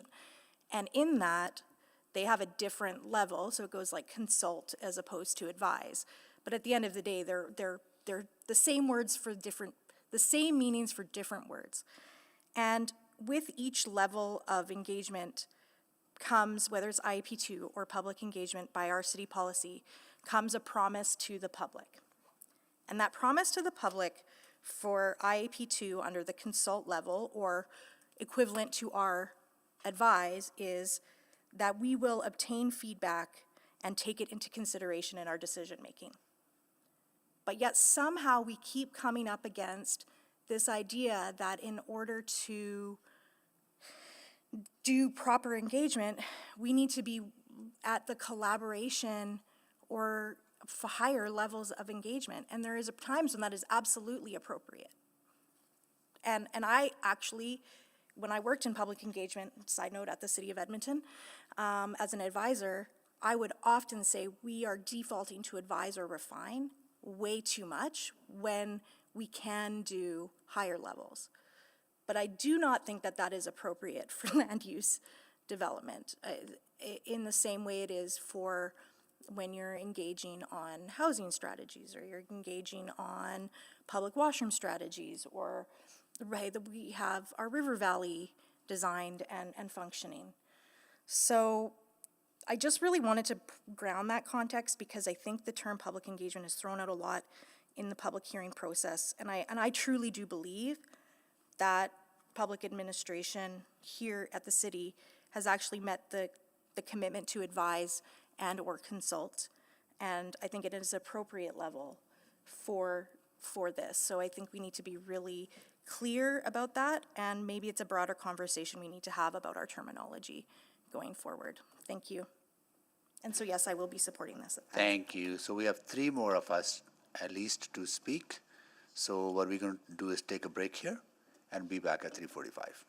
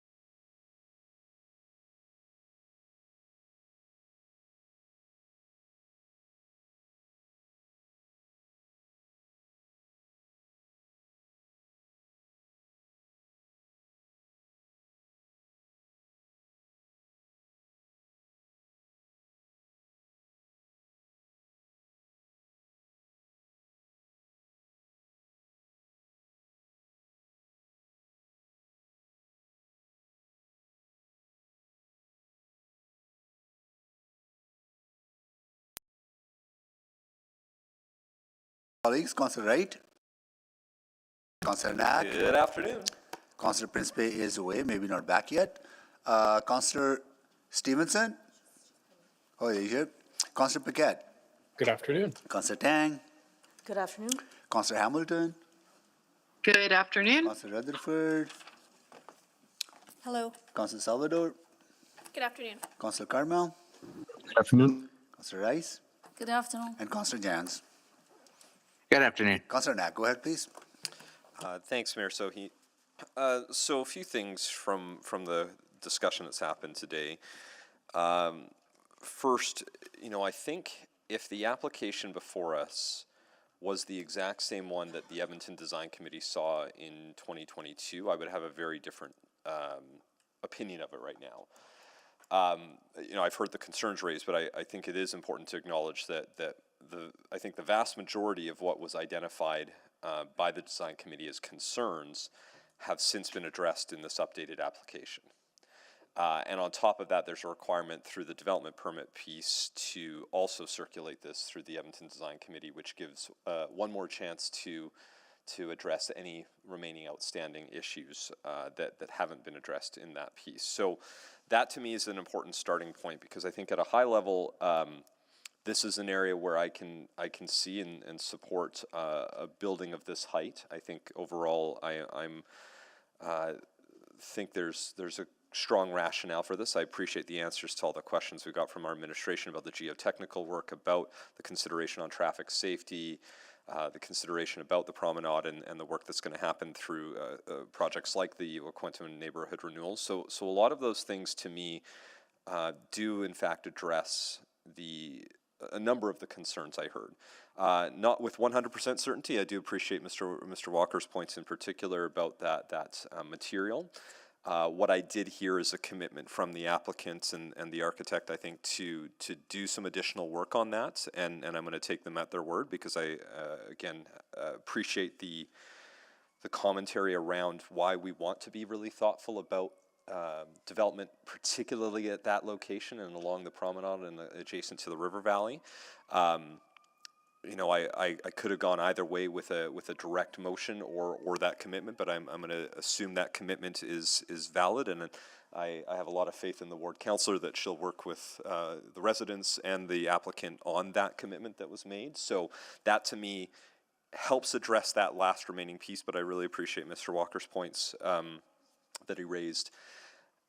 So I think then I'm left with just sort of exploring the engagement tension conversation that we've had, and I appreciate the points raised by Councillor Rutherford, and at the same time the tension that comes up from residents, because on one hand there was a thorough multi-year process where tens of thousands of Edmontonians came together to help create the city plan, which in turn set out sort of the vision of how we're going to develop as a city, where we would see higher scale development like this, where you would see further development, but maybe in different scales. And that was a really thoughtful, collaborative exercise that took place, as mentioned, over multiple years, and I think set out a pretty clear vision of what we need to do as a city. And with how fast we're growing, I mean, we're 100,000 people the last 2 years, as you've heard me repeat over and over again, and we're trending at least another 50,000 this year. So we could be within 3 years, 150,000 new people moving into the city of Edmonton.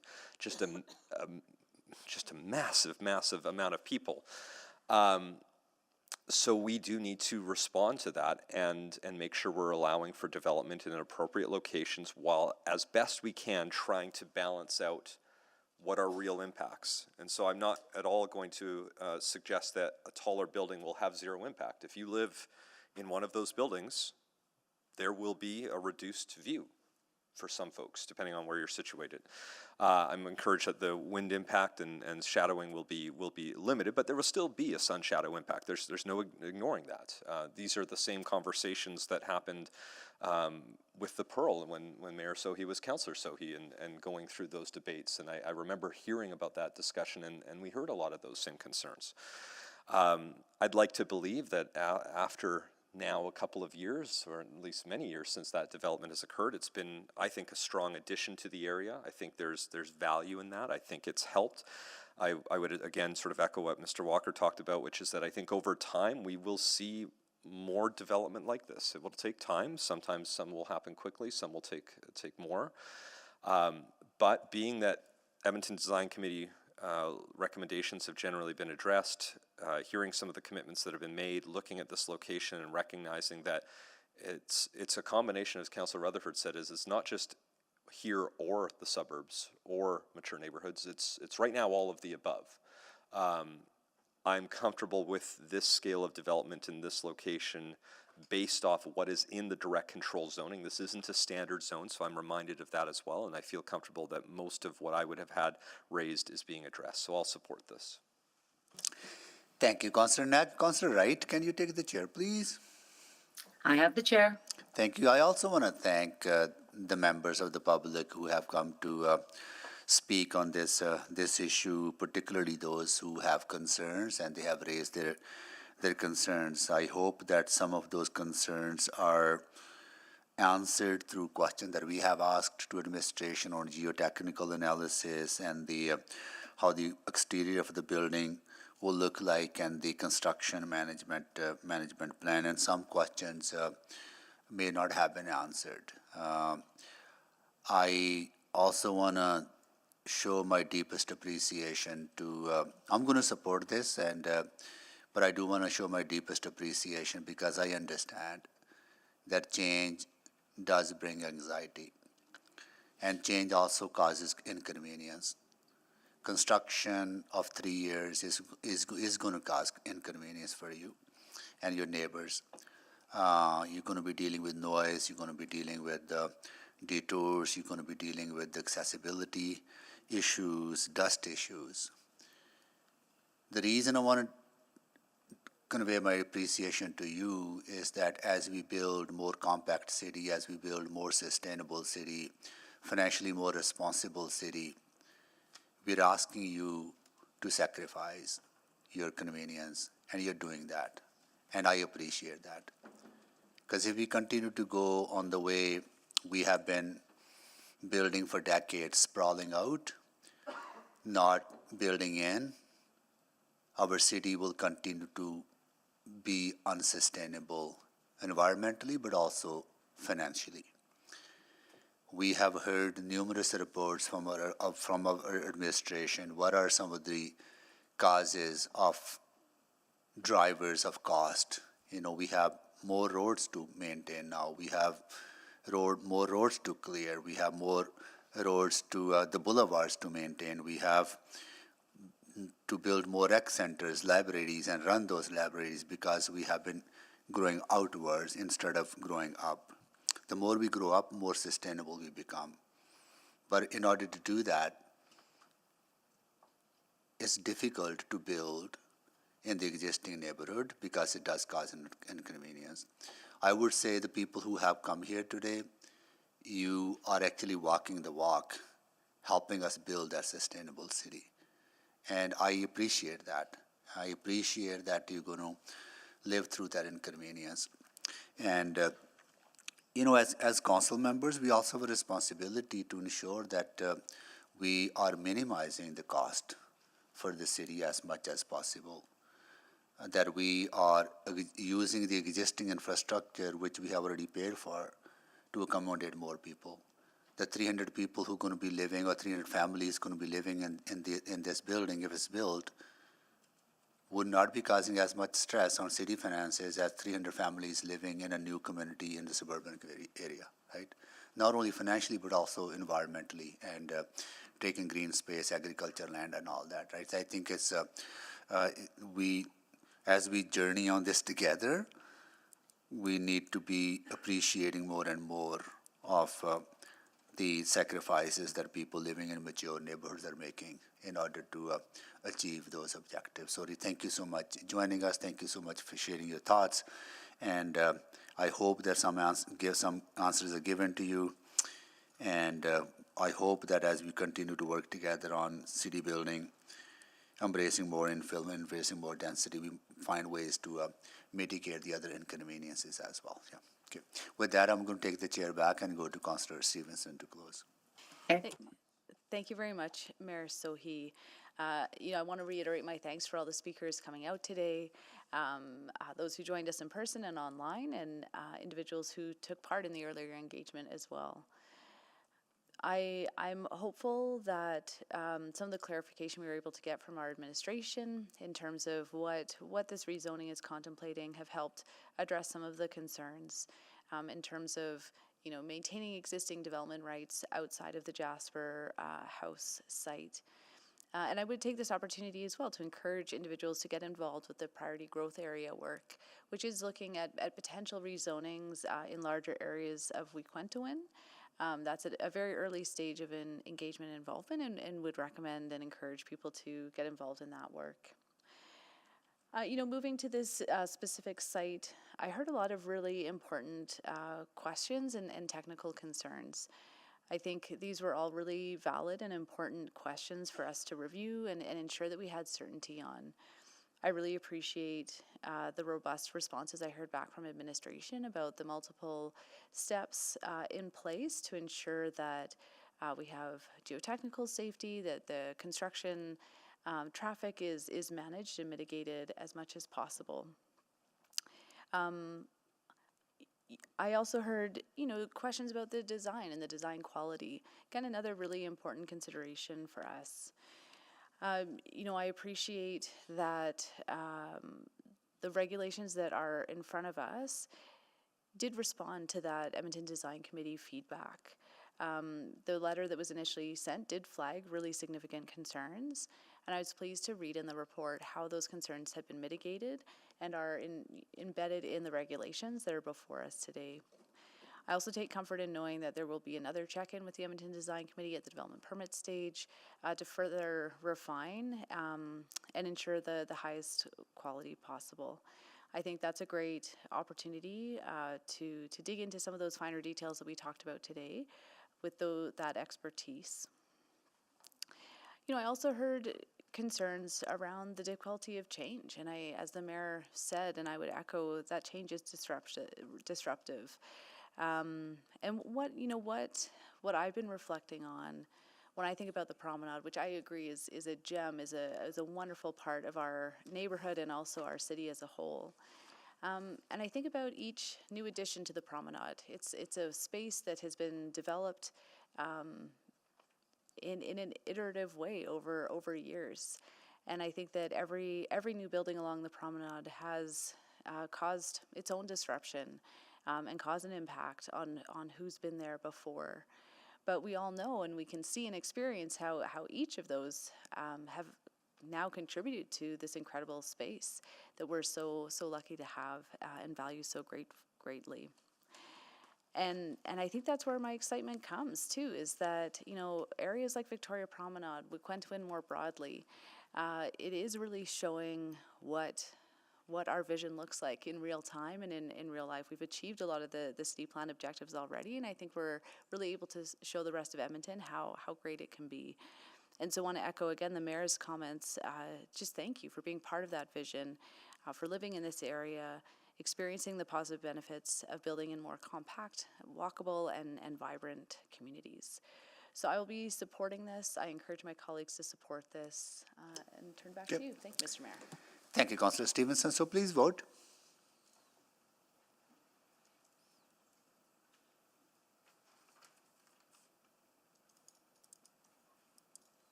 We have all the votes. Display the votes, please.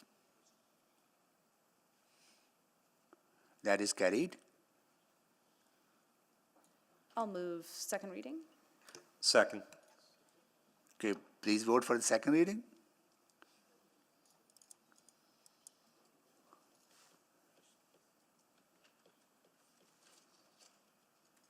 We have all the votes. Display the votes, please.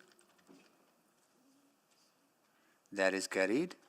Thank you. I'll move consideration of third reading. Second. Okay, please vote for the consideration.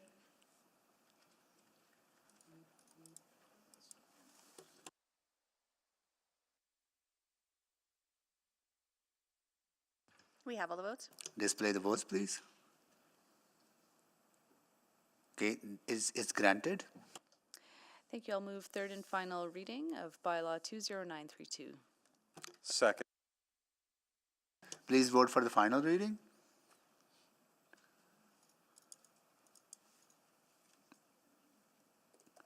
We have all the votes. Display the votes, please. Okay, that is carried. Okay.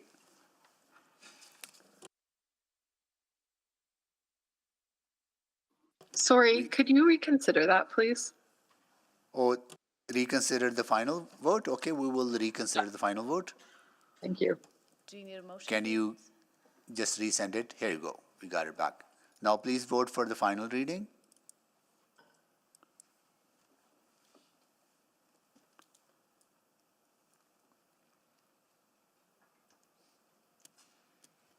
Councillor Jans? We have all the votes. Display the votes, please. Okay, that is carried. Okay.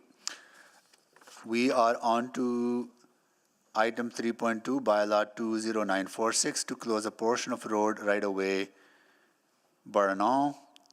And we're going to go to administration to make a presentation, then we'll go to the speakers.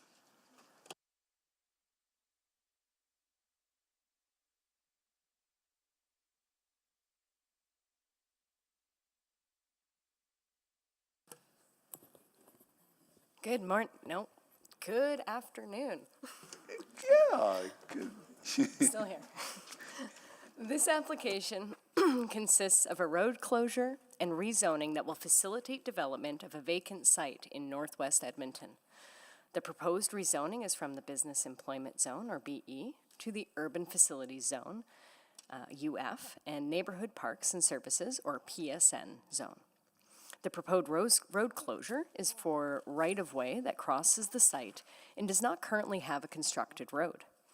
The road closure will be replaced by a road right-of-way along the site's southern boundary. Next slide, please. The site is located along 127th Street Northwest in the Barano neighborhood. To the north is utility right-of-way, to the east are a mature tree stand and greenway, and to the south are townhomes and existing institutional uses. The proposed road closure and rezoning are the final steps in a project to establish a single consolidated parcel that includes UF zoned lands northwest of the site. Next slide, please.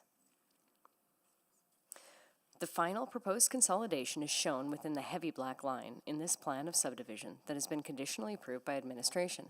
The subdivision will dedicate a new road right-of-way to replace the road closure and will require construction of new infrastructure, including a pedestrian connection across 127th Street Northwest. The road closure area is shown on the image on the left. The center image shows a small corner of the road closure area and will be retained by the city to preserve an existing tree stand. And the right-hand image shows a new road dedication that will complete the connection between 125th Street Northwest and 127th Street Northwest. Next slide, please. The proposed zones will accommodate schools, community services, natural areas, and parks. In the proposed UF zone specifically, the maximum height will be reduced by 2 meters compared to the existing BE zone. With the allowable uses changing from industrial to institutional, the setbacks facing the adjacent townhomes will be reduced from 6 meters to 4.5 meters. Next slide, please. This site is designated as urban mix within the Northwest District Plan. An amendment to the district plan will be required to designate the site as urban services. However, as this proposed district plans are between second and third reading, the amendment will be included with an omnibus presented to council at a later date if the district plans receive third reading. Next slide, please. Administration sought feedback on this proposal through the city's webpage, site signage, the Edmonton Journal, and mailed notices to surrounding residents and community leagues. One inquiry was received from the engagement to confirm that the road connection between 125th Street Northwest and 127th Street Northwest would be preserved. Next slide, please. Administration recommends that bylaws 20946 and 20947 be approved as the proposed application provides institutional uses at a location served by an arterial road. It will establish missing pedestrian connections along 127th Street Northwest It is compatible with existing land uses along 127th Street Northwest, and it aligns with the objectives of the city plan. Thank you. Thank you so much for the presentation. We'll go to folks who have, any questions at this time to the applicant? There to answer questions only, that's Ryan Eidick and Andrew Olson. No questions to them. And now we'll go to folks signed in opposition, and Ray Mohar, as well as Nelson Soko. You're Nelson, right? Sorry, Yes. Sir? Okay, and is Ray Mohar here? I couldn't hear you. I'm sorry, I didn't hear you. I'm just checking with the speakers. Okay. You are Nelson Soko, right? Yes. I just want to see if Ray Mohar is joining us. No, I'm speaking for him. He had to leave. We were here since 9. I see. Okay. So Yes. you will have 5 minutes to make your presentation. So Thank please you very go. much. Please go ahead. And sorry for the wait. It's just the process that we have to follow. Yeah. Thank you. Yeah. My name's Nelson Sopko. I'm here to speak to the public road closure of bylaw 20946, the proposed closure of a proposed public road on 151 Avenue and curves around to 125 Street.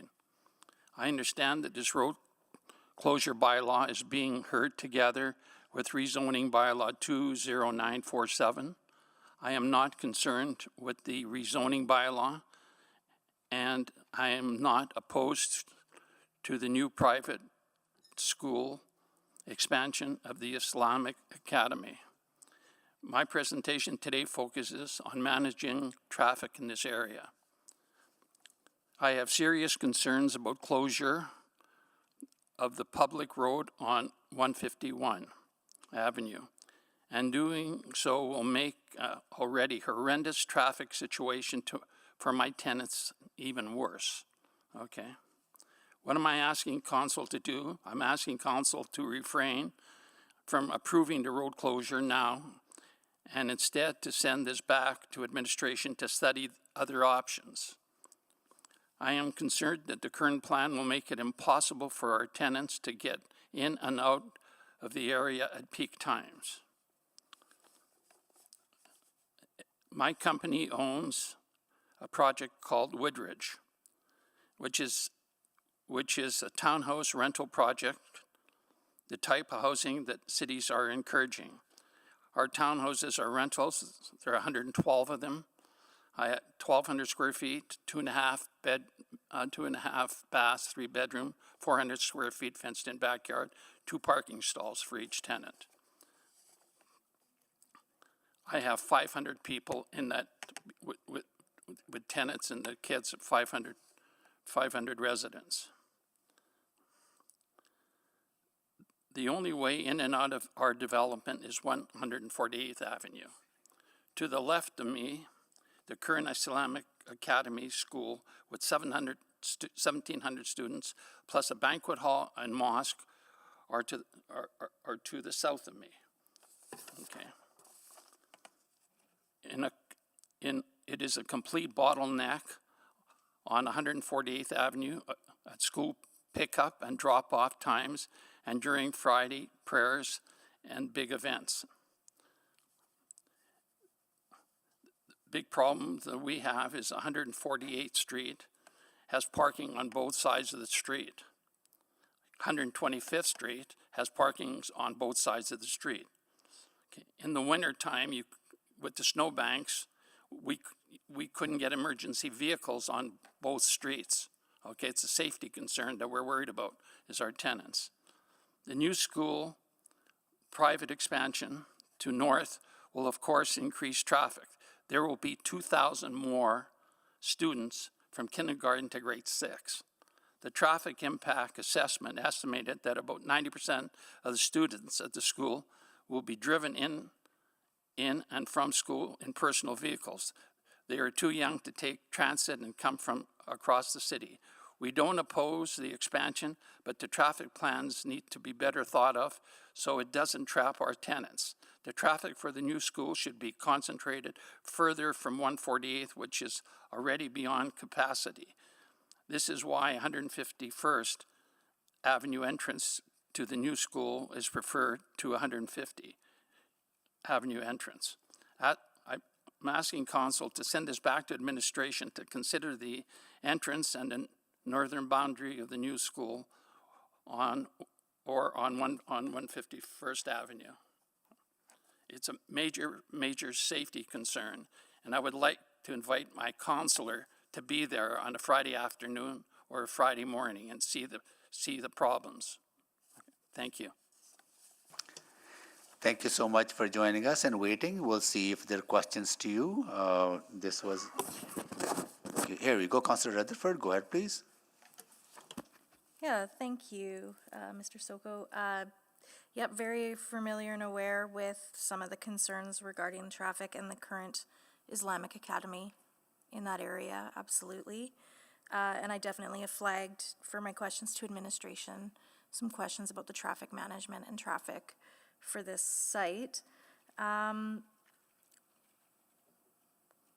guess with the proposed closure of the 151st Avenue and then the creation of a new road on 150th that would go the entire south side of the property, what's your concern in how that will function compared to what was currently planned with 151st? Is it just that it's closer in proximity to 148th Ave? Well, it's 150th is really close to 148th. Okay, it's right there. In fact, the lights on 148th, they don't have a left-hand turn there, which is another problem.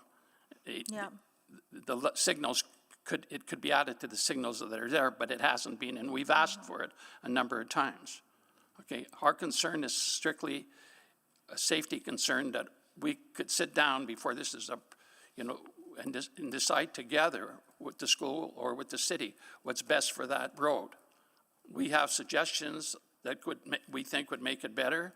Okay, the parking on both sides of the road is definitely a problem. Okay, definitely a problem. Really a problem in the wintertime with the snowbanks. We've had problems. Our tenants complain all the time. The worst peak times are a drop off in the morning, pick up in the afternoon, and Friday afternoon, prayers Friday afternoon. Okay, it's actually terrible. It took my daughter, who manages the project, took her a half hour to get to our unit from 127th with the traffic on a Friday morning. And it's only a block. So if she couldn't do that, what would a fire, what would an emergency vehicle do? So we'd like to sit down before we have 112 units, and we were encouraged to build those type of units by the councillor at the time, who was great with us. They said they wanted residential for families, and we've done that. They're big suites, 1,200 square feet, and we've done that. Now, we feel that we should have a say.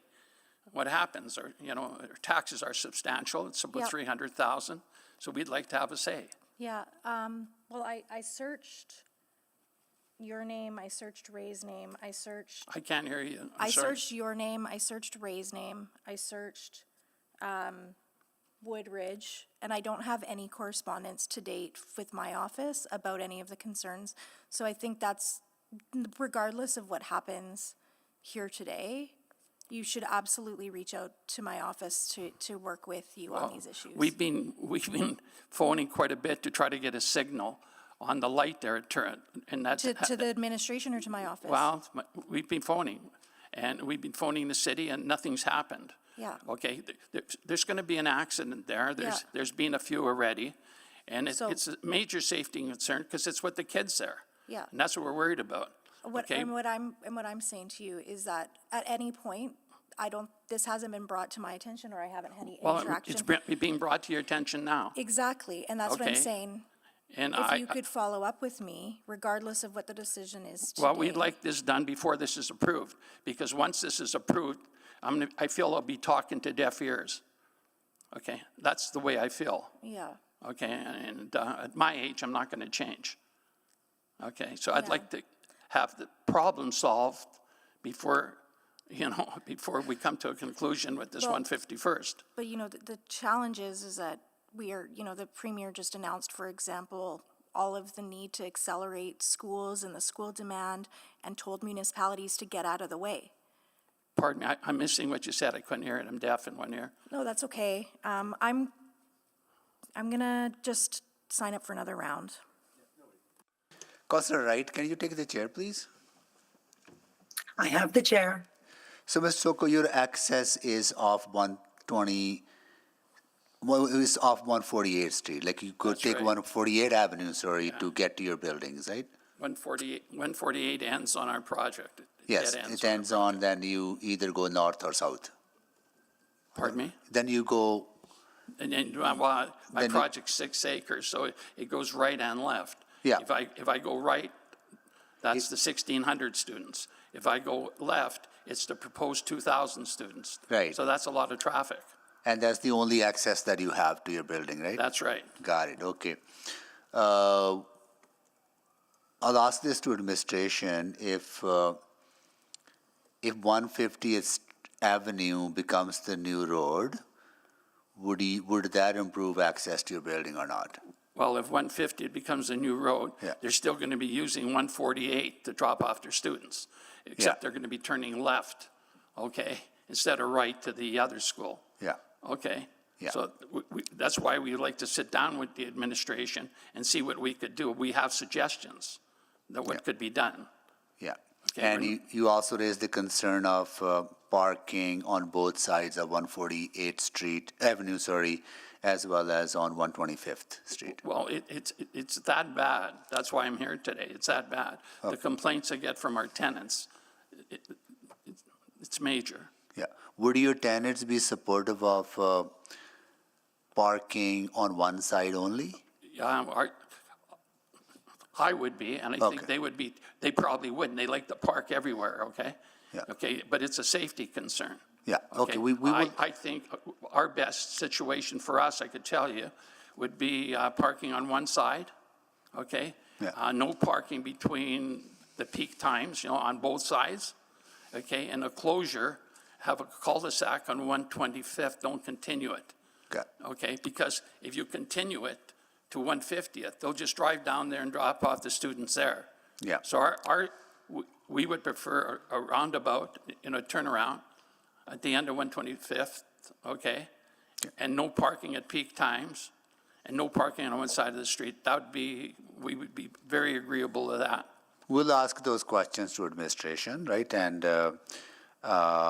just to follow up on Councillor Rutherford's last question, recently provincial government announced their desire to build large number of schools. Yes. And one of the things they're requesting from us, from the city, is to ensure that sites are ready to go as quickly as possible, right? So we want to make sure that we are able to get as many schools built in our city as possible. We agree with you, and I'm not opposing the zoning for the school. Got it. My opposition is a safety feature, safety. No, I appreciate that. And it's not safety there, it's not safe there right now. Yeah, I know, I appreciate that. I think we need to work on those issues, but my concern would be that if we, as you're requesting it to be sent back, that would be a delay of number of months, because it has to be sent back, then it has to be rescheduled, right? So, and that we may lose the opportunity for funding from the province. So that's why I'm asking this question. Delay would probably jeopardize that funding. I'm not one for delay. Yeah, okay. We build a lot of units. I've built in that area I've been involved in over 1,000 units in Barano. Yeah, Okay. but what I'm trying to understand is that if we delay closing the road, right? Yes. That impacts the rezoning application on 3.3 because it has to be a consolidated parcel. I understand that. Right, so that's what we're concerned. Thank you so much. I understand that. Okay, I will take the chair back. Okay, Chair returned. thank you. Any other questions? After that? Okay. Thank you so much for joining us. We're going to go back to Thank you very much. Administration for questions. Councillor Rutherford, go ahead, please. Thank you. Yeah. You can stay there if you want to. Okay. Yeah. Yeah, thank you. I had some similar concerns as I was reading the report, especially in terms of, even the administration highlights that, for example, there's no pedestrian crossing all the way from 145th to 153rd, and now we're gonna have two schools in this area, and there doesn't seem to be any recommendation to add that. So I guess, knowing that we already have a good base for the traffic volumes that are created with the current school,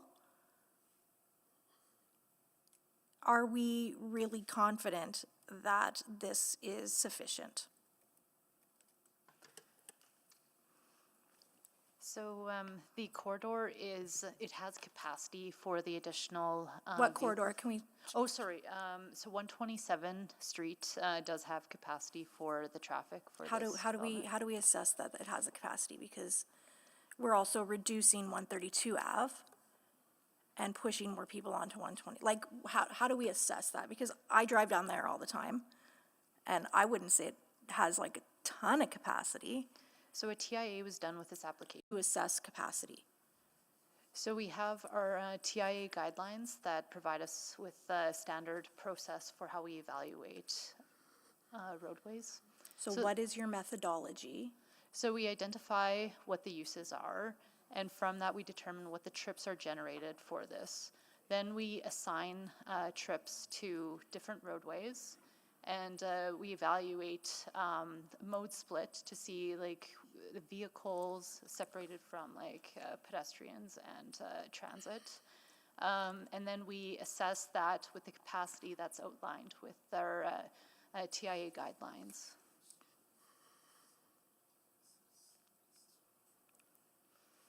What about for one? Sorry, Councillor, if I may add, there's a robust modeling process that goes into the generation of the traffic volumes. And certain times of the day when it is peak traffic, there will be intersections which will have delay, but that is not a sufficient reason that every single intersection needs to be upgraded to the highest level possible. So what are were there any traffic impact assessments done on 148th Avenue?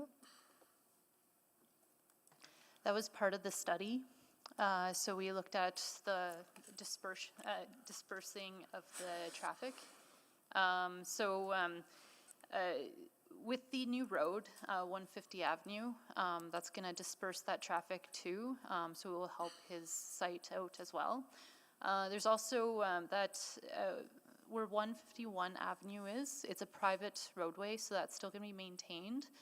So it will connect to 150 Avenue as well. Are you aware of the request? Because just going to this public speaker, they mentioned not wanting to see a left-hand turn, and I've been putting that request into administration.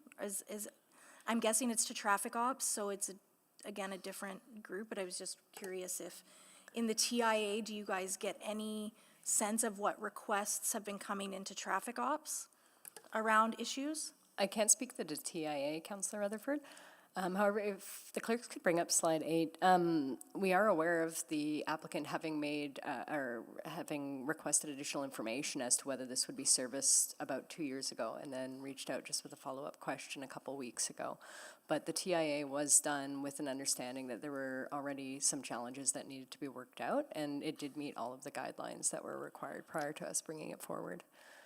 So this just gives you a bit of an idea as to what the requests are being made in terms of making it safer. And why don't we think a pedestrian crossing is needed at anywhere with these two schools on 127th? I can pass that back to Marie Rudiak.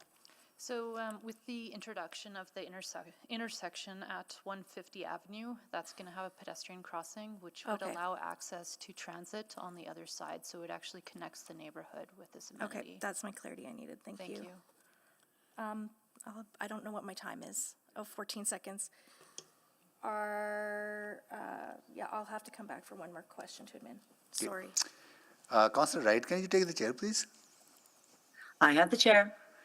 So these might be duplicate questions as well, right? So managing traffic, you said there'll be pedestrian crossing on 150 Avenue that will help cross 127th Street, right? That's correct. Is there signalized? That's correct. Okay, got it, okay.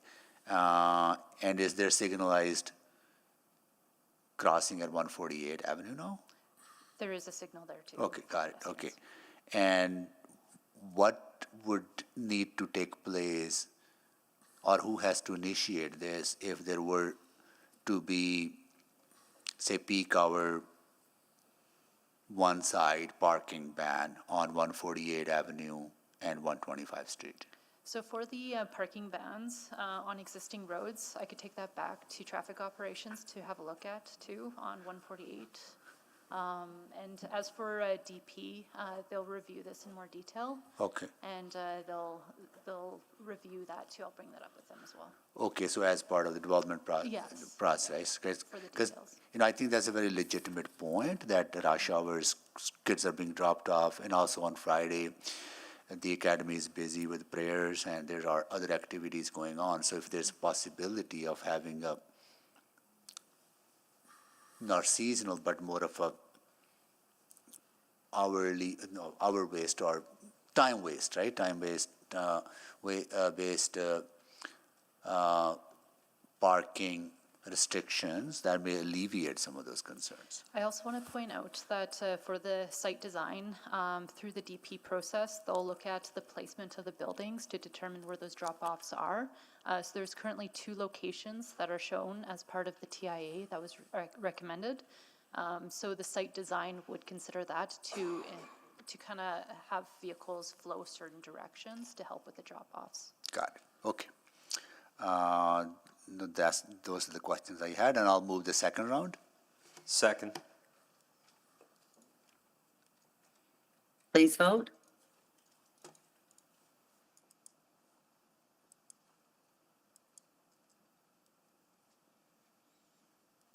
Councillor Jans?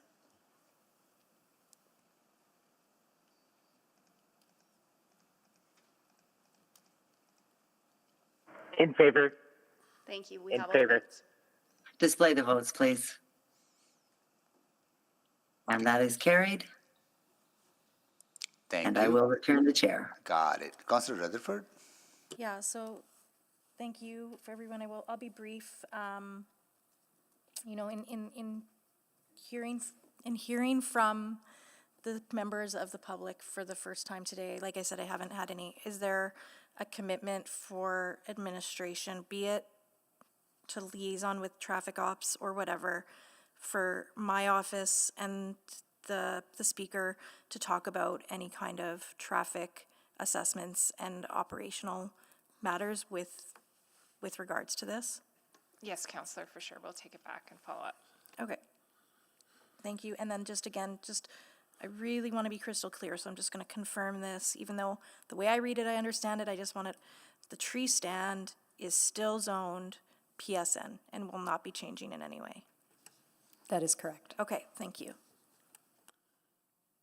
Thank you. So that concludes the questions to administration. At this time, I will ask if council members have any questions to administration, to the proponent or member of the public on any new information arising out of the previous conversation. With that, I'll go to Councillor Rutherford.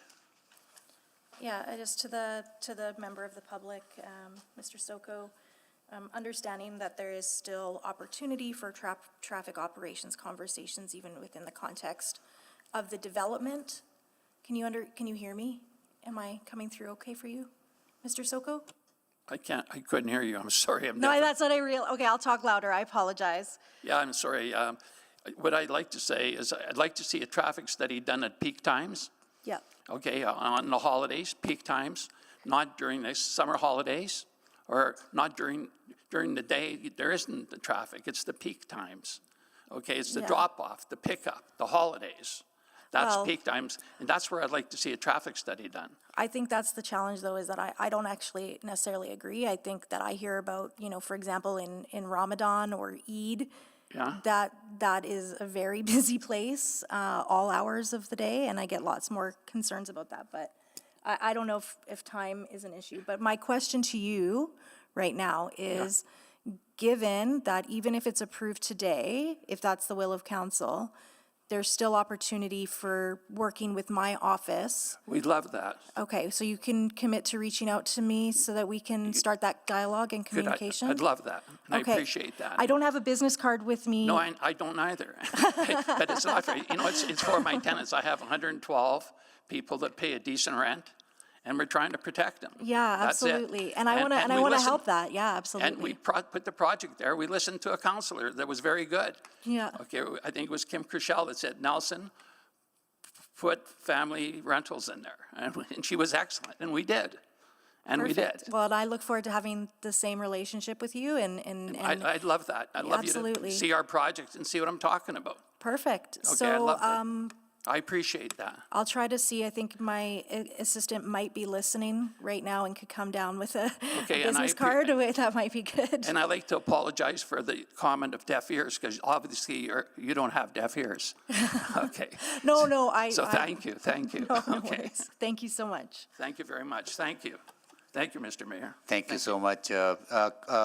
Thank you so much for joining us. I really appreciate that.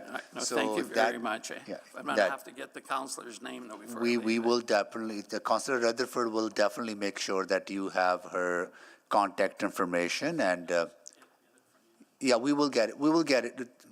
We'll make sure that you get it before you leave, right? So yeah, okay, all right. So that concludes the questions on new information. We're ready to close the public hearing on this bylaw. I will move closure of the public hearing. I'll second that. Okay. Please vote.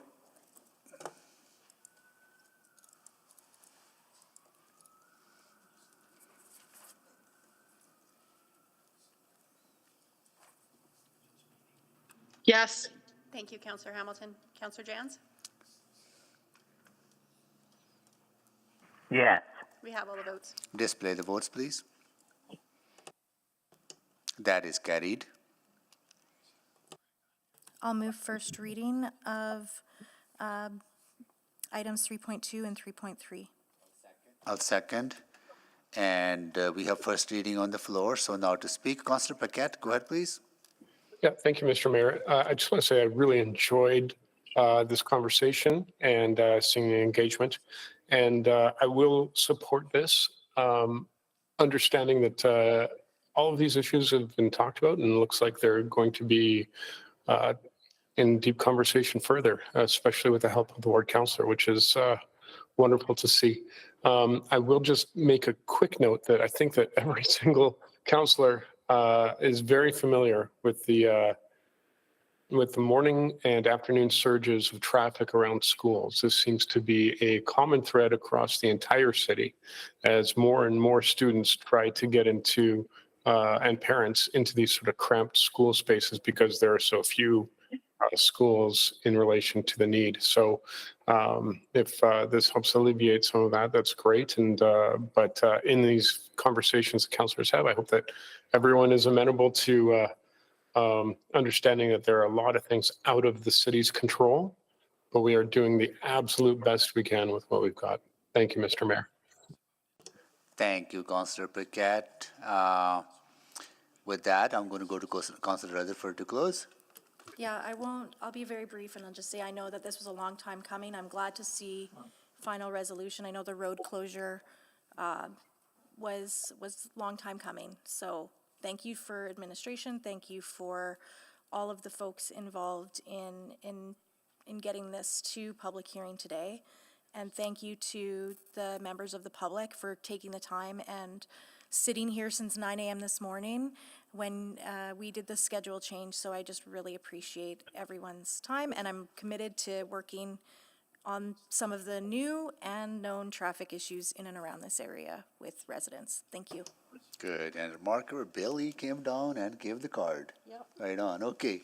All right, let's vote, please. Huh?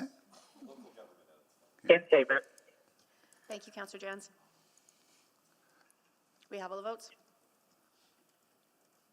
Display the votes, please. That is carried. I'll move second reading. I'll second it. please vote. In favor. Thank you, Councillor Jans.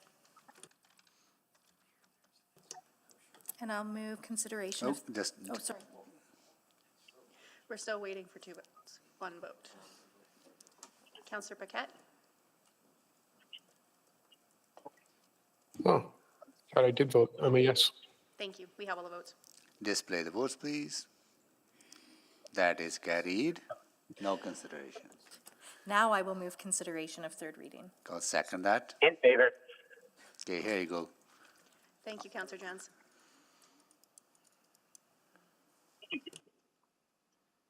We have all the votes. Display the votes, please. That is carried. I will move third and final reading of bylaw 20946 and bylaw 20947. I'll second that, so please vote.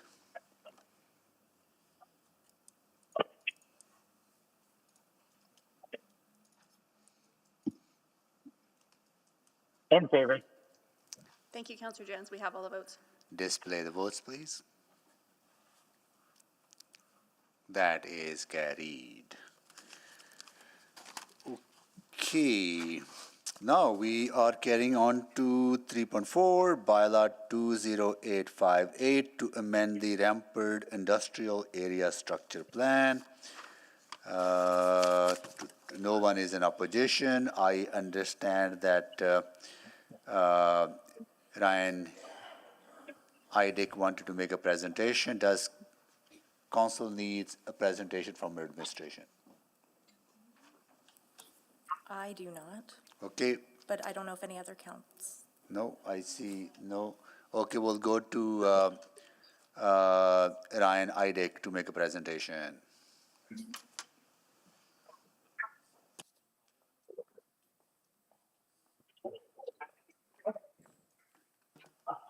Councillor Jans, your microphone is on. Thank you, members of council and mayor. I'm going to be very quick. So I know you didn't ask for a presentation from administration, but is there any way we could pull up the slides that administration had proposed?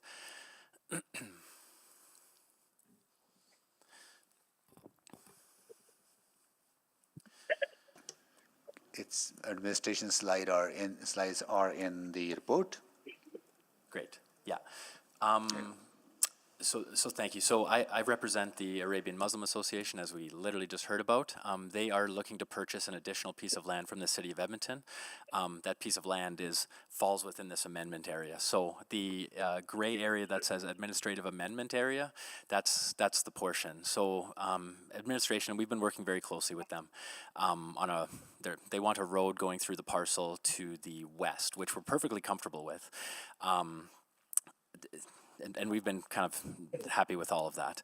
But now to see it come in a statutory document, we just want to make sure publicly that this roadway alignment is somewhat flexible, that in the future, as long as we're happy with the connection points to 142nd Street and to the west, internally, we just hope that this is not going to be a set in stone alignment. We've received that confirmation, at least verbally, through our circulation, but I do want to state it publicly and have that question asked right here, just for the record, that's all. Thank you. Thank you. Councillor Rutherford, any questions? No? Thank you. We're done? Okay. No one is in opposition. And any questions to administration?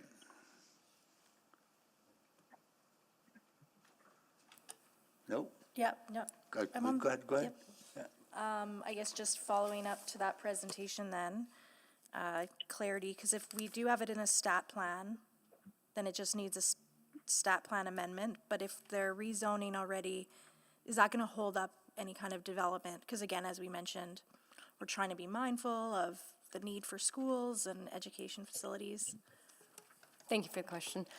The road alignments that are within the statutory plans, such as an area structure plan or ASP, are conceptual in nature. So any minor deviations from that would be fairly typical and would not require an amendment. If there's a significant shift, then that would need to be considered and may require additional studies, such as a traffic impact analysis, to be completed at that time. So it would depend on the level of change that's required. And again, that's part of why we have worked closely with both the internal applicant for this file, as well as making sure we're working with other applicants that are bringing forward subsequent rezonings. Okay, who determines what's minor versus major in that space? Yeah, we would certainly work with transportation on that because it's really their realm in terms of what the impacts are likely to be. And again, we've been working very closely with not only the internal applicant, but the applicants coming forward in the future, and seem to find that this will be in general alignment with what is needed in the area. Oh, okay. And then just a question. It was kind of fuzzy. I'm moving off that topic now. It was kind of fuzzy to me where, for the fire hall, what is being amended in that space, in the land that's designated for the fire hall? The location's being moved, but it's because the fire department already actually owns that other parcel, so it's just being corrected to reflect the current on-the-ground situation. And is that the one that was referenced as the Cumberland Fire Hall? Do we know? I'm sorry, I don't have that information in front of me, Councillor. Okay, just double checking.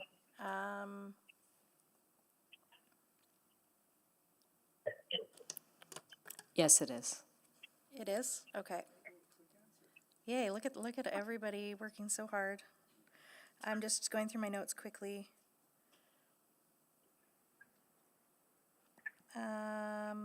Nope, did I read it right? That we are adding 14 hectares of natural area into this amendment plan? Again, this amendment reflects agreements that are already in Yes. place, and so, yes, on paper, it is a very happy story, the celebration that's already happened with adding it previously. But it codifies it a little bit more, and I It think does. for the community, this is a very well-loved green spaces. Correct. Yeah. Okay, great, thank you. Great. The kids from Pattern School will be very happy. Everyone will be. I know. Yeah. But they were talking about naturalization. Okay. All right, that's it. Any questions? Any new questions on council members? Any questions to administration, members of the public, or the proponent on any new information arising out of this conversation? Any new information? No? Closing the hearing, please. Councilor Rutherford. Yeah, I'll move closure of the public hearing on item 3.4. Okay. Second. Okay, please vote. Councilor Salvador? Okay, please. In favor. Thank you, Councillor Jans.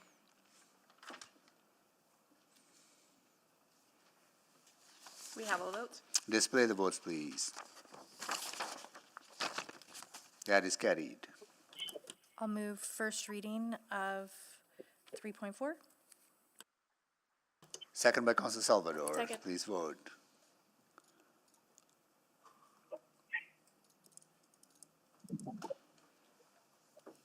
In favor. Thank you, Councillor Jans. We have all the votes. Display the votes, please. That is carried. I will move second reading of item 3.4. Second. Please vote. In favor. Thank you, Councillor Jans. Councillor Paquette, we have all the votes. Display the votes, please. That is carried. And I will move consideration of third reading on item 3.4. Second. Please vote. In favor. Thank you, Councillor Jans.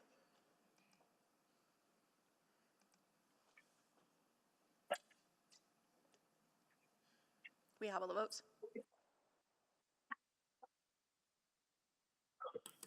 I will move third and final reading of item bylaw 20858. Second.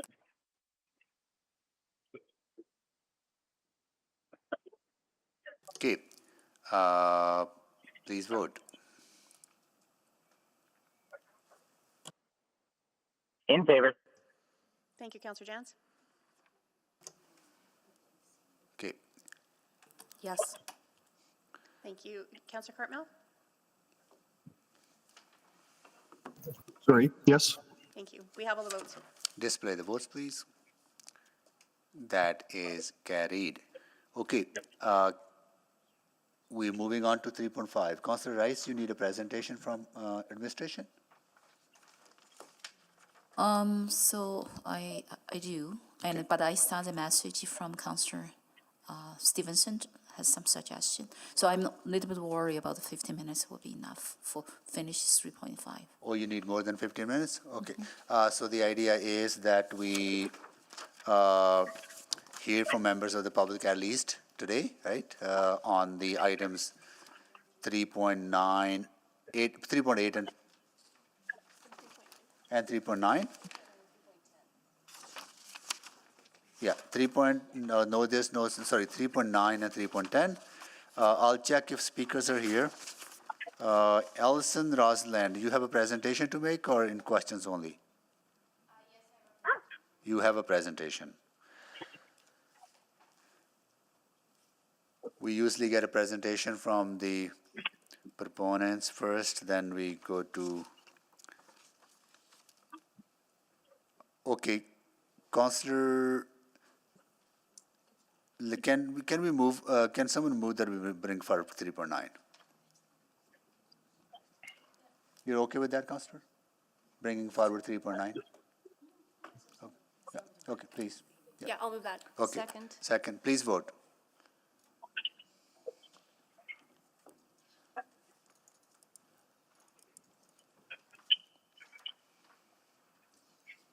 In favor. Thank you, Councillor Jans. We have all the votes. Display the votes, please. That is carried. I'm going to go to administration for a quick presentation on this.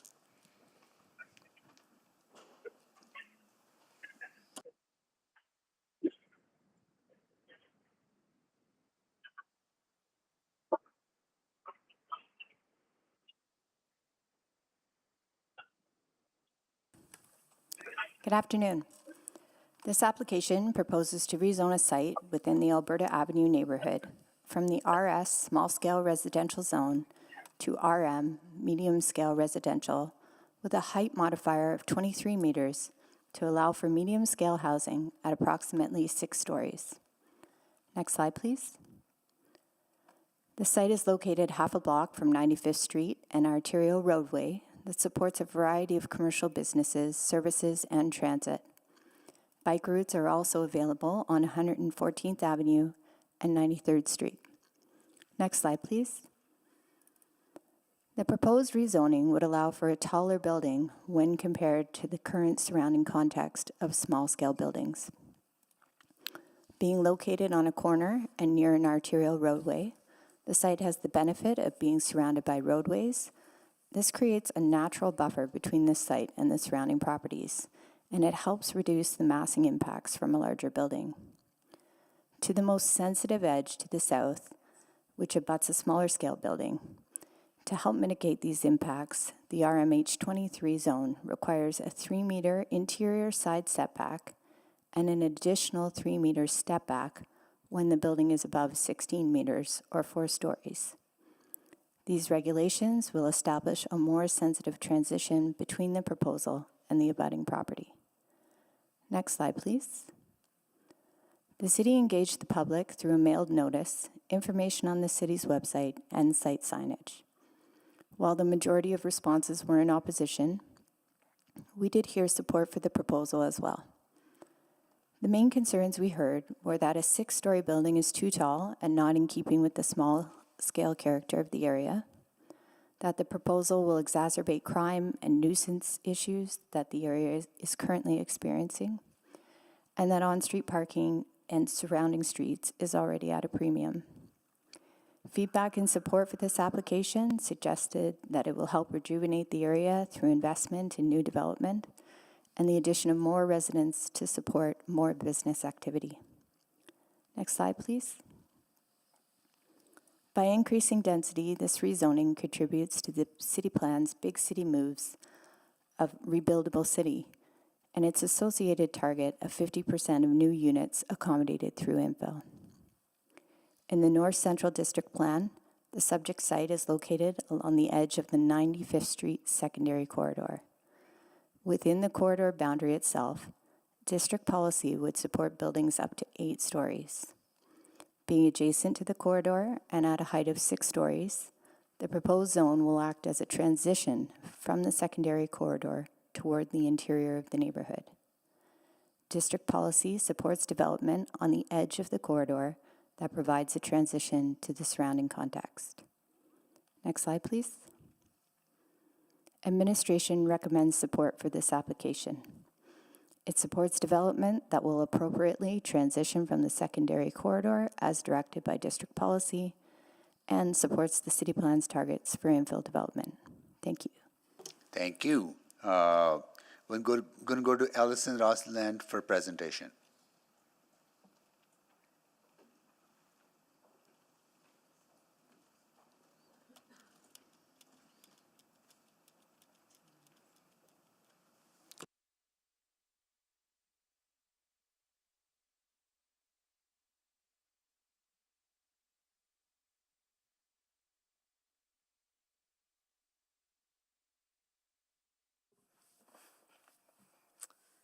All right. Hello again, Mr. Mayor and members of council. I'm speaking now about our client Reynold Diaz's application to rezone his property from the RS zone to the RMH23 zone. Next slide, please. This application was accepted in April, and we then undertook our usual neighbor relations approach with a project webpage to provide our contact information and answer commonly asked questions. We also provided a link to an online survey for neighbors to provide feedback. Next slide, please. In April, we mailed a postcard to 259 nearby homes to let neighbors know about the project, the webpage, our contact information, and the online survey. We didn't receive any responses to the online survey or any correspondence from neighbors.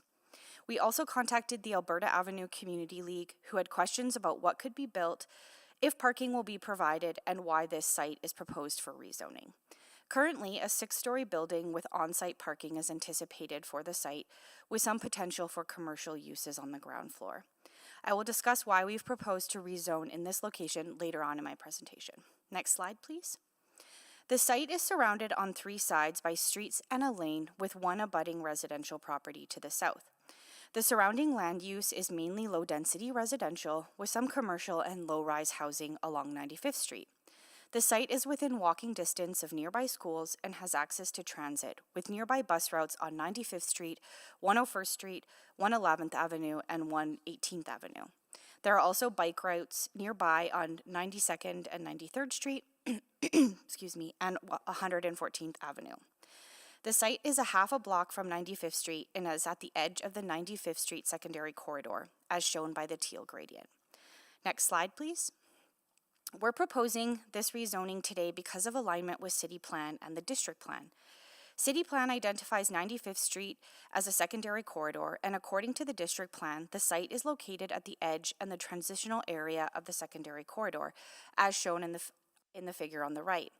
Directly on 95th Street, City Plan and District Plan supports mid-rise development up to 8 stories. We're proposing a smaller mid-rise building a half a block from 95th Street, which will provide a sensitive transition between the higher density development expected directly on 95th Street to the neighborhood interior.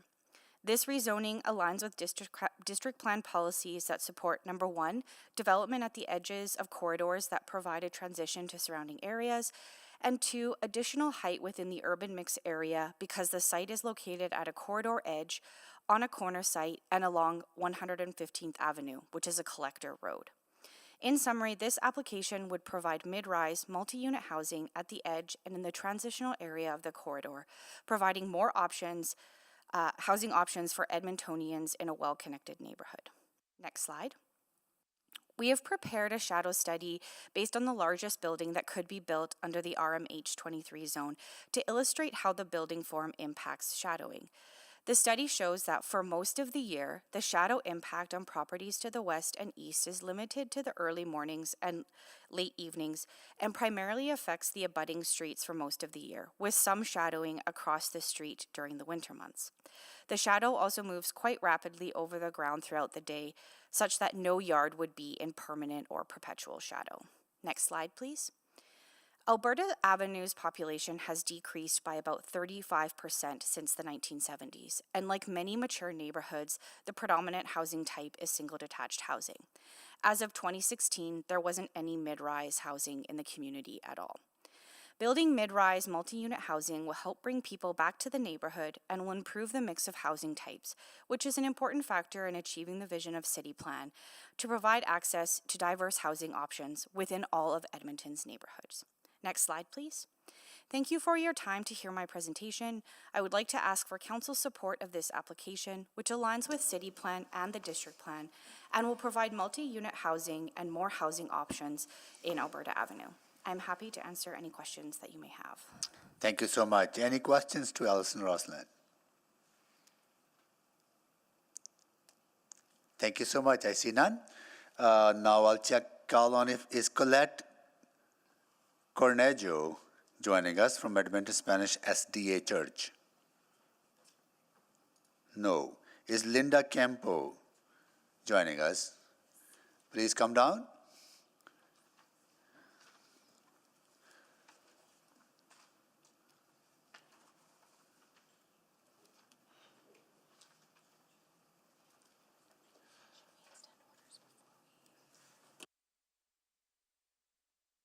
Okay, while they're coming down, can someone move to extend the order for 15 minutes, please? So moved. Need a seconder? Second. Please vote.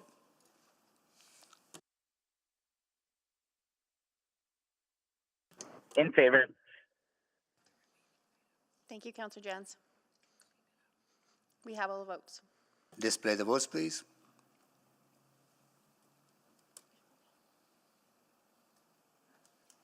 Oh, is Councillor Wright? Okay, I was going to say, I was wondering how you had all the votes because it's still loading. I'm a yes. Thank you. We have all the votes now. Thank you. Please display the votes. That is carried. Thank you so much. About the wait, please go ahead. You have 5 minutes to make your presentation. Can you turn the mic on, please? Here we go.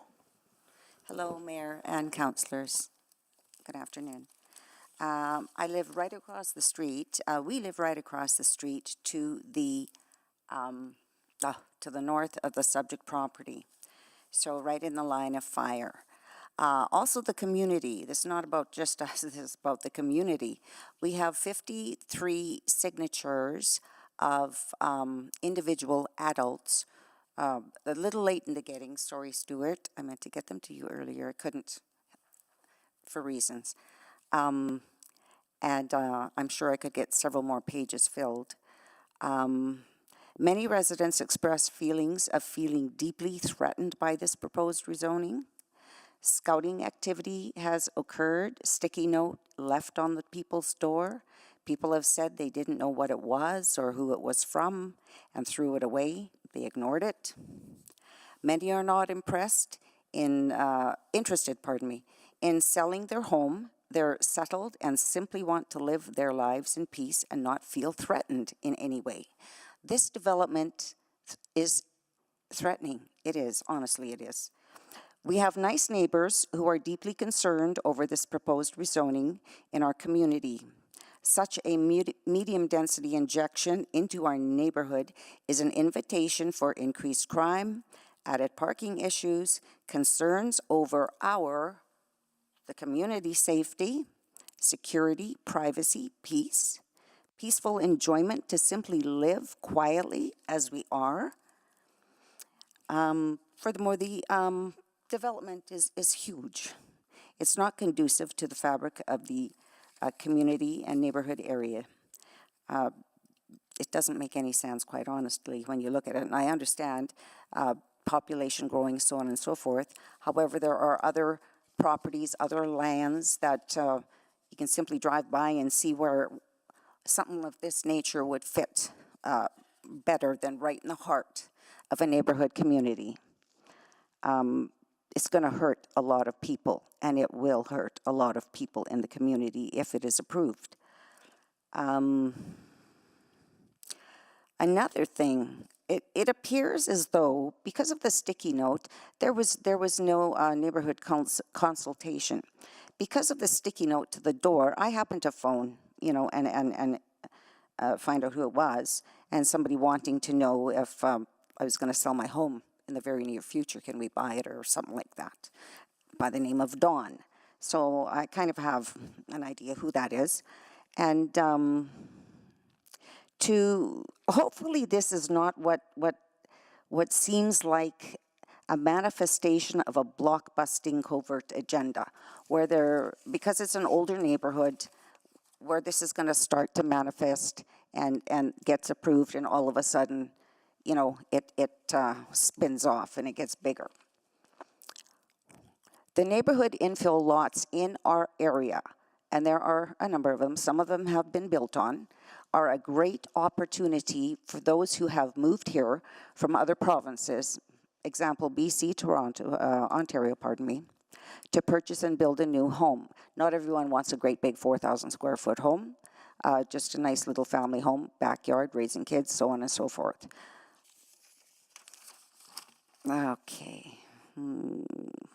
Bear with me. Okay. Up and down the streets, we have noted what is it? The current zoning that you have there, the RS zoning, perfect zoning. To build a duplex, triplex, fourplex, you could put, 8 families in there, you know, up to 2.5, I think it was 2.5, 3 stories high, sufficient. But something, this monstrosity that's being proposed, this new zoning, it's just too big. It's it's not good. I don't see it doing good for the neighborhood, for the community, and in general. It just, to me, I just have a gut feeling it's not a good thing. Okay, so yes. Triplex, 11204, 06, 08, 94 Street, perfect thing to build there. Duplexes, front and back, they appear to be front and back duplexes, 93rd, 115th Ave, 92nd Street. Okay. Lots of good properties under the existing zoning that could be built. Thank you. Oh, I'm out of time here? Yes, thank you so Oh, much. I'm not done, but okay. Thank you so much for joining us, and thank you so much for waiting. Councilor Salvador, go ahead, please. Yeah, thank you so much, and really appreciate you sticking it out all day. I know it's been a really long one, but it's great to hear your perspectives on this. Maybe to start, I just wanted to clear something up. So I was just a little unclear with the sticky notes. Is that that's not directly related to this particular rezoning, correct? I would venture to guess that it may well be. I have a sticky note if you'd like to see it. Sorry, who is it from? Dawn, D-A-W-N. Okay, I'm not sure.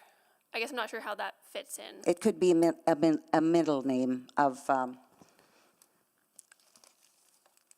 I did some searching, and it could be the middle name of someone involved in. Okay, and it wasn't, maybe just to be clear, like it wasn't, there was no City of Edmonton thing on it, there was no Situate? No, oh, okay. just a sticky note. Okay. Well, I appreciate that. I wanted to dig into some of your concerns just related to, you mentioned the development is sort of threatening the neighborhood. You mentioned potential for increased crime. I just wanted to better understand that piece. Threatening in like blockbusting, the manifestation of a blockbusting is another thing to look at. Okay, something like this goes through, and then all of a sudden the existing prices, housing prices go down, and people don't want to live there, so a lot of them may well end up saying, I can't live in this I'm not having a good day, not feeling well today, in this congested environment, and they just may up and be fed up and leave. It's just, it doesn't resonate well with the neighborhood. Okay, and Try. so, and what I'm trying to understand, because the other thing that was mentioned in the other presentation was just the lack of this type of housing in the community as it currently stands. I think in one of the previous slides it was shown that there's like little to no mid-rise type projects that are 5+ stories. Just want your thoughts on that. You know, I think when we talk about healthy neighborhoods, we talk about having kind of a diversity of options for folks. But it sounds like that might be a concern for you. Repeat that, I'm sorry. So there's not a lot of housing like this in the neighborhood as it currently stands that is mid-rise and 5+ stories. In the previous slide deck, it showed that there was around 0%, so little to no housing that is 5+ stories. What are your thoughts on that? So adding more diversity of housing types, someone who might not be able to afford to build a single family home, or maybe not even a duplex or a triplex, having multifamily options, does that, I guess, is that a concern for you? Or would you be okay with having those types of multifamily options in the neighborhood? I prefer the existing zoning, the RS zoning. I think it would fulfill the need of housing families at a lesser price or lesser cost to them. Something medium density like that is just too much. And what kind of people is it going to bring in? The location we're in, we wouldn't want to see the south of the 11th Avenue moved forward. So yeah, we have to fix some of the problems first, fix some of the drug problems on the street, the homeless people on the street. It's left up to our imaginations to imagine, you know, who's going to be in there. Well, and maybe just to jump in on that note, you know, I think you pointed out we're definitely dealing with a number of social challenges in communities across the city, including Alberta Avenue. Do you see an opportunity here for folks who might not have otherwise been able to live in this neighborhood to be able to do so? I think, you know, what about seniors who might be wanting to downsize and stay in their community, younger families, again, who might not be able to afford a single family home? Well, there are a lot of seniors in the neighborhood with homes. There's no guarantee who would move into a complex like that size. There's no guarantee. And the scary thing is, like I just said, the area and the thought of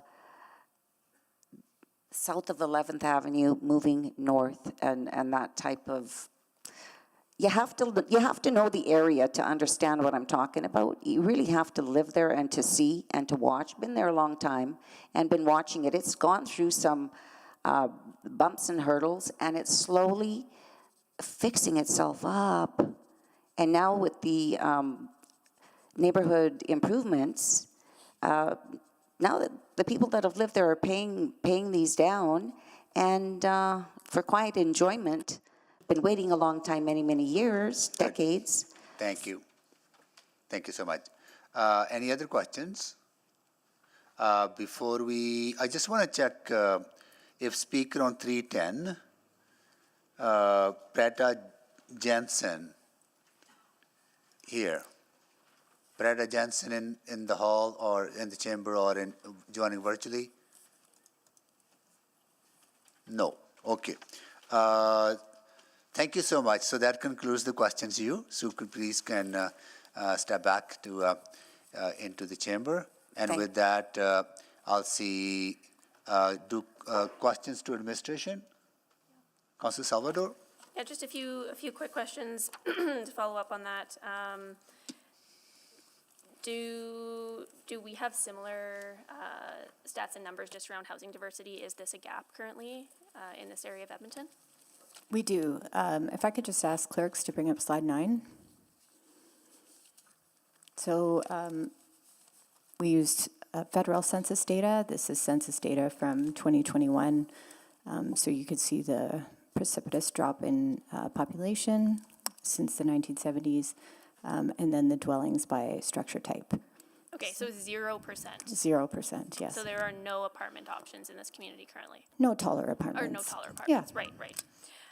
Okay, and then just in terms of location, I think this is a really interesting one, so it's not sort of directly on the secondary corridor, but in terms of that sensitive transition, is 6 stories kind of the maximum that we would expect on this type of site, or would an 8-story also be considered appropriate? On this site, no. So the max, we really have to think about it like a transition zone, right? Yeah. So the 8 stories is along the corridor, then we're going to come down. So 6 stories, I think, is reasonable to suggest there. Okay, great. And then maybe just to legal, it's inappropriate to consider who may or may not live in these types of homes. We're solely considering the land use, correct? Correct, Councillor. We don't look at the users of the end product. It is to the use only. Thank you. Yeah, I think that's helpful that that 0% is really standing out to me right now. Okay, thank you. Thank you, Councillor Salvador. Any other questions to administration? Seeing none, at this time I will ask if council members have any questions to administration, to the proponent or member of the public, any new information arising out of the previous conversation. I am seeing none. We're ready to close the public hearing. I'll move closure of public hearing on bylaw 20939. Okay. Second? Second by Councillor Stevenson, so please vote. I'm a yes. I'm yes as well. Thank you, Mayor Sohi and Councillor Knack. Councillor Wright is a yes. Thank you, Councillor Wright. Yes. Thank you, Councillor Jans. We have all the votes. Display the votes, please. That is carried. I'll move first reading of bylaw 20939. Second? Okay, we have first reading on the floor for the bylaw. Anyone to speak?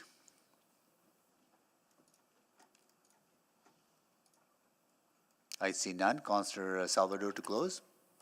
Yeah, thank you so much. So first of all, again, want to appreciate the speakers taking the time to come out today and share their concerns.